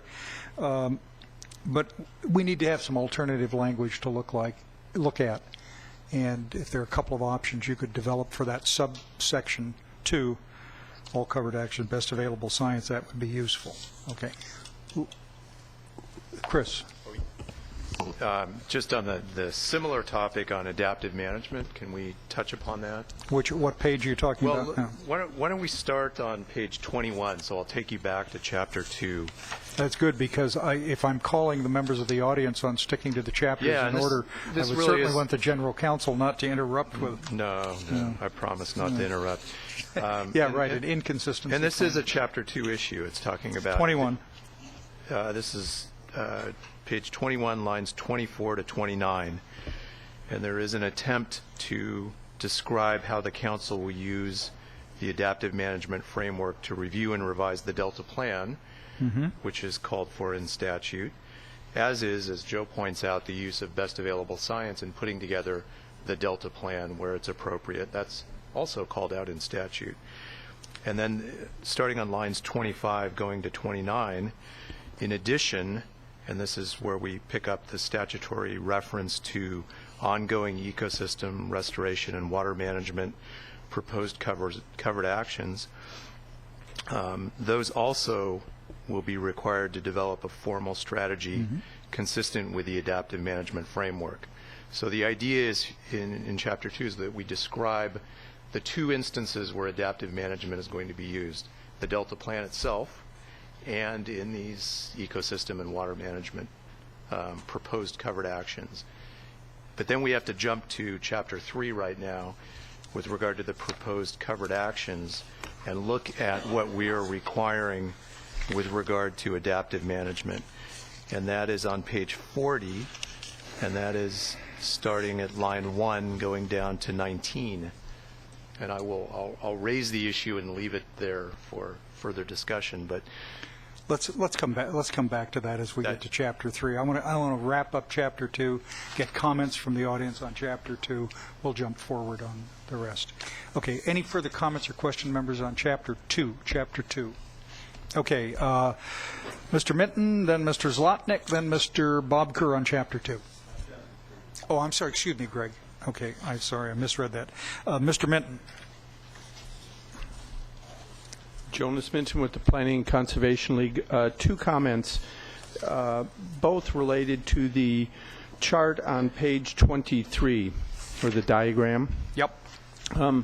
I guess I would summarize this diagram as saying that the SEPs are... Ms. Correa is smiling, I noticed when you flagged that. Figuring out what you want to see happen, coming up with your best guess as to what might make that happen, try some of it or all of it, see what happens, both the good and the bad, and then see if you need to change something.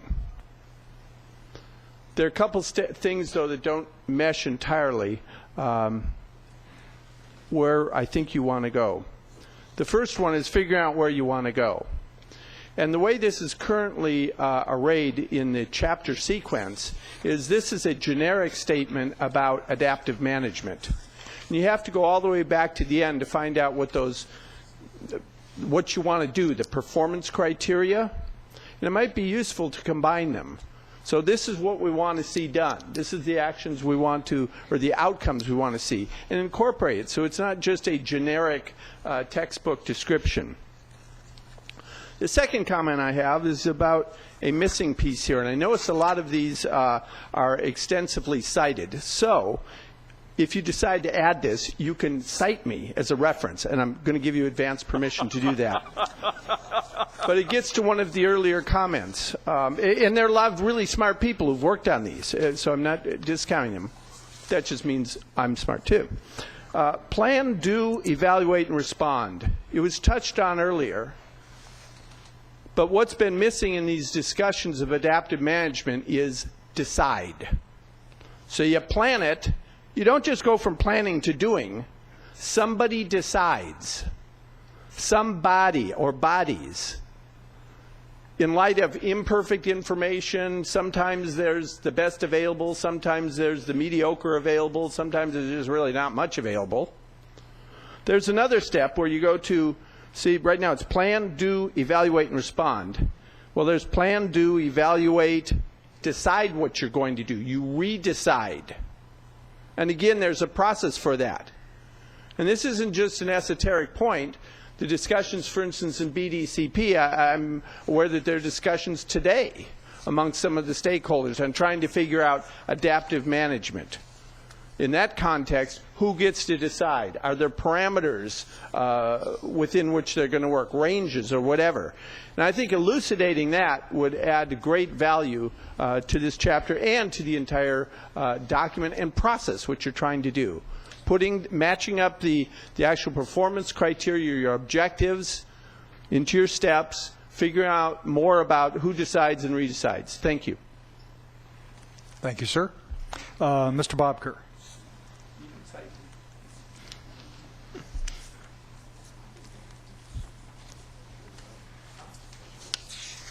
Thank you, Mr. Chairman. Gary Bobker, Bay Institute. Three points I wanted to make. The first is that adaptive management is an often abused term, but it's actually a very precise term to those who have developed the concept and practice it. And Chapter 2 is one of the best descriptions I've seen of adaptive management in the literature. I think your staff's done a great job in describing something that is complicated and not well understood by everybody. And I think it's a great basis for the requirement that is proposed later on in the draft that project proponents, people who come to you for consistency determinations, should have to, in fact, do adaptive management as part of their project. My problem is that I'd like to see the Delta Stewardship Council take its own advice, because you're not doing the same thing. The draft consistently kind of uses what are described as objectives in the language of the Delta Reform Act. Those are very, very broad goals. They're not objectives in the sense that Chapter 2 describes, which is pretty specific, measurable, achievable, time-bound descriptions of the outcomes you want. And those kinds of objectives are not the same as performance metrics, because performance metrics really are just, they're a measure. They're a measure of whether you succeed or not. They don't tell you where success is, or your guess about success, because, we don't always know the answer, and that's a social and economic issue as well as a science issue. But I think you really have a responsibility, and you've heard me say this before, to be more specific about the objectives that the plan is encouraging all of these projects to try and achieve for ecosystem restoration and for water supply reliability, for deltas, place, et cetera. I believe that you don't have to have hundreds of objectives. I think you can have some broad goals that were set by the legislation, and you can translate those into a suite of sort of overarching objectives that are measurable. I think it's really important. We've offered some thoughts in the past. We're going to offer some more in the very near future, but you've got to decide that's what you want to do. Similarly, the plan, in my view, appropriately encourages certain strategies about restoring a more natural hydrograph, about approaching habitat restoration at a landscape level. These are great things. I think that you can describe the assumptions behind those strategies. You can describe the kind of steps at a very landscape level that all projects, programs, et cetera, that come to you for consistency determinations should be attempting to test as they are doing projects. In other words, it's not just the project level assumptions and the project level hypotheses, et cetera. There's some big strategies that you want to test. You're encouraging people to go out and do certain things to put more flows in the system, to restore habitat, to reduce the reliability, et cetera. Be more specific about those strategies, what assumptions are behind them, how to test them, how to design them. And what that means, I think, is that you can provide some guidance about prioritizing the actions. In other words, that fourth step that's delineated on page 25, where you go through the elements of the plan, says, you have, a research pilot, full scale. Well, I think you can actually sort of say what kinds of programs at each of those levels you'd like to see happening. You're sending signals about what you want. That's what a lot of this, this plan does a lot of things, but to me, it's a signal about what kinds of programs you want to see in the Delta. And you can provide a lot more information about this. And it's appropriate for you to do it as appropriate as it is for project proponents to do it. The second, and we are very happy to work with your staff, with the members to put flesh on those bones, but I really do think that it's a very important function of the plan. The second point I wanted to make was sparked by Ms. Gray's questions. Very good questions about, if you're going to do adaptive management and things change, how do you sort of factor that in? Well, I think that what's implicit in a lot of the discussion in Chapter 2, but maybe needs to be made a little bit more explicit, is identifying ranges of uncertainty. We can do that. We can actually say there are some things that we have a high degree of certainty, some things a medium, some a low, and you can attempt to do a sort of an error band around that, and you can require. I believe you should require project proponents to assess the relative certainty around their actions, and then propose an adaptive range. In other words, here in terms of whatever resources are at the table, money, water, land, et cetera, here is the range that project proponent is willing to operate within. And then that way you actually anticipate changes under adaptive management. There's some degree of certainty where the project proponent kind of knows what they're responsible for. And if you go outside of those bookends, well, maybe it comes back to you at that point. But having bookends like that makes it, I think, a lot easier to avoid that kind of potential train wreck. And then the final point I wanted to make is on this issue about best available science, which is sort of a hybrid between Chapter 2 and 3. But, Mr. Chairman, since I didn't put down Chapter 3, I'll make my comment here. And that is, I strongly urge you to retain the term best available science. It has a real meaning, and I think it sets a standard that's real important. And when I say that, I'm not disagreeing with the particular issues that Mr. Nordhoff raised about the concerns that he had, that you described about,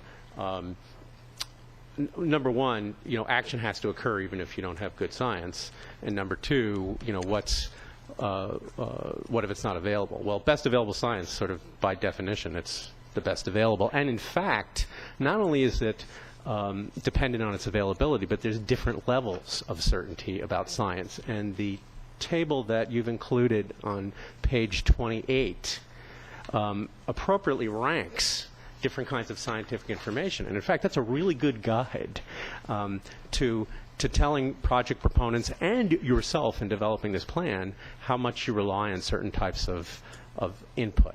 But all of that input is legitimate.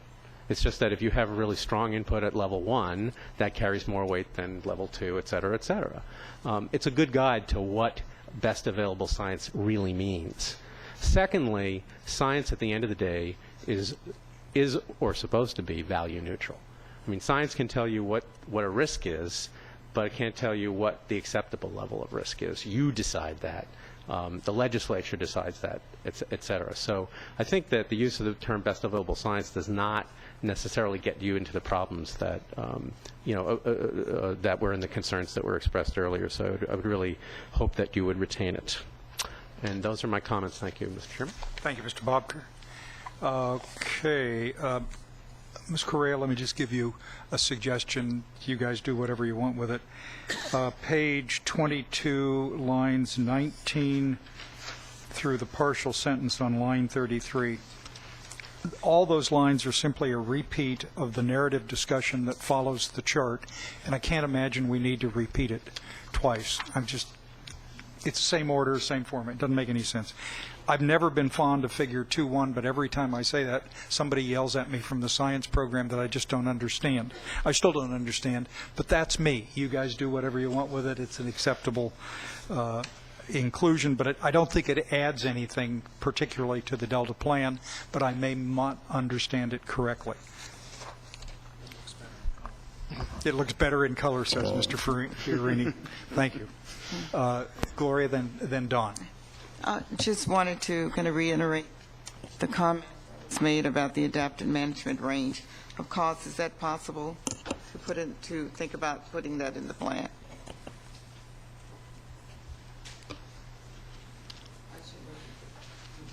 You're talking about what Cliff discussed earlier? Yeah, the comment that was made about some kind of range of costs as it relates to the adaptive management of projects, I suppose. Well, adaptive management is going to probably play a different role in a water supply reliability project versus a tidal restoration where you're trying to restore a wetland or trying to restore a riparian area. We're really getting into uncharted territory when we start talking about applying adaptive management in some of the other areas that the plan has by statute required us to do. I'm not sure I can give you numbers for there. I can definitely give you numbers for the habitat. And so it could easily go into Chapter 5, and I'd be more than happy to include those kinds of examples. I'd be a little harder pressed to come up with good examples that might fit it, for example, into Chapter 4 or to Chapter 6. Well, if you can just talk about it with Joe and see what you can come up with. Yeah. Okay. All right. Anything else on Chapter 2? Yes. Oh, I'm sorry, Don. Yeah. Excuse me. Yeah, I always want to go back for a second to the suggestion that Mr. Minton made, and maybe ask Cliff about that, because again, looking at the circular chart and talking about the approach of plan, do, evaluate, and respond. Under plan, the sub D on page 22 has select, and so maybe deciding is in the same mode as selecting, but I think the point, though, about deciding, the decisions are made. I mean, I guess you assume when you do something, somebody made a decision about doing something, even if it was nothing. But I think deciding is an affirmative action. Doing, obviously, is a demonstration of that. And so, but you're the scientist. So I would ask you, Cliff. I mean, because you got to evaluate and respond on the left side of the circular chart there on page 23. But I don't know if it's plan and decide, plan and select. But I do think that's a point about making decisions. This is a framework for how you adapt decisions been made and so forth and so on. So I guess I'd ask for your kind of input on that. And you've been doing this for a long time. So. Yeah, and I'll let Lindsay also chime in here on this, because we actually talked about having a diagram that actually had a fourth piece, and we actually had one where that decision making and a mechanism for that decision making was laid out quite clearly. And I think we even had an example in that oral presentation I made where we actually took and put one for the council with just sort of at least it was just a straw dog type of presentation. We thought about putting that in here. We're certainly open to council's discussion about that. I mean, I personally think that that's where adaptive management often goes awry. It's that deciding. a lot of times you do 1 and 2, and there's just a little bit of synthesis and communication, and it never gets to the decision makers to make the decision. And so it's really getting 3 and 4 if you use a 4-step diagram done well, where I think you'll find that effective programs do it well, ineffective programs do it poorly, and I'm open for adding that. It's something that, we actually have a draft of that, of how to make that happen. I'll let Lindsay, you haven't said anything yet, Lindsay. You know which diagram I'm talking about, right?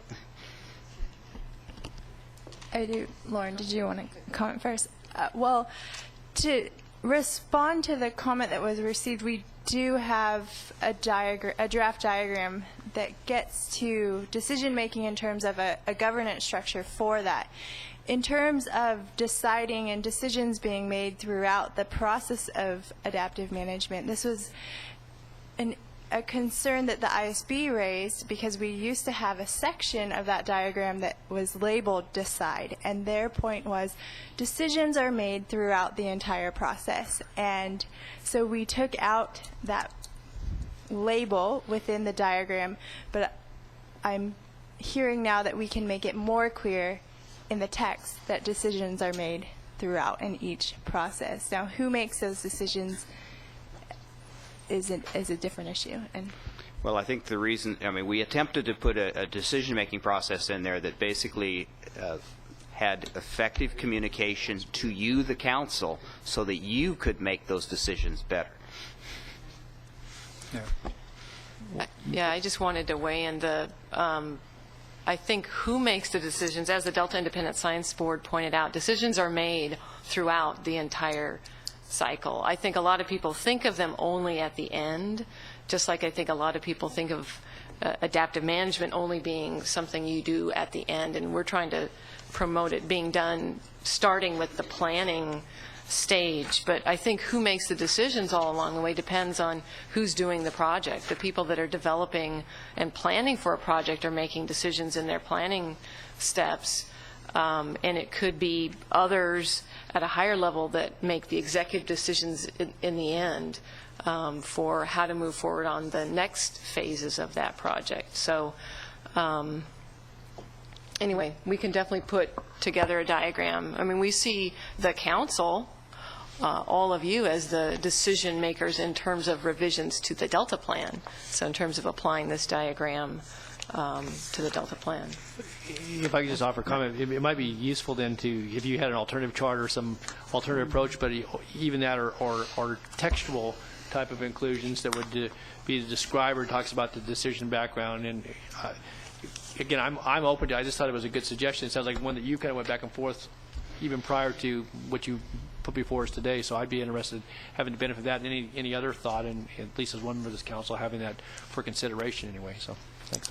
Just a comment, question. Yes, ma'am. I think it would be helpful, I agree with Don, I know there are decisions made by different people throughout the process, but I think it makes sense if you could label who the decision makers are. For example, does the council make the decision at the first level, the plan level?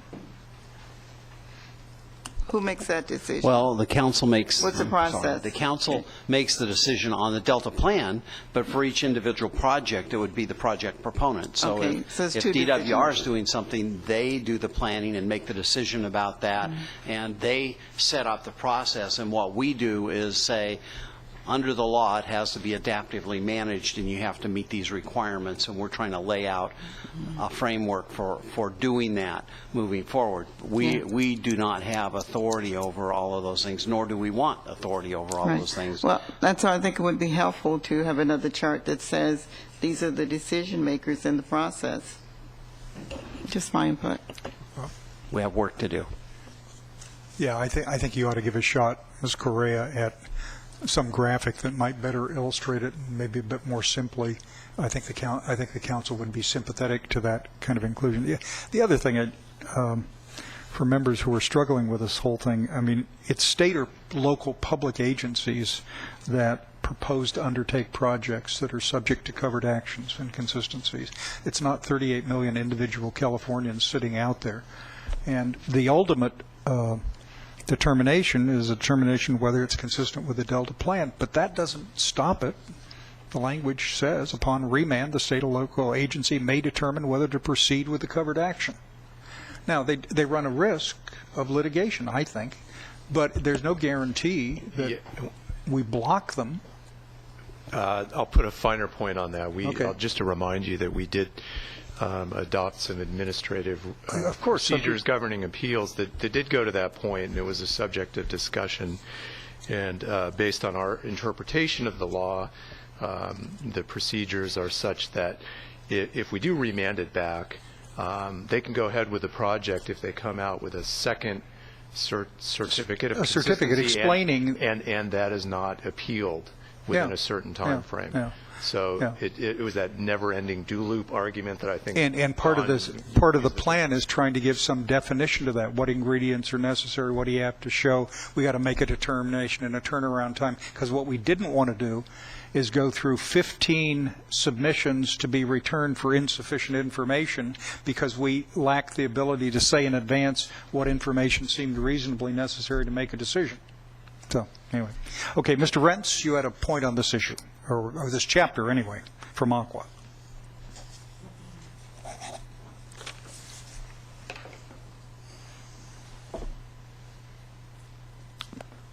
Good afternoon.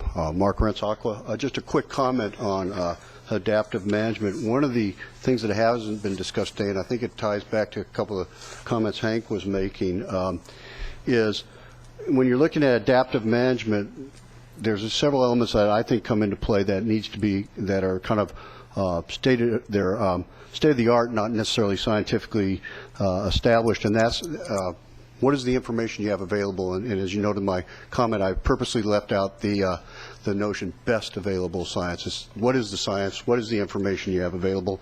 And then the second element that becomes very critical from my perspective in looking at adaptive management is the risk involved. Is the project a project that creates a great level of risk of the, let's say, for example, the environmental components of concern, or does it have relatively minor? And the reason I raise that is because one thing that there's often a debate about in adaptive management, at least in my experience, is what are you adapting to?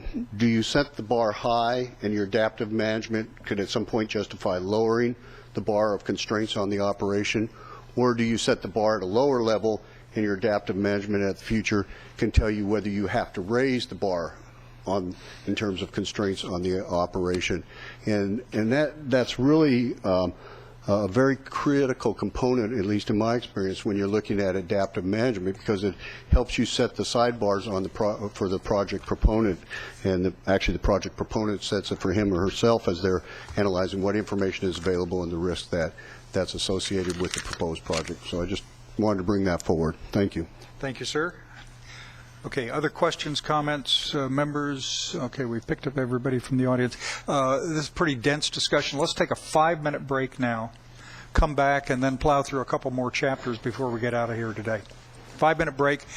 We'll be back at 3:28. 3:28.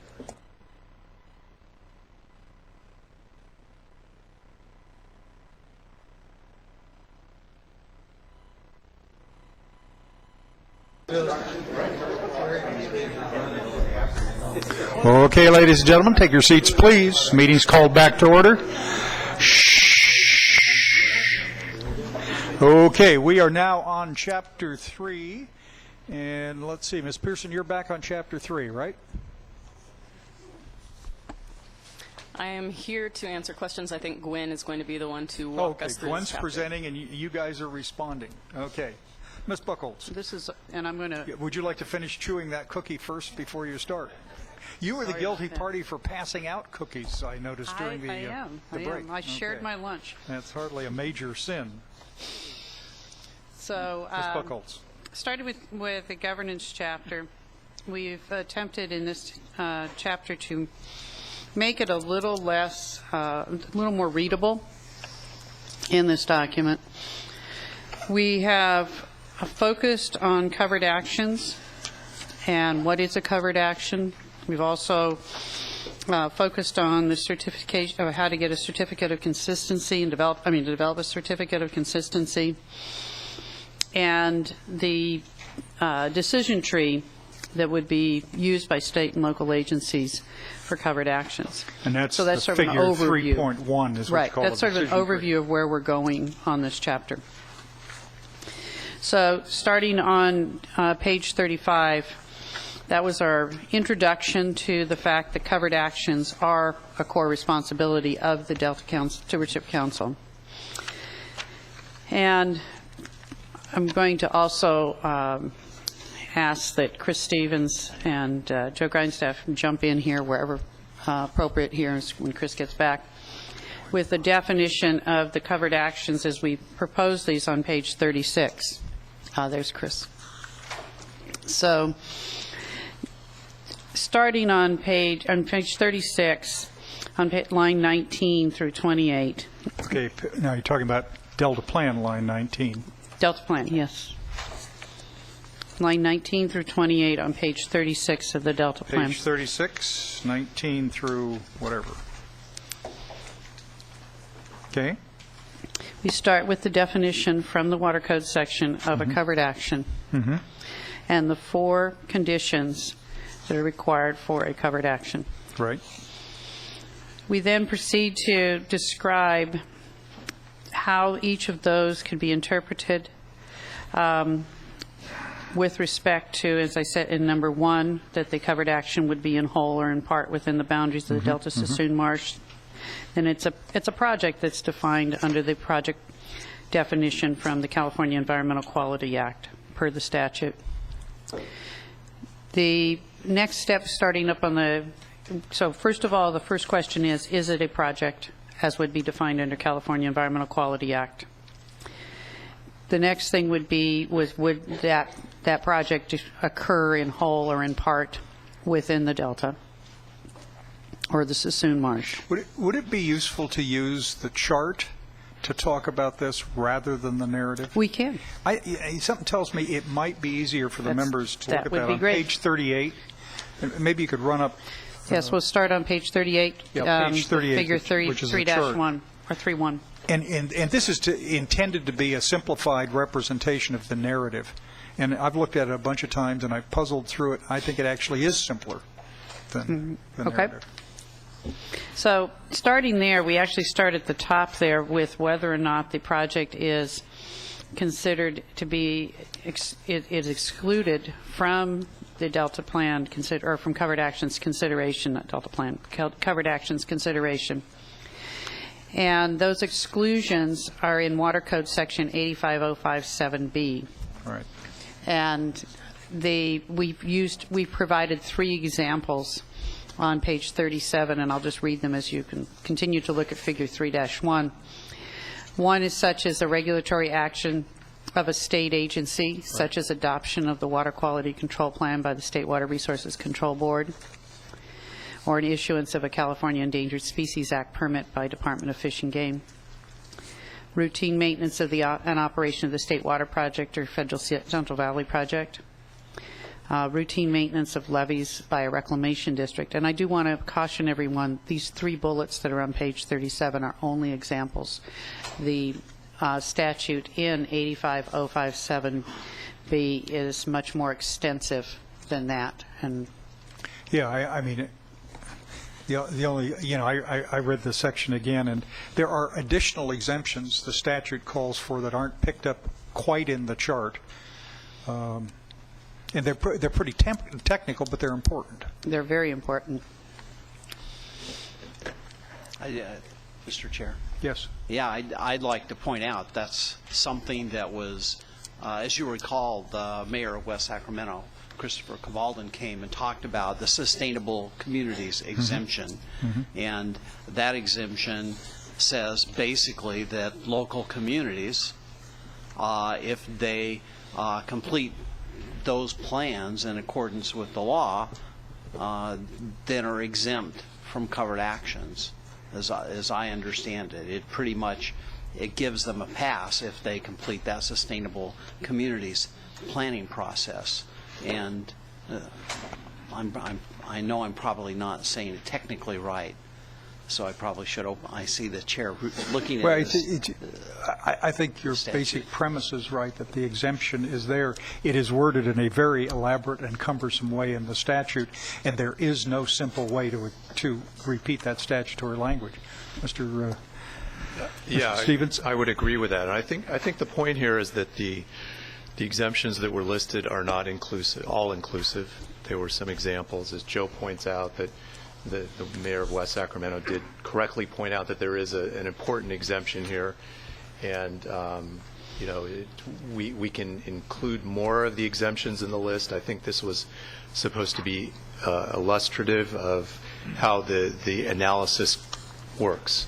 Right. But in taking a step back, I just want to make sure that everybody understands that we're talking about covered actions, and I think that we're all on the same page.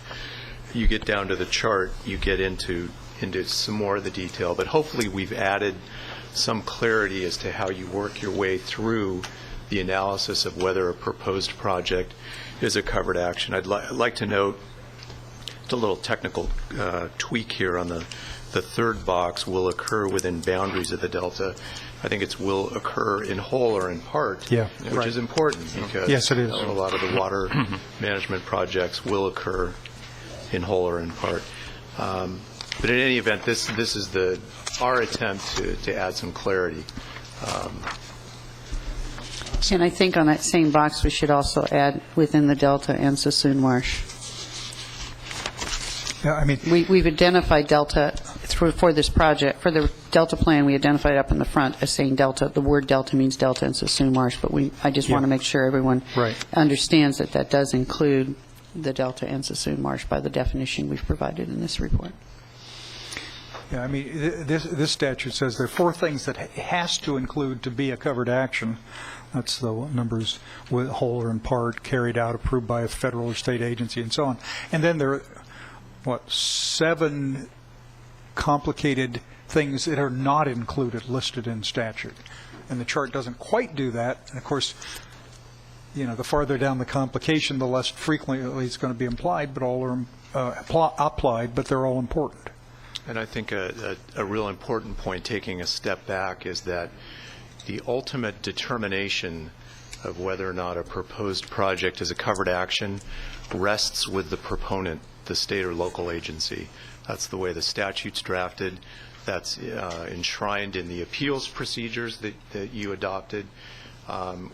We here, as a council, will hear appeals of certificates of consistency with regard to covered actions, and we also offer up our services through our nifty early consultation process that's still being formed to help work through these issues. But ultimately, and an important point, the decision rests with the proponent, local or state agency, as to whether or not their project is a covered action subject to judicial review.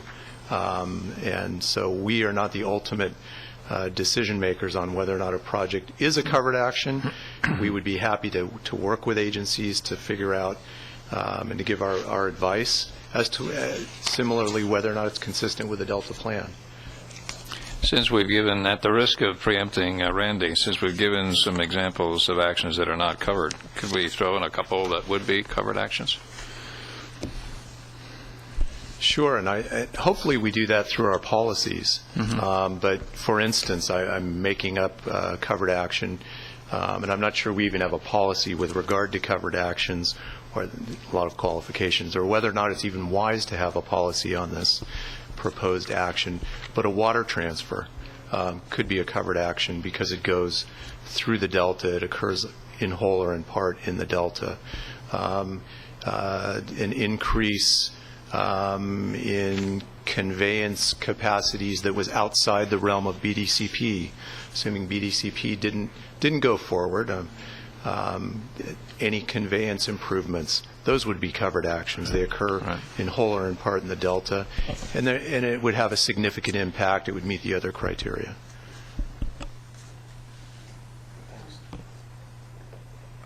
And just I wanted to clarify the chart. The statements that you have here are not covered actions. Is that what this chart reflects? Can you walk through this and tell me what it... I'll try to walk through the chart. I think the idea is to figure out if you have a covered action. So that on the right are escape mechanisms to get you outside the realm of a covered action. So for instance, and again, it's complicated. Joe will hit me if I'm trying to I have to be simple here in the explanation. There's a definition of covered action. If it doesn't meet the definition, then I think you move over to the right side of the box and you're not a covered action. Pat? On the condition 2 of covered action, Chris, will be carried out, approved, or funded by state or local public agency.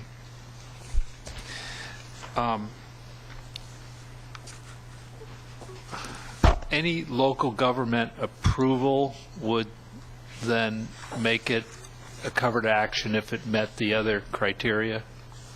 If it met all the other criteria? If it had to be permitted for any reason by a government agency, a local public agency. Do you have, I think the answer is yes, but do you have an example of something that you're thinking may not be the case? So that, yes, they'd have to meet all the criteria. And let's say it was an industrial building or project, commercial building, and it was a significant size and it might have an impact for whatever reason. The fact that Sacramento County had to permit it. Yes. Well, there's an exemption for final completed actions prior to a certain date in 2009. I'm assuming we're not talking about exemptions, but I think yours was the general case. No, I was trying to. Yeah, so I mean, at first glance, it seems like, well, it has to be a governmental project. Right.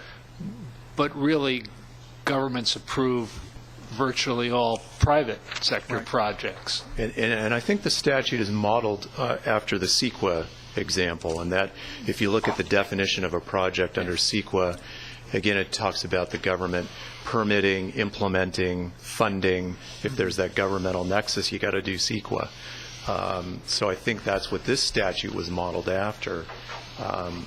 But in the CEQA context, there are, and Donald, correct me if I'm wrong, there are statutory exemptions from CEQA for building permit approvals, right. For instance, what they call ministerial, non-discretionary types of actions.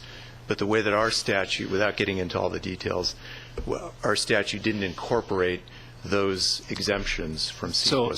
So building permit would be an approval by a local government agency. A building permit would be a CEQA project. We wouldn't get to the level of what Don was referring to, the ministerial or non-discretionary exemption from CEQA. For our purposes, yes. There is not an exemption. There is not, but keep in mind as we work our way through the definition, there are a couple ways where you can, it can be viewed as narrowing the range of projects that we're talking about. For instance, one of the components or criteria of the definition says that it's got to be covered by one or more provisions of the Delta Plan. I understand the other was significant impact. Correct. Right. Okay. Mr. Chair, can I just follow on? Yes, and I know that there's been great minds working on this, but I want to go back because I think Pat really opened the door on the question, and not to get too far ahead of the conversation, and we'll probably get some comments from the audience on this as well, is that local governments, cities and counties, but even other special districts have a lot of different permitting and licensing, even activities that which are considered ministerial, and they're not all related to land use or to construction. When I think about licensing, for example, I'll just use Sacramento County as an example. People come in for a business license to conduct a business activity in the Delta that may not require them to make a modification to a building, but it's going to have an activity that will be present and hopefully be successful if it's a appropriate type of activity in the in the Delta. Is that a covered action? Well, the answer again goes to the other criteria as well. Does it have a significant impact on one or both of the co-equal goals, or a government-sponsored flood control? Or the other component, is it covered by the Delta Plan? And I think my offer stands to talk to county representatives and others about potential types of projects that we may want to bring to you for consideration that wouldn't be covered by the plan. And that's not a personal recommendation that there should be those types. No, I understand. But I think that it's clear that just looking at the statutory definition, all we're trying to do is add some clarity as to what the level of analysis is. And in fact, we have been kind of in jest warned by some of the locals that, we've got thousands of permitting decisions, and you really don't want to see these end up as appeals. And I would agree with that. I don't want to see them end up as appeals necessarily. But I'll give you an example. There are probably existing local plans out there, general plans, that would not, by virtue of our adoption of the Delta Plan, be forced to conform to the Delta Plan necessarily. Sure, if there's a new general plan or if there's an amendment, then they would. Presumably that would be a covered action. We would have to make sure it's consistent with the Delta Plan. But right now there are existing general plans out there, and we're not quite sure what the level of discretionary projects are, although we've been warned that there are numerous.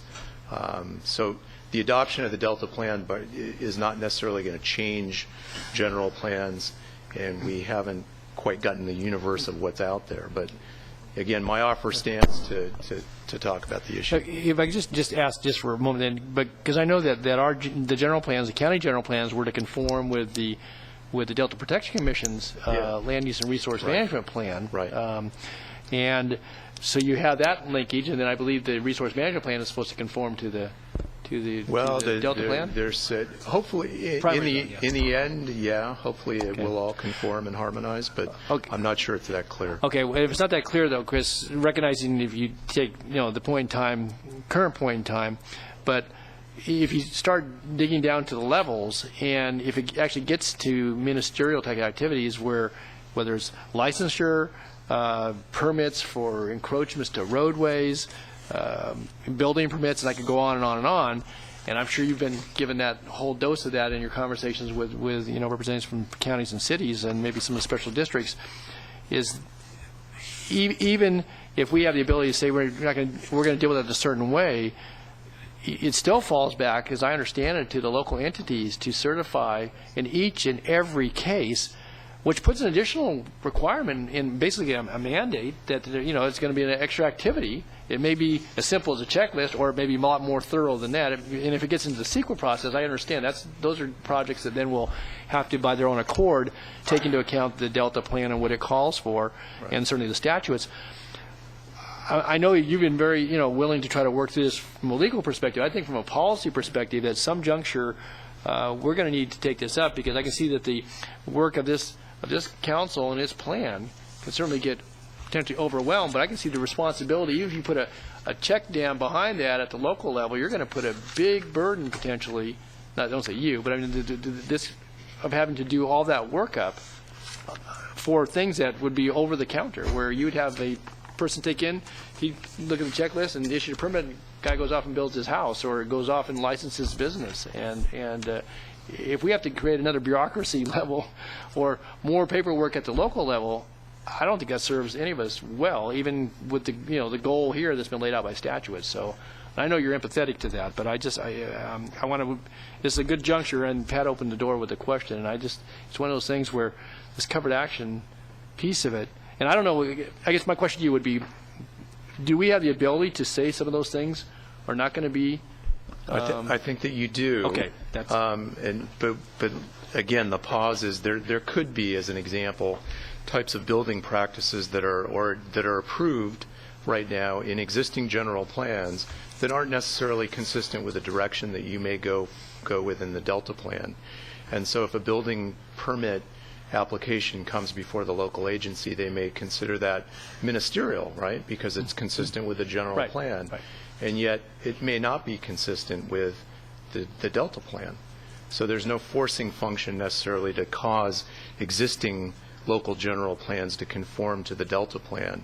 So I think that it's an issue that is ripe for discussion. It's fraught with policy considerations. It isn't necessarily a legal call, but I'm bringing it to your attention. So, one final question: does this apply then to the legal delta, or to the secondary and primary zone, or just the primary zone, or? Yeah, the covered actions don't distinguish between the secondary and primary zone. They also include the Suisun Marsh. The Delta and Suisun Marsh, right? Okay, thanks. Yeah, Gloria. Is the secondary zone, is that outside of the Delta? So covered actions do not apply to outside the Delta? I'll attempt to explain. The primary zone is the heart of the Delta, most of the Delta. It's agriculture primarily, and it's been protected for some time.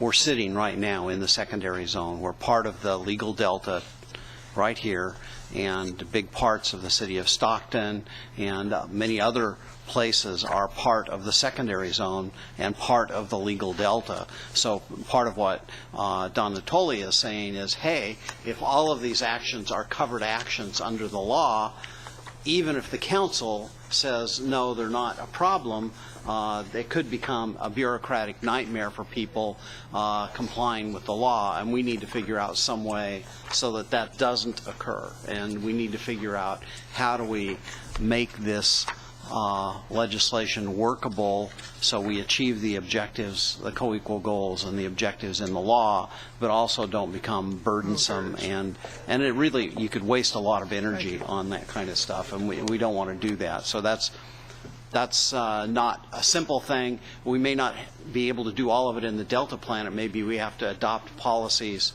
in our we had the policy that we adopted last summer about covered action appeals. We may have to do something there, or maybe we have to do something else to simplify that process. But that's one of the concerns I think we all have. I was asked yesterday, I think, by Gwen, well, what about a pole barn? Is that a covered action? And I think, well, of course it's not a covered action. But then Phil happened to be around the corner. Well, what if it's a 40-acre pole barn? Well, maybe no, I said with solar collectors on top, designed to be be energy stuff. It may be a good idea. So, but does it have an impact?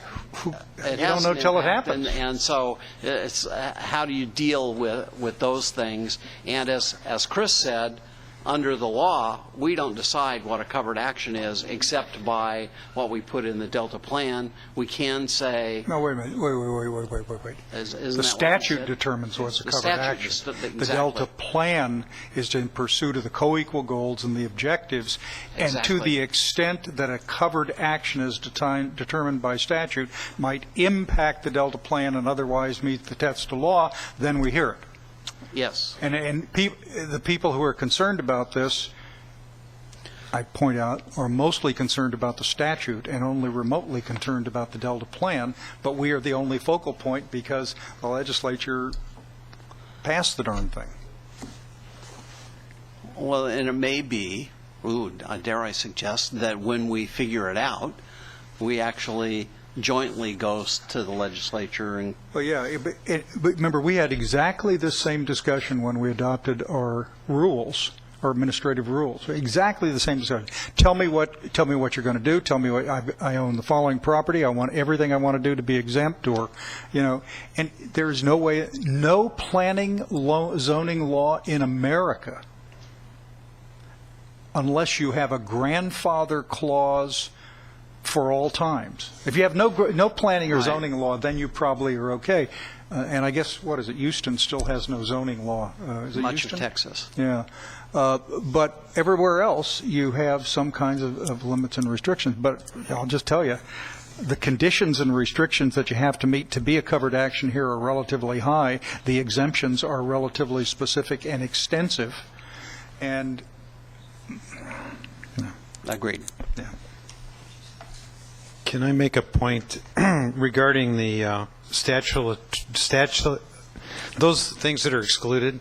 Statutory I think exemptions? Statutorily excluded. to meet our role as a synthesizer, we ought to list all those. Yeah. Part of me says we just ought to print Code Section 85057.5 in its absolute pristine beauty and leave it there. But you know, that's I know that's too superficial and all that.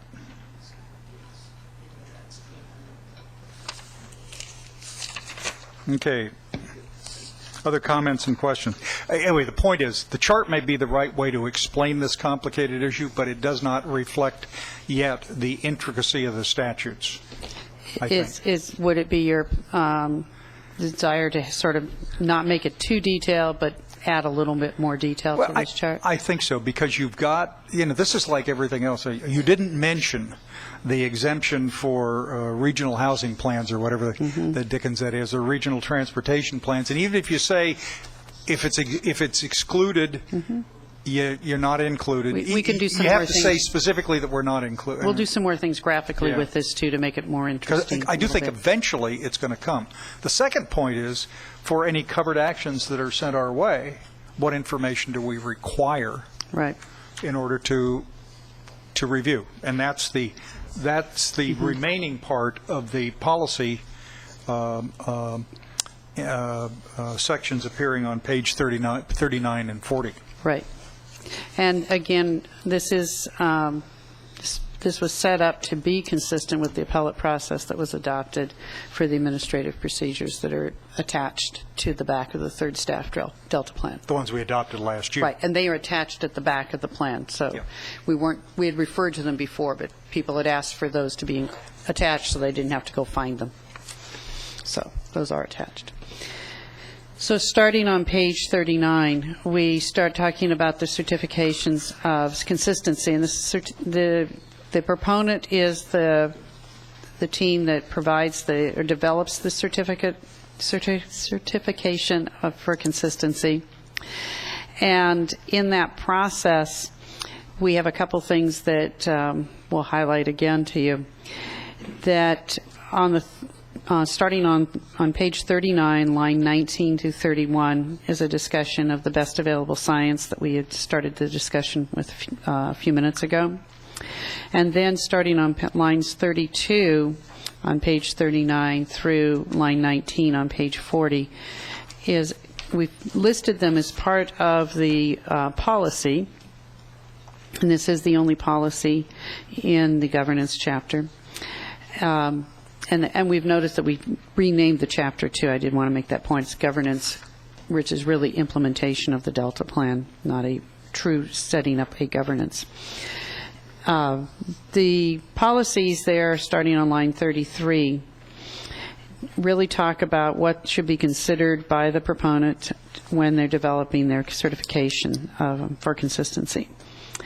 And so that I think one of the couple of big items I think I'd like to highlight is the concept that this is transparent, that when this process comes in, as we say on the following page under the transparency, that all communications will be posted. So these will be posted as they are submitted to the Delta Stewardship Council staff. And I know that talking to a few people, that seemed to be surprising. And that was in our administrative rules that we adopted. Right, but so this doesn't go in on the third drawer on the left. This is posted like every other comments and all we receive.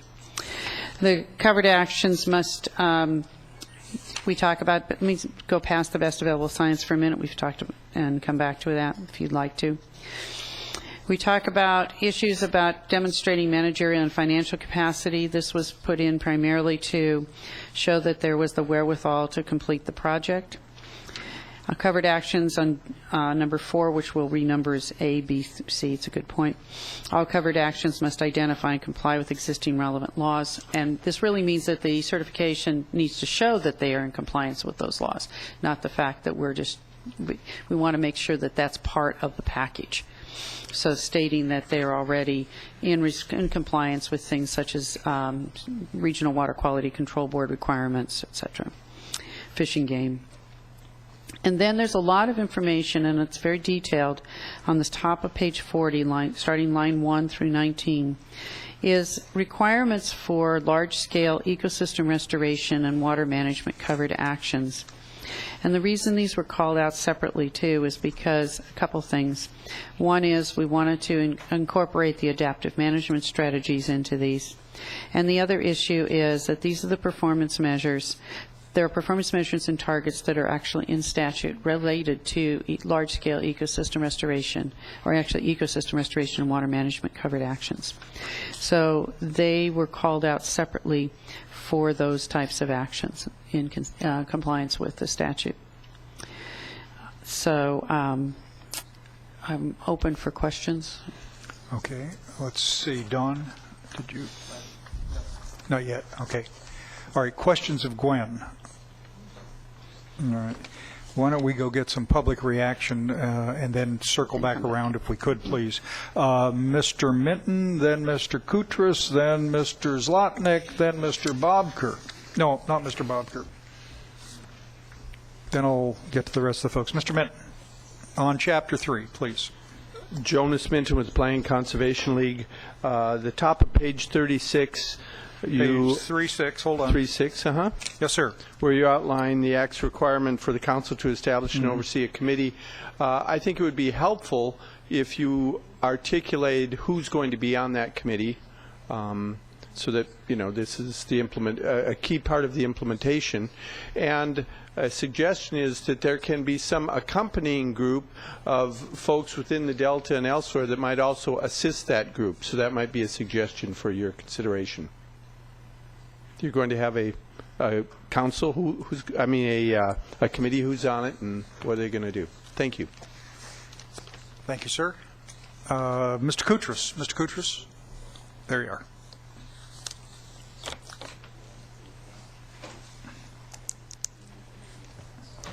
Thank you, Mr. Chair, members of the council. Again, Delta Counties Coalition, Pete Koutras. Please rely on our written comments, and I'm not agreeing to the plan by any of my statements today. Right. Thank you. All right. So you might be getting better, but I'll be damned if I'm going to say it. That's right. That's right. No admissions. All right. Page 35. You know, ex-county executives are among the most interesting people I've ever dealt with. Oh, well, thank you so much. It's true. It's absolutely true. You develop skills that none of the rest of us have. I admire it a lot. Page 35, lines 24 through 27.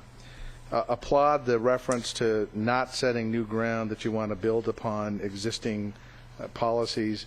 I would suggest this is an opportunity here to integrate the HCPs from the counties. Again, a potential reference point here. I know that's going to be subject to further discussion, but... Well, let me take a flight. We'd agreed previously in your prior comment, Chapter 2, I think it was, 1, I'm sorry, Chapter 1, that we're going to look at the list of plans, and Don weighed in on that, to see how to change it. And whatever we do there, Joe, it's worth at least thinking about the notion of a comment here on the existing and to-be-completed county HCPs in the 5 Delta counties. Okay. The lines 28 through 30, I previously mentioned this informally to some folks. It just seems to be a tortured sentence, so just ask you to take a look at that. It's sort of stated oddly. Lines 28, 29. Okay. Top of page 36, Mr. Minton mentioned this committee. I believe I was told that this applies to federal and federal agency. What are the consultation directions in the statute? Yeah, the top of page 36. I think the consultation stuff refers to federal and state agencies, but let's ask Chris to verify that statute for us. There's a specific sentence or two in there on that. Chris, do you remember off the top of your head? Not off the top of my head. Why don't you see if you can find it, and then we'll... Was there a comment, Pete? Did you want Well, us the to comment clarify? is, much like Mr. Minton's, how does local government help you implement the act? Where's the partnership there? So that's just a question. I know I know the Act doesn't require it, but where's the discretionary or partnership?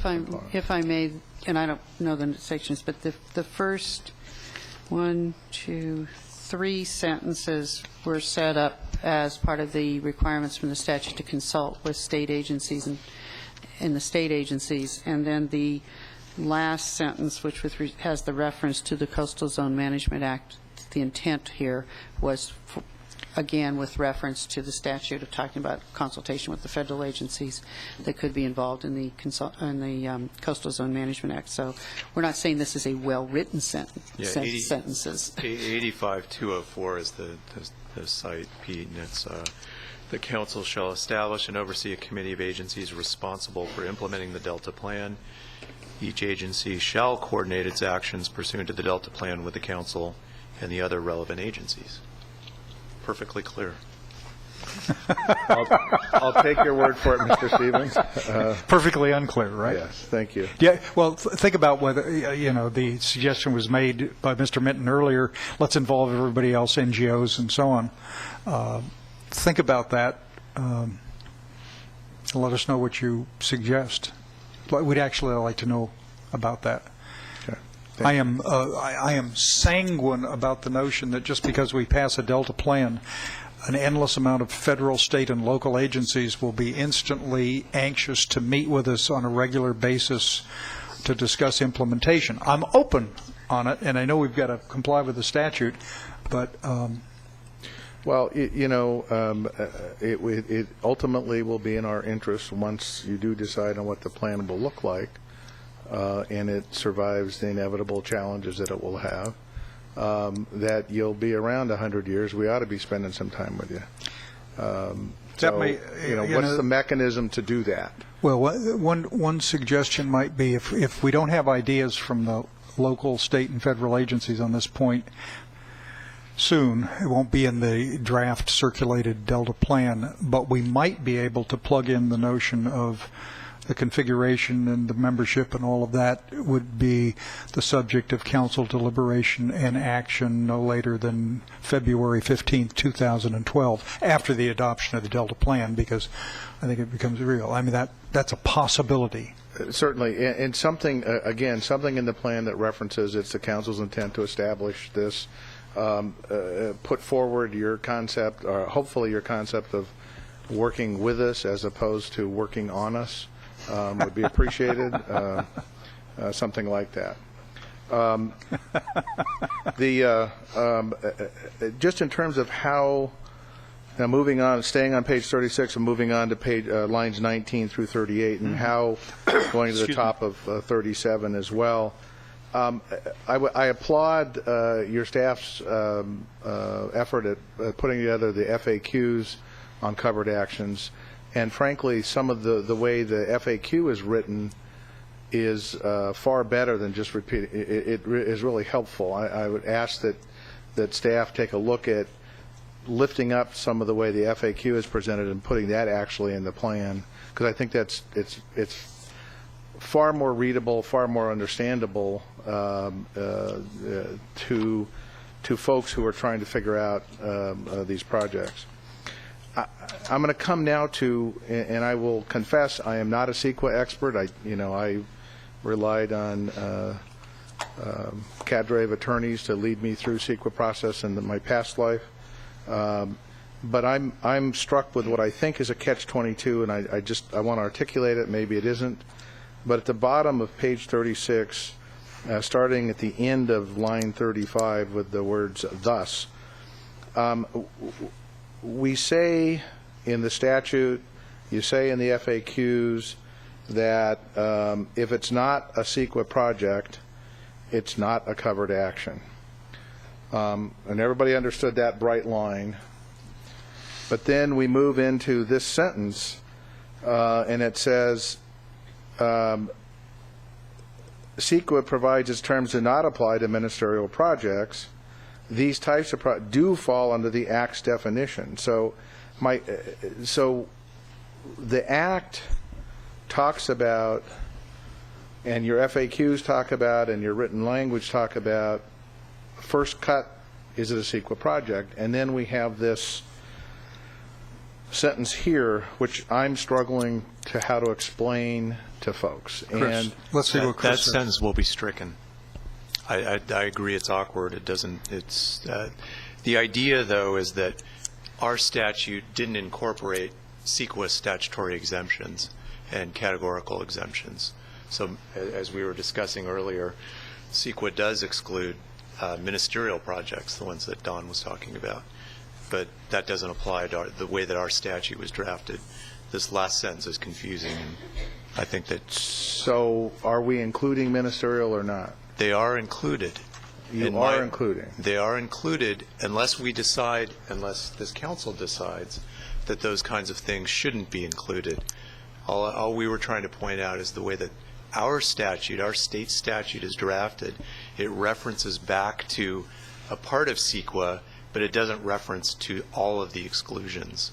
So if we want to include those exclusions, I think that our statute has criteria that give us the discretion to do that, but we have to think through that issue. There are policy concerns, and again, I'm open to talking to you and your and our county councils have to weigh in with Chris on this I think issue. it would be fruitful if you can do it in short order to focus on that issue. We can't change the statute, but we might be able to narrow the attention and focus in a way that's acceptable. But somebody's got to give us some language to look at. And we will work on that. Okay. There's no problem with working on that. We're hanging our hats on the fifth hurdle, which is significant impact. Right. And we don't think ministerial actions have a significant impact as just sort of a threshold conversation starter, but we can walk through some of those. We'll I can't help it. How about the marijuana farm in Isleton? Hey. It's covered. It's covered because the DA's involved. But yeah, just asking. That is an agricultural activity. Pete, you cannot but stop smiling. We do have a live example coming. They must have got a building permit, didn't they? I'm sure they're permitted up to the It was elbows. a use permit. I'm sure it was a use permit. Yeah. We do have a live example that we are having a conversation with one of our jurisdictions, a solar farm. A what? Solar farm Yeah. in the primary zone. So is that, so we're going to be discussing that. That's an actual live example. All right. Okay. But some language on that point. All right. Would be very helpful. All right. Moving to page 39. By the way, the page 38, I think, is a very good start on a decision tree that would be helpful. And back to Mr. Nordoff's comment about having a plan that folks can pick up and look at and get some guidance from, I think is really, that's a piece that will be very helpful. On page 39, again, the certifications of consistency, and Ms. Buchholz and others have mentioned the administrative appeal procedure you all adopted back in September. And when we had those conversations with you and those early days, we talked about what we found as we needed to make an effort to be responsive to your timelines that are fixed in the statute once you get an appeal. And we talked about, a way to do that. And we very clearly talked about a simplified, what we saw as a simplified self-certification. When we're coming forward, and it is a CEQA project, we've gone through the appropriate CEQA review. I'm speaking for counties at this point. Our planning commissions, our board of supervisors have had public hearings. Decisions have been made. EIRs done or not done, depending on the CEQA requirements. And we then say, all right, this project's approved. We're self-certifying now because by then we've integrated whatever the Delta plan requires. And now we're faced with, as this plan is written, a whole new list of I'm going to call them add-ons on top of the CEQA process that are pretty vague. if I look at lines 15 through 18, it fully transparent, disclosing potential, demonstrating legal authority, these are, what you're talking about is, I don't know what the standards are for these. I don't know what fully transparent means when we've gone through Brown Act noticed Planning Commission and Board of Supervisors meetings where we've gone through and complied with CEQA. It's really an added layer here that I'm pleading with you to reconsider. I think that if your intent here, because I know there are some actions you're worried about that come from some entities, not counties, either state agencies or others, that can do things without CEQA, without posting notices, without doing other. I would suggest if that's your issue, that you target your policy to that circumstance. But when you have agencies who've complied with CEQA, who've gone through, significant effort to approve a project, that you not add on these other requirements. So that's number one. And number two, I struggle with the adaptive management discussion and how that actually applies, again, to typical project activity that you would see. Example, let's assume in the secondary zone a 3-story Hampton Inn and Suites is approved. It's gone through CEQA, it's gone through everything else. The owner's required to do some levy or something. And now that corporation, we have to certify to you that corporation has managerial and financial capacity to implement over the long term. Now, what if Hampton Inn and Suites goes bankrupt?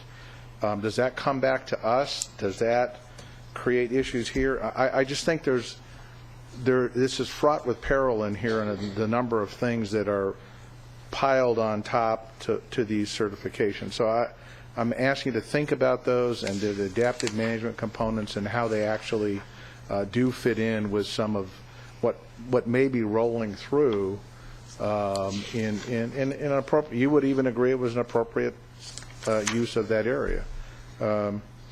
I know I'm being very general, but again, I'm raising questions. This rework of Chapter 3 is certainly better than the last go-round. Which we do not interpret as support in any way. That's correct. Thank you for saving me from saying that. That's really my comments on Chapter 3. I would appreciate some I think my suggestion is I'm interested in this focus on ministerial actions. I know almost nothing about the CEQA stuff. I'm sure it must be mind-numbingly complex, since most things in CEQA appear to be.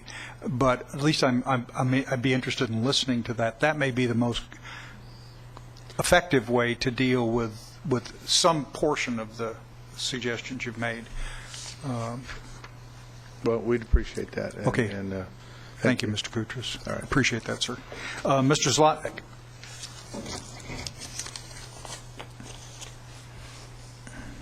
Thank you, Mr. Chairman. Greg Zlotnick with State and Federal Contractors. Just a couple of quick items, and hopefully maybe will help with this most recent issue, potentially. We, too, have a different reading of the statute that's put down at the bottom of page 36. We think of generalized scheme, which has as a threshold whether or not it's a CEQA project or not, would seem logically to mean that if it was exempt from CEQA, it'd be exempt from this. So we just think logic would argue for that. So we have a different opinion on that, and we'll be providing that as part of our written comments.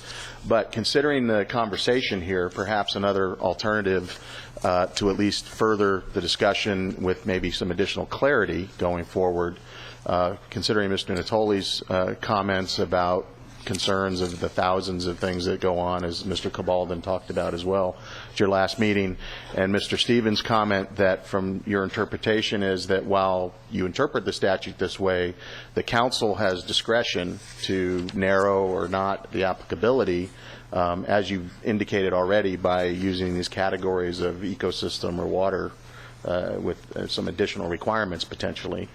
Perhaps a suggestion would be that this section essentially get changed to indicate that the CEQA exemptions do exempt projects, and go through whatever, I don't know what they all are, but go through whatever those exemptions are and come back to the council and say, these are CEQA exemptions we don't think should be exempt. Because that way you don't have to try to figure out every potential action that's out there to figure out, well, should it or shouldn't be. If you just say, if it's exempt from CEQA, it's exempt from this, and then have staff provide you with the list of CEQA exemptions that maybe shouldn't be exempt from your process, and you can decide whether that makes sense or not on a case-by-case basis. And that way might be a little more clear on what is and is not in. The conversation between the community and the stakeholders can say, well, you think that should be in, we don't think it should be for whatever reason, but at least we know what we're talking about. So I just offer that as a suggestion. Somewhat related to that, at the top of page 40, in terms of the adaptive management requirements, and I think we share some of Mr. Kuchers' concerns about the somewhat onerous, if you will, for some applicants potentially, although I think a lot of these things from our folks are going to be covered in projects we're doing anyway. I mean, it's hard to imagine they wouldn't be. You know, HCPs, BC. But the first line, large-scale ecosystem restoration and water management covered actions. First, how are you defining those terms? Ecosystem restoration action could be a very broad suite of potential activities. Water management is the same. Well, and then, we are, I mean, you know, those are statutory terms. Oh, no, I understand that, Mr. Chairman, but then you say large scale. So what's the scale? I mean, it's just sort of vague. It's big, right? Thank you, Randy. Well, I mean, but, so anyway, just additional guidance on that would be useful. That's all. I mean, it's just large scale in what sense? So just wanted to point that out. Okay. Thank you. Thank you, Mr. Slotnick. Mr. Riopel from the boaters. Yes, sir. Hi, thank you. Bob Riopel, representing recreational boaters, in this case the marine industry. I have a question about who is the proponent, because you said earlier that the proponent is responsible for getting the certification. Let me give you an example. Suppose a marina owner, private marina, wants to significantly expand their marina. And of course, no one's going to want to do that these days, but sometime in the future, someone's going to want to do that. So assume they dredge all the channels so you guys can get in and out. Right. Okay. So is it then the marina owner or the county planning department responsible for going through the certification process? The latter. Not the private proponent. I may have misspoke, but it's the state or local agency that's either implementing the project, funding the project, permitting the project, that actually has to file what we call a certificate of consistency. Okay. Thank you. Yep. Thank you, sir. Okay. Ms. Bendix from the Mosaic Associates. Pinole. There you are.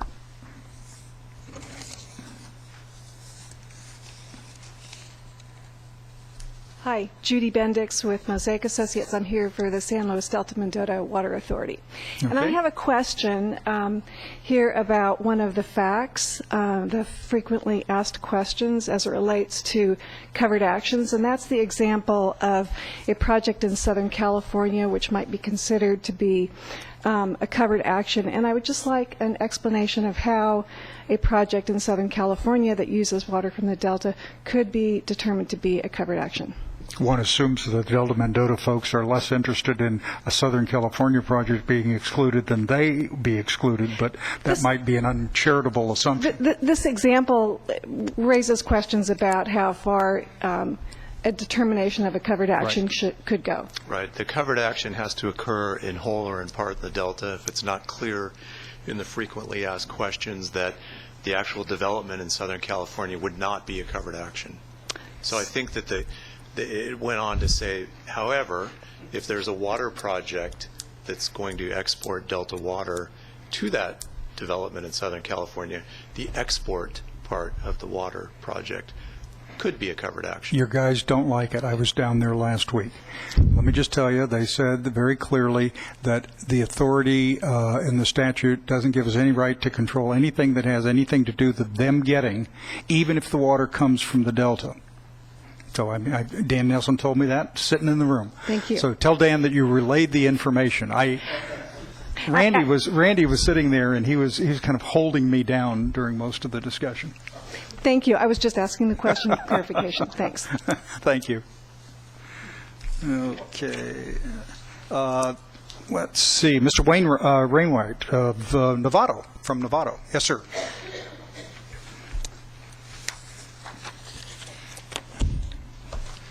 Yeah, hi, Rob Wainwright. This has been really helpful in terms of the discussion about covered actions and what is, what isn't. I realize we're far from knowing what that is and isn't, but I just have a couple questions. So if a city has a general plan or specific plan in place, NOD, before the Delta plan comes into effect, and a project comes in compliance or consistent with that general plan, then is that project a covered action? It may be, depending on the nature of the project. What I think you're getting at, and what I was alluding to, was that the general plan itself. Pull the mic closer to you. The general plan itself would probably not be a covered action. It's in existence now. One of the issues that we were talking about were sort of ministerial type building permit approvals that are based on an existing general plan, and the issue was, well, should the ministerial projects be excluded from a definition of a covered action because they're based on an existing plan? Well, we don't have the jurisdiction necessarily to go out and change existing general plans right now.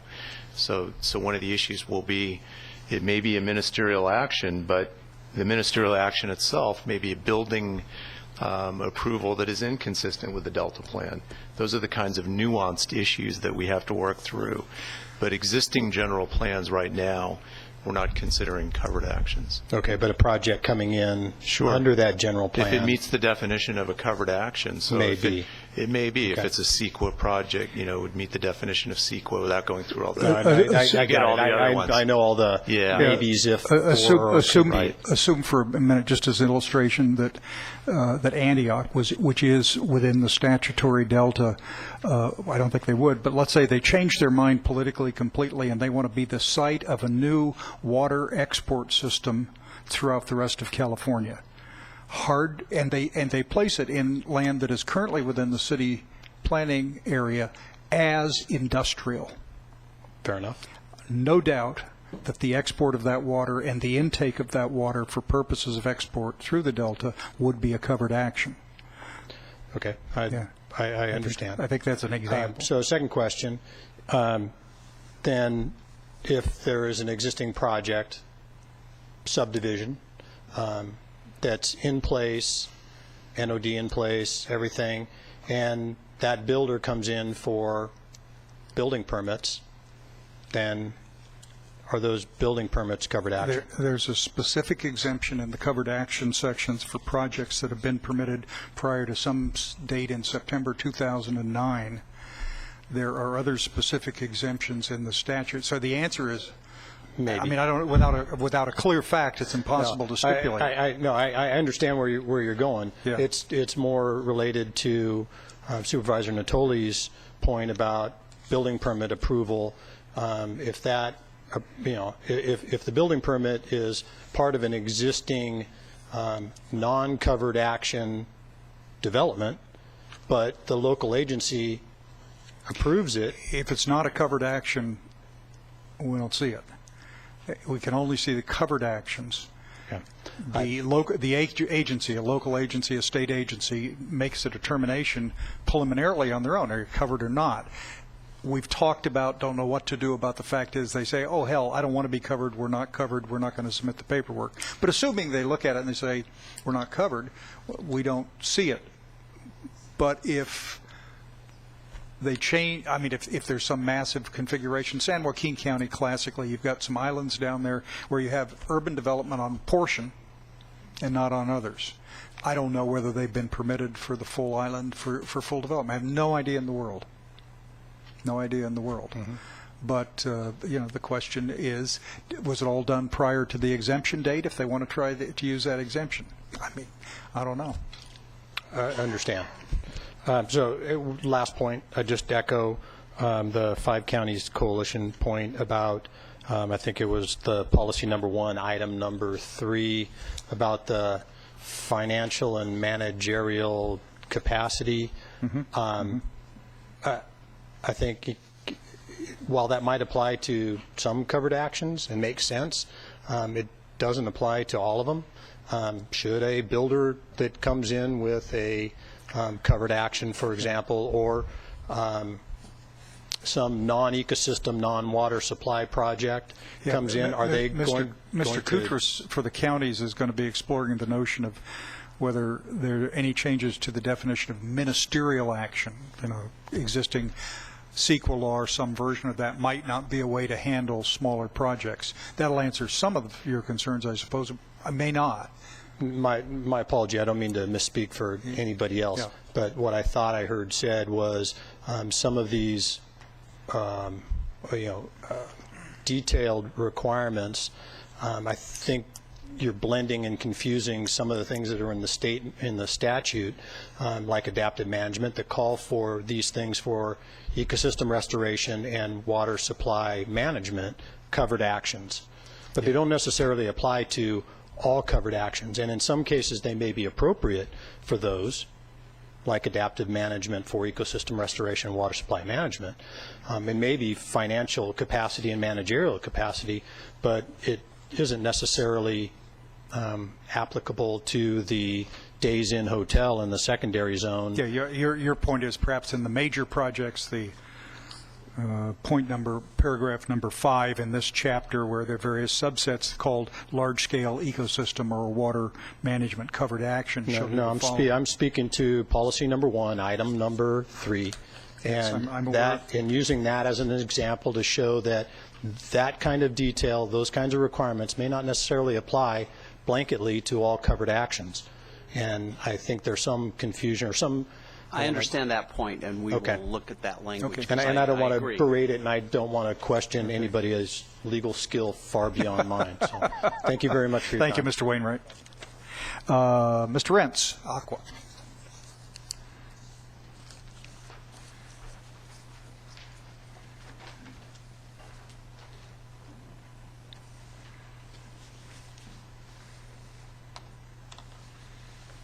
Mark Rentz, Association of California Water Agencies. I want to follow up on the lady's question about the hypothetical on the facts. I'm talking about the next to last question on the second page. I think it also goes to Ms. Gray's question about projects outside the Delta. And I understand, and quite honestly, I think it goes kind of to Randy's comment about hypotheticals and how it helps us clarify things and maybe even ask questions that delve a little deeper. And I fully understand the response that, well, let me read it so everybody in the audience understands. Are there circumstances in which approval of development in Southern California would be a covered action? The response is the approval of a development anywhere in California other than in the Delta or Sassoon Marsh is not in of itself a covered action, period. If, however, the project developer acquired water from the Delta to serve the proposed new development, approval of that water acquisition could be a covered action. I understand that does a good job of clarifying it.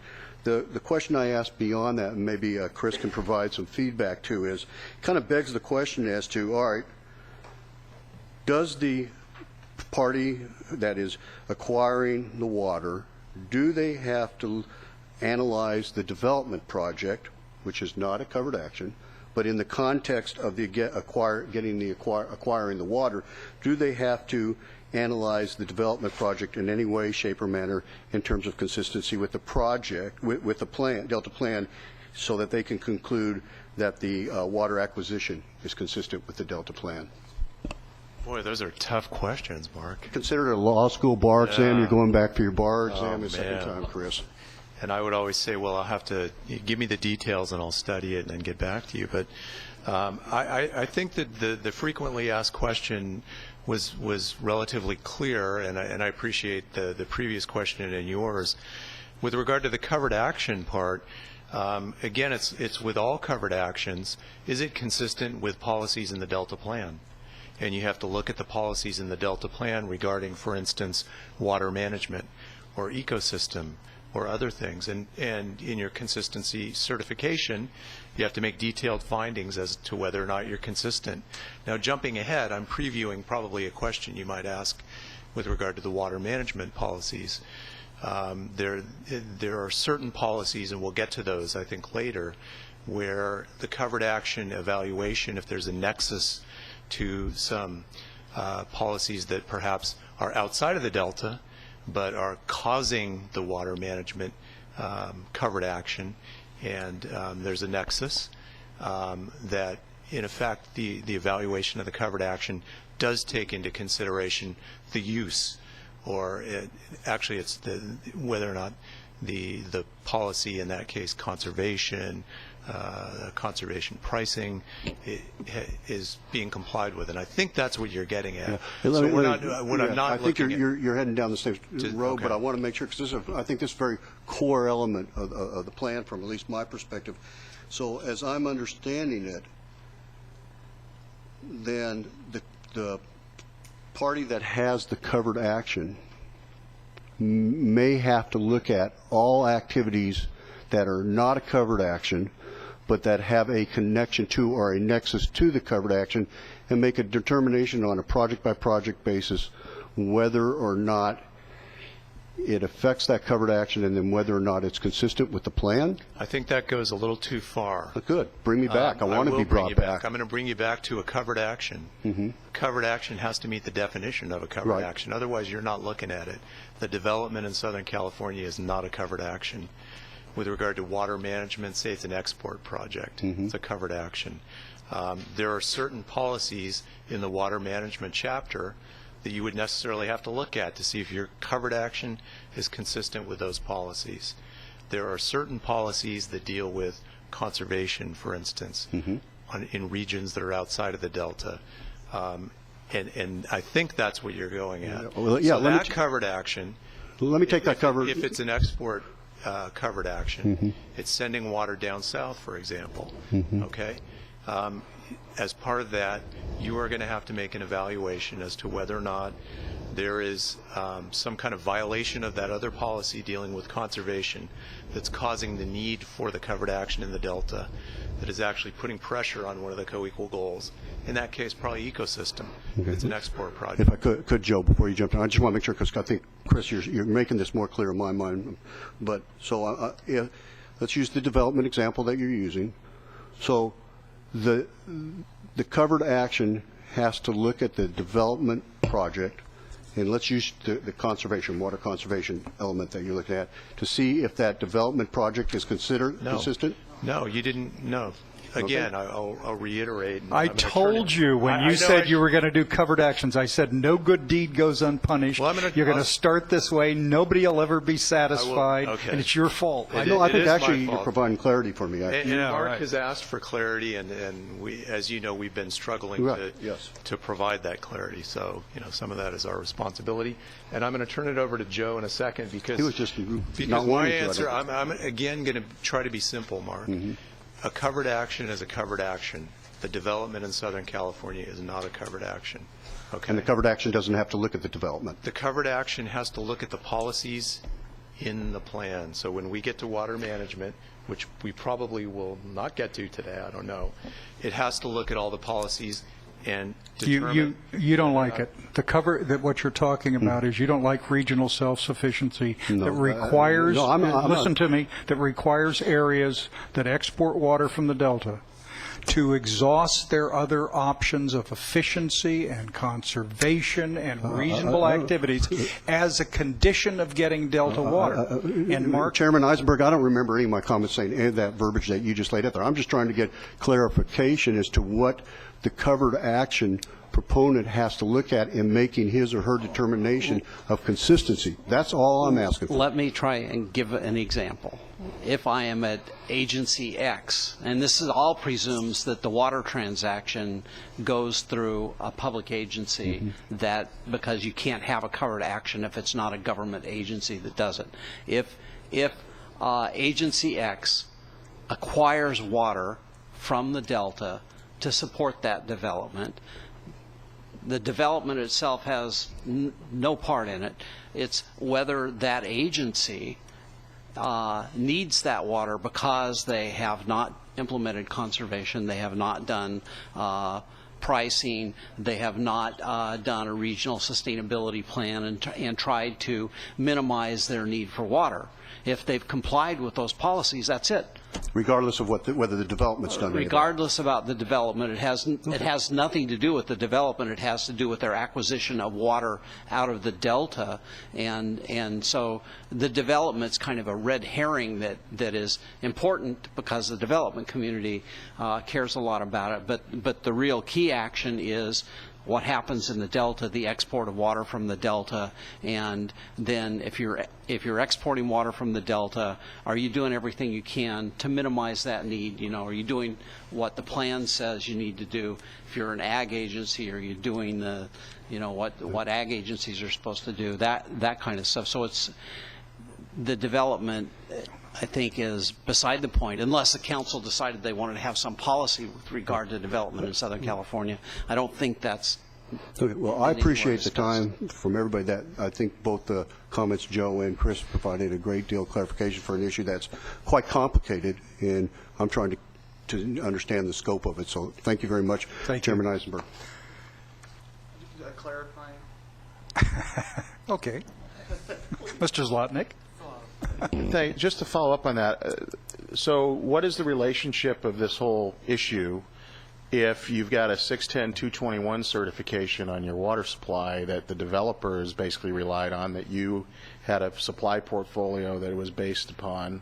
How does that interact? And is the diversion issue only if you're going for, I don't see how this would ever happen, and it's sort of an addition to your contract supplies, or is it if you get contract supplies delivered, you've triggered? It's an addition. It's a new action that's taking place. You have existing supplies, existing contracts. Long-term averages, yeah, whatever you're using there, those don't trigger the covered action. It's when you come in and you do something in the Delta. Over a baseline of... Yeah, you do a covered action, and because you're contracting or doing something to take more water out of the Delta. So that wouldn't be under existing contracts? No. Greg is getting at contract renewals. No. That's later. Okay. It is not under existing contracts. It is Okay. not a covered action under existing contracts.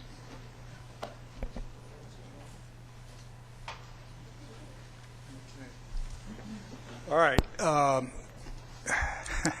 I said we were going to work till 5, but the notion of starting something as dense as the water resources chapter and pretending that 16 minutes gets us into it is insane. I apologize to everyone, including the audience, on that. We're going to start exactly at 9 o'clock tomorrow morning.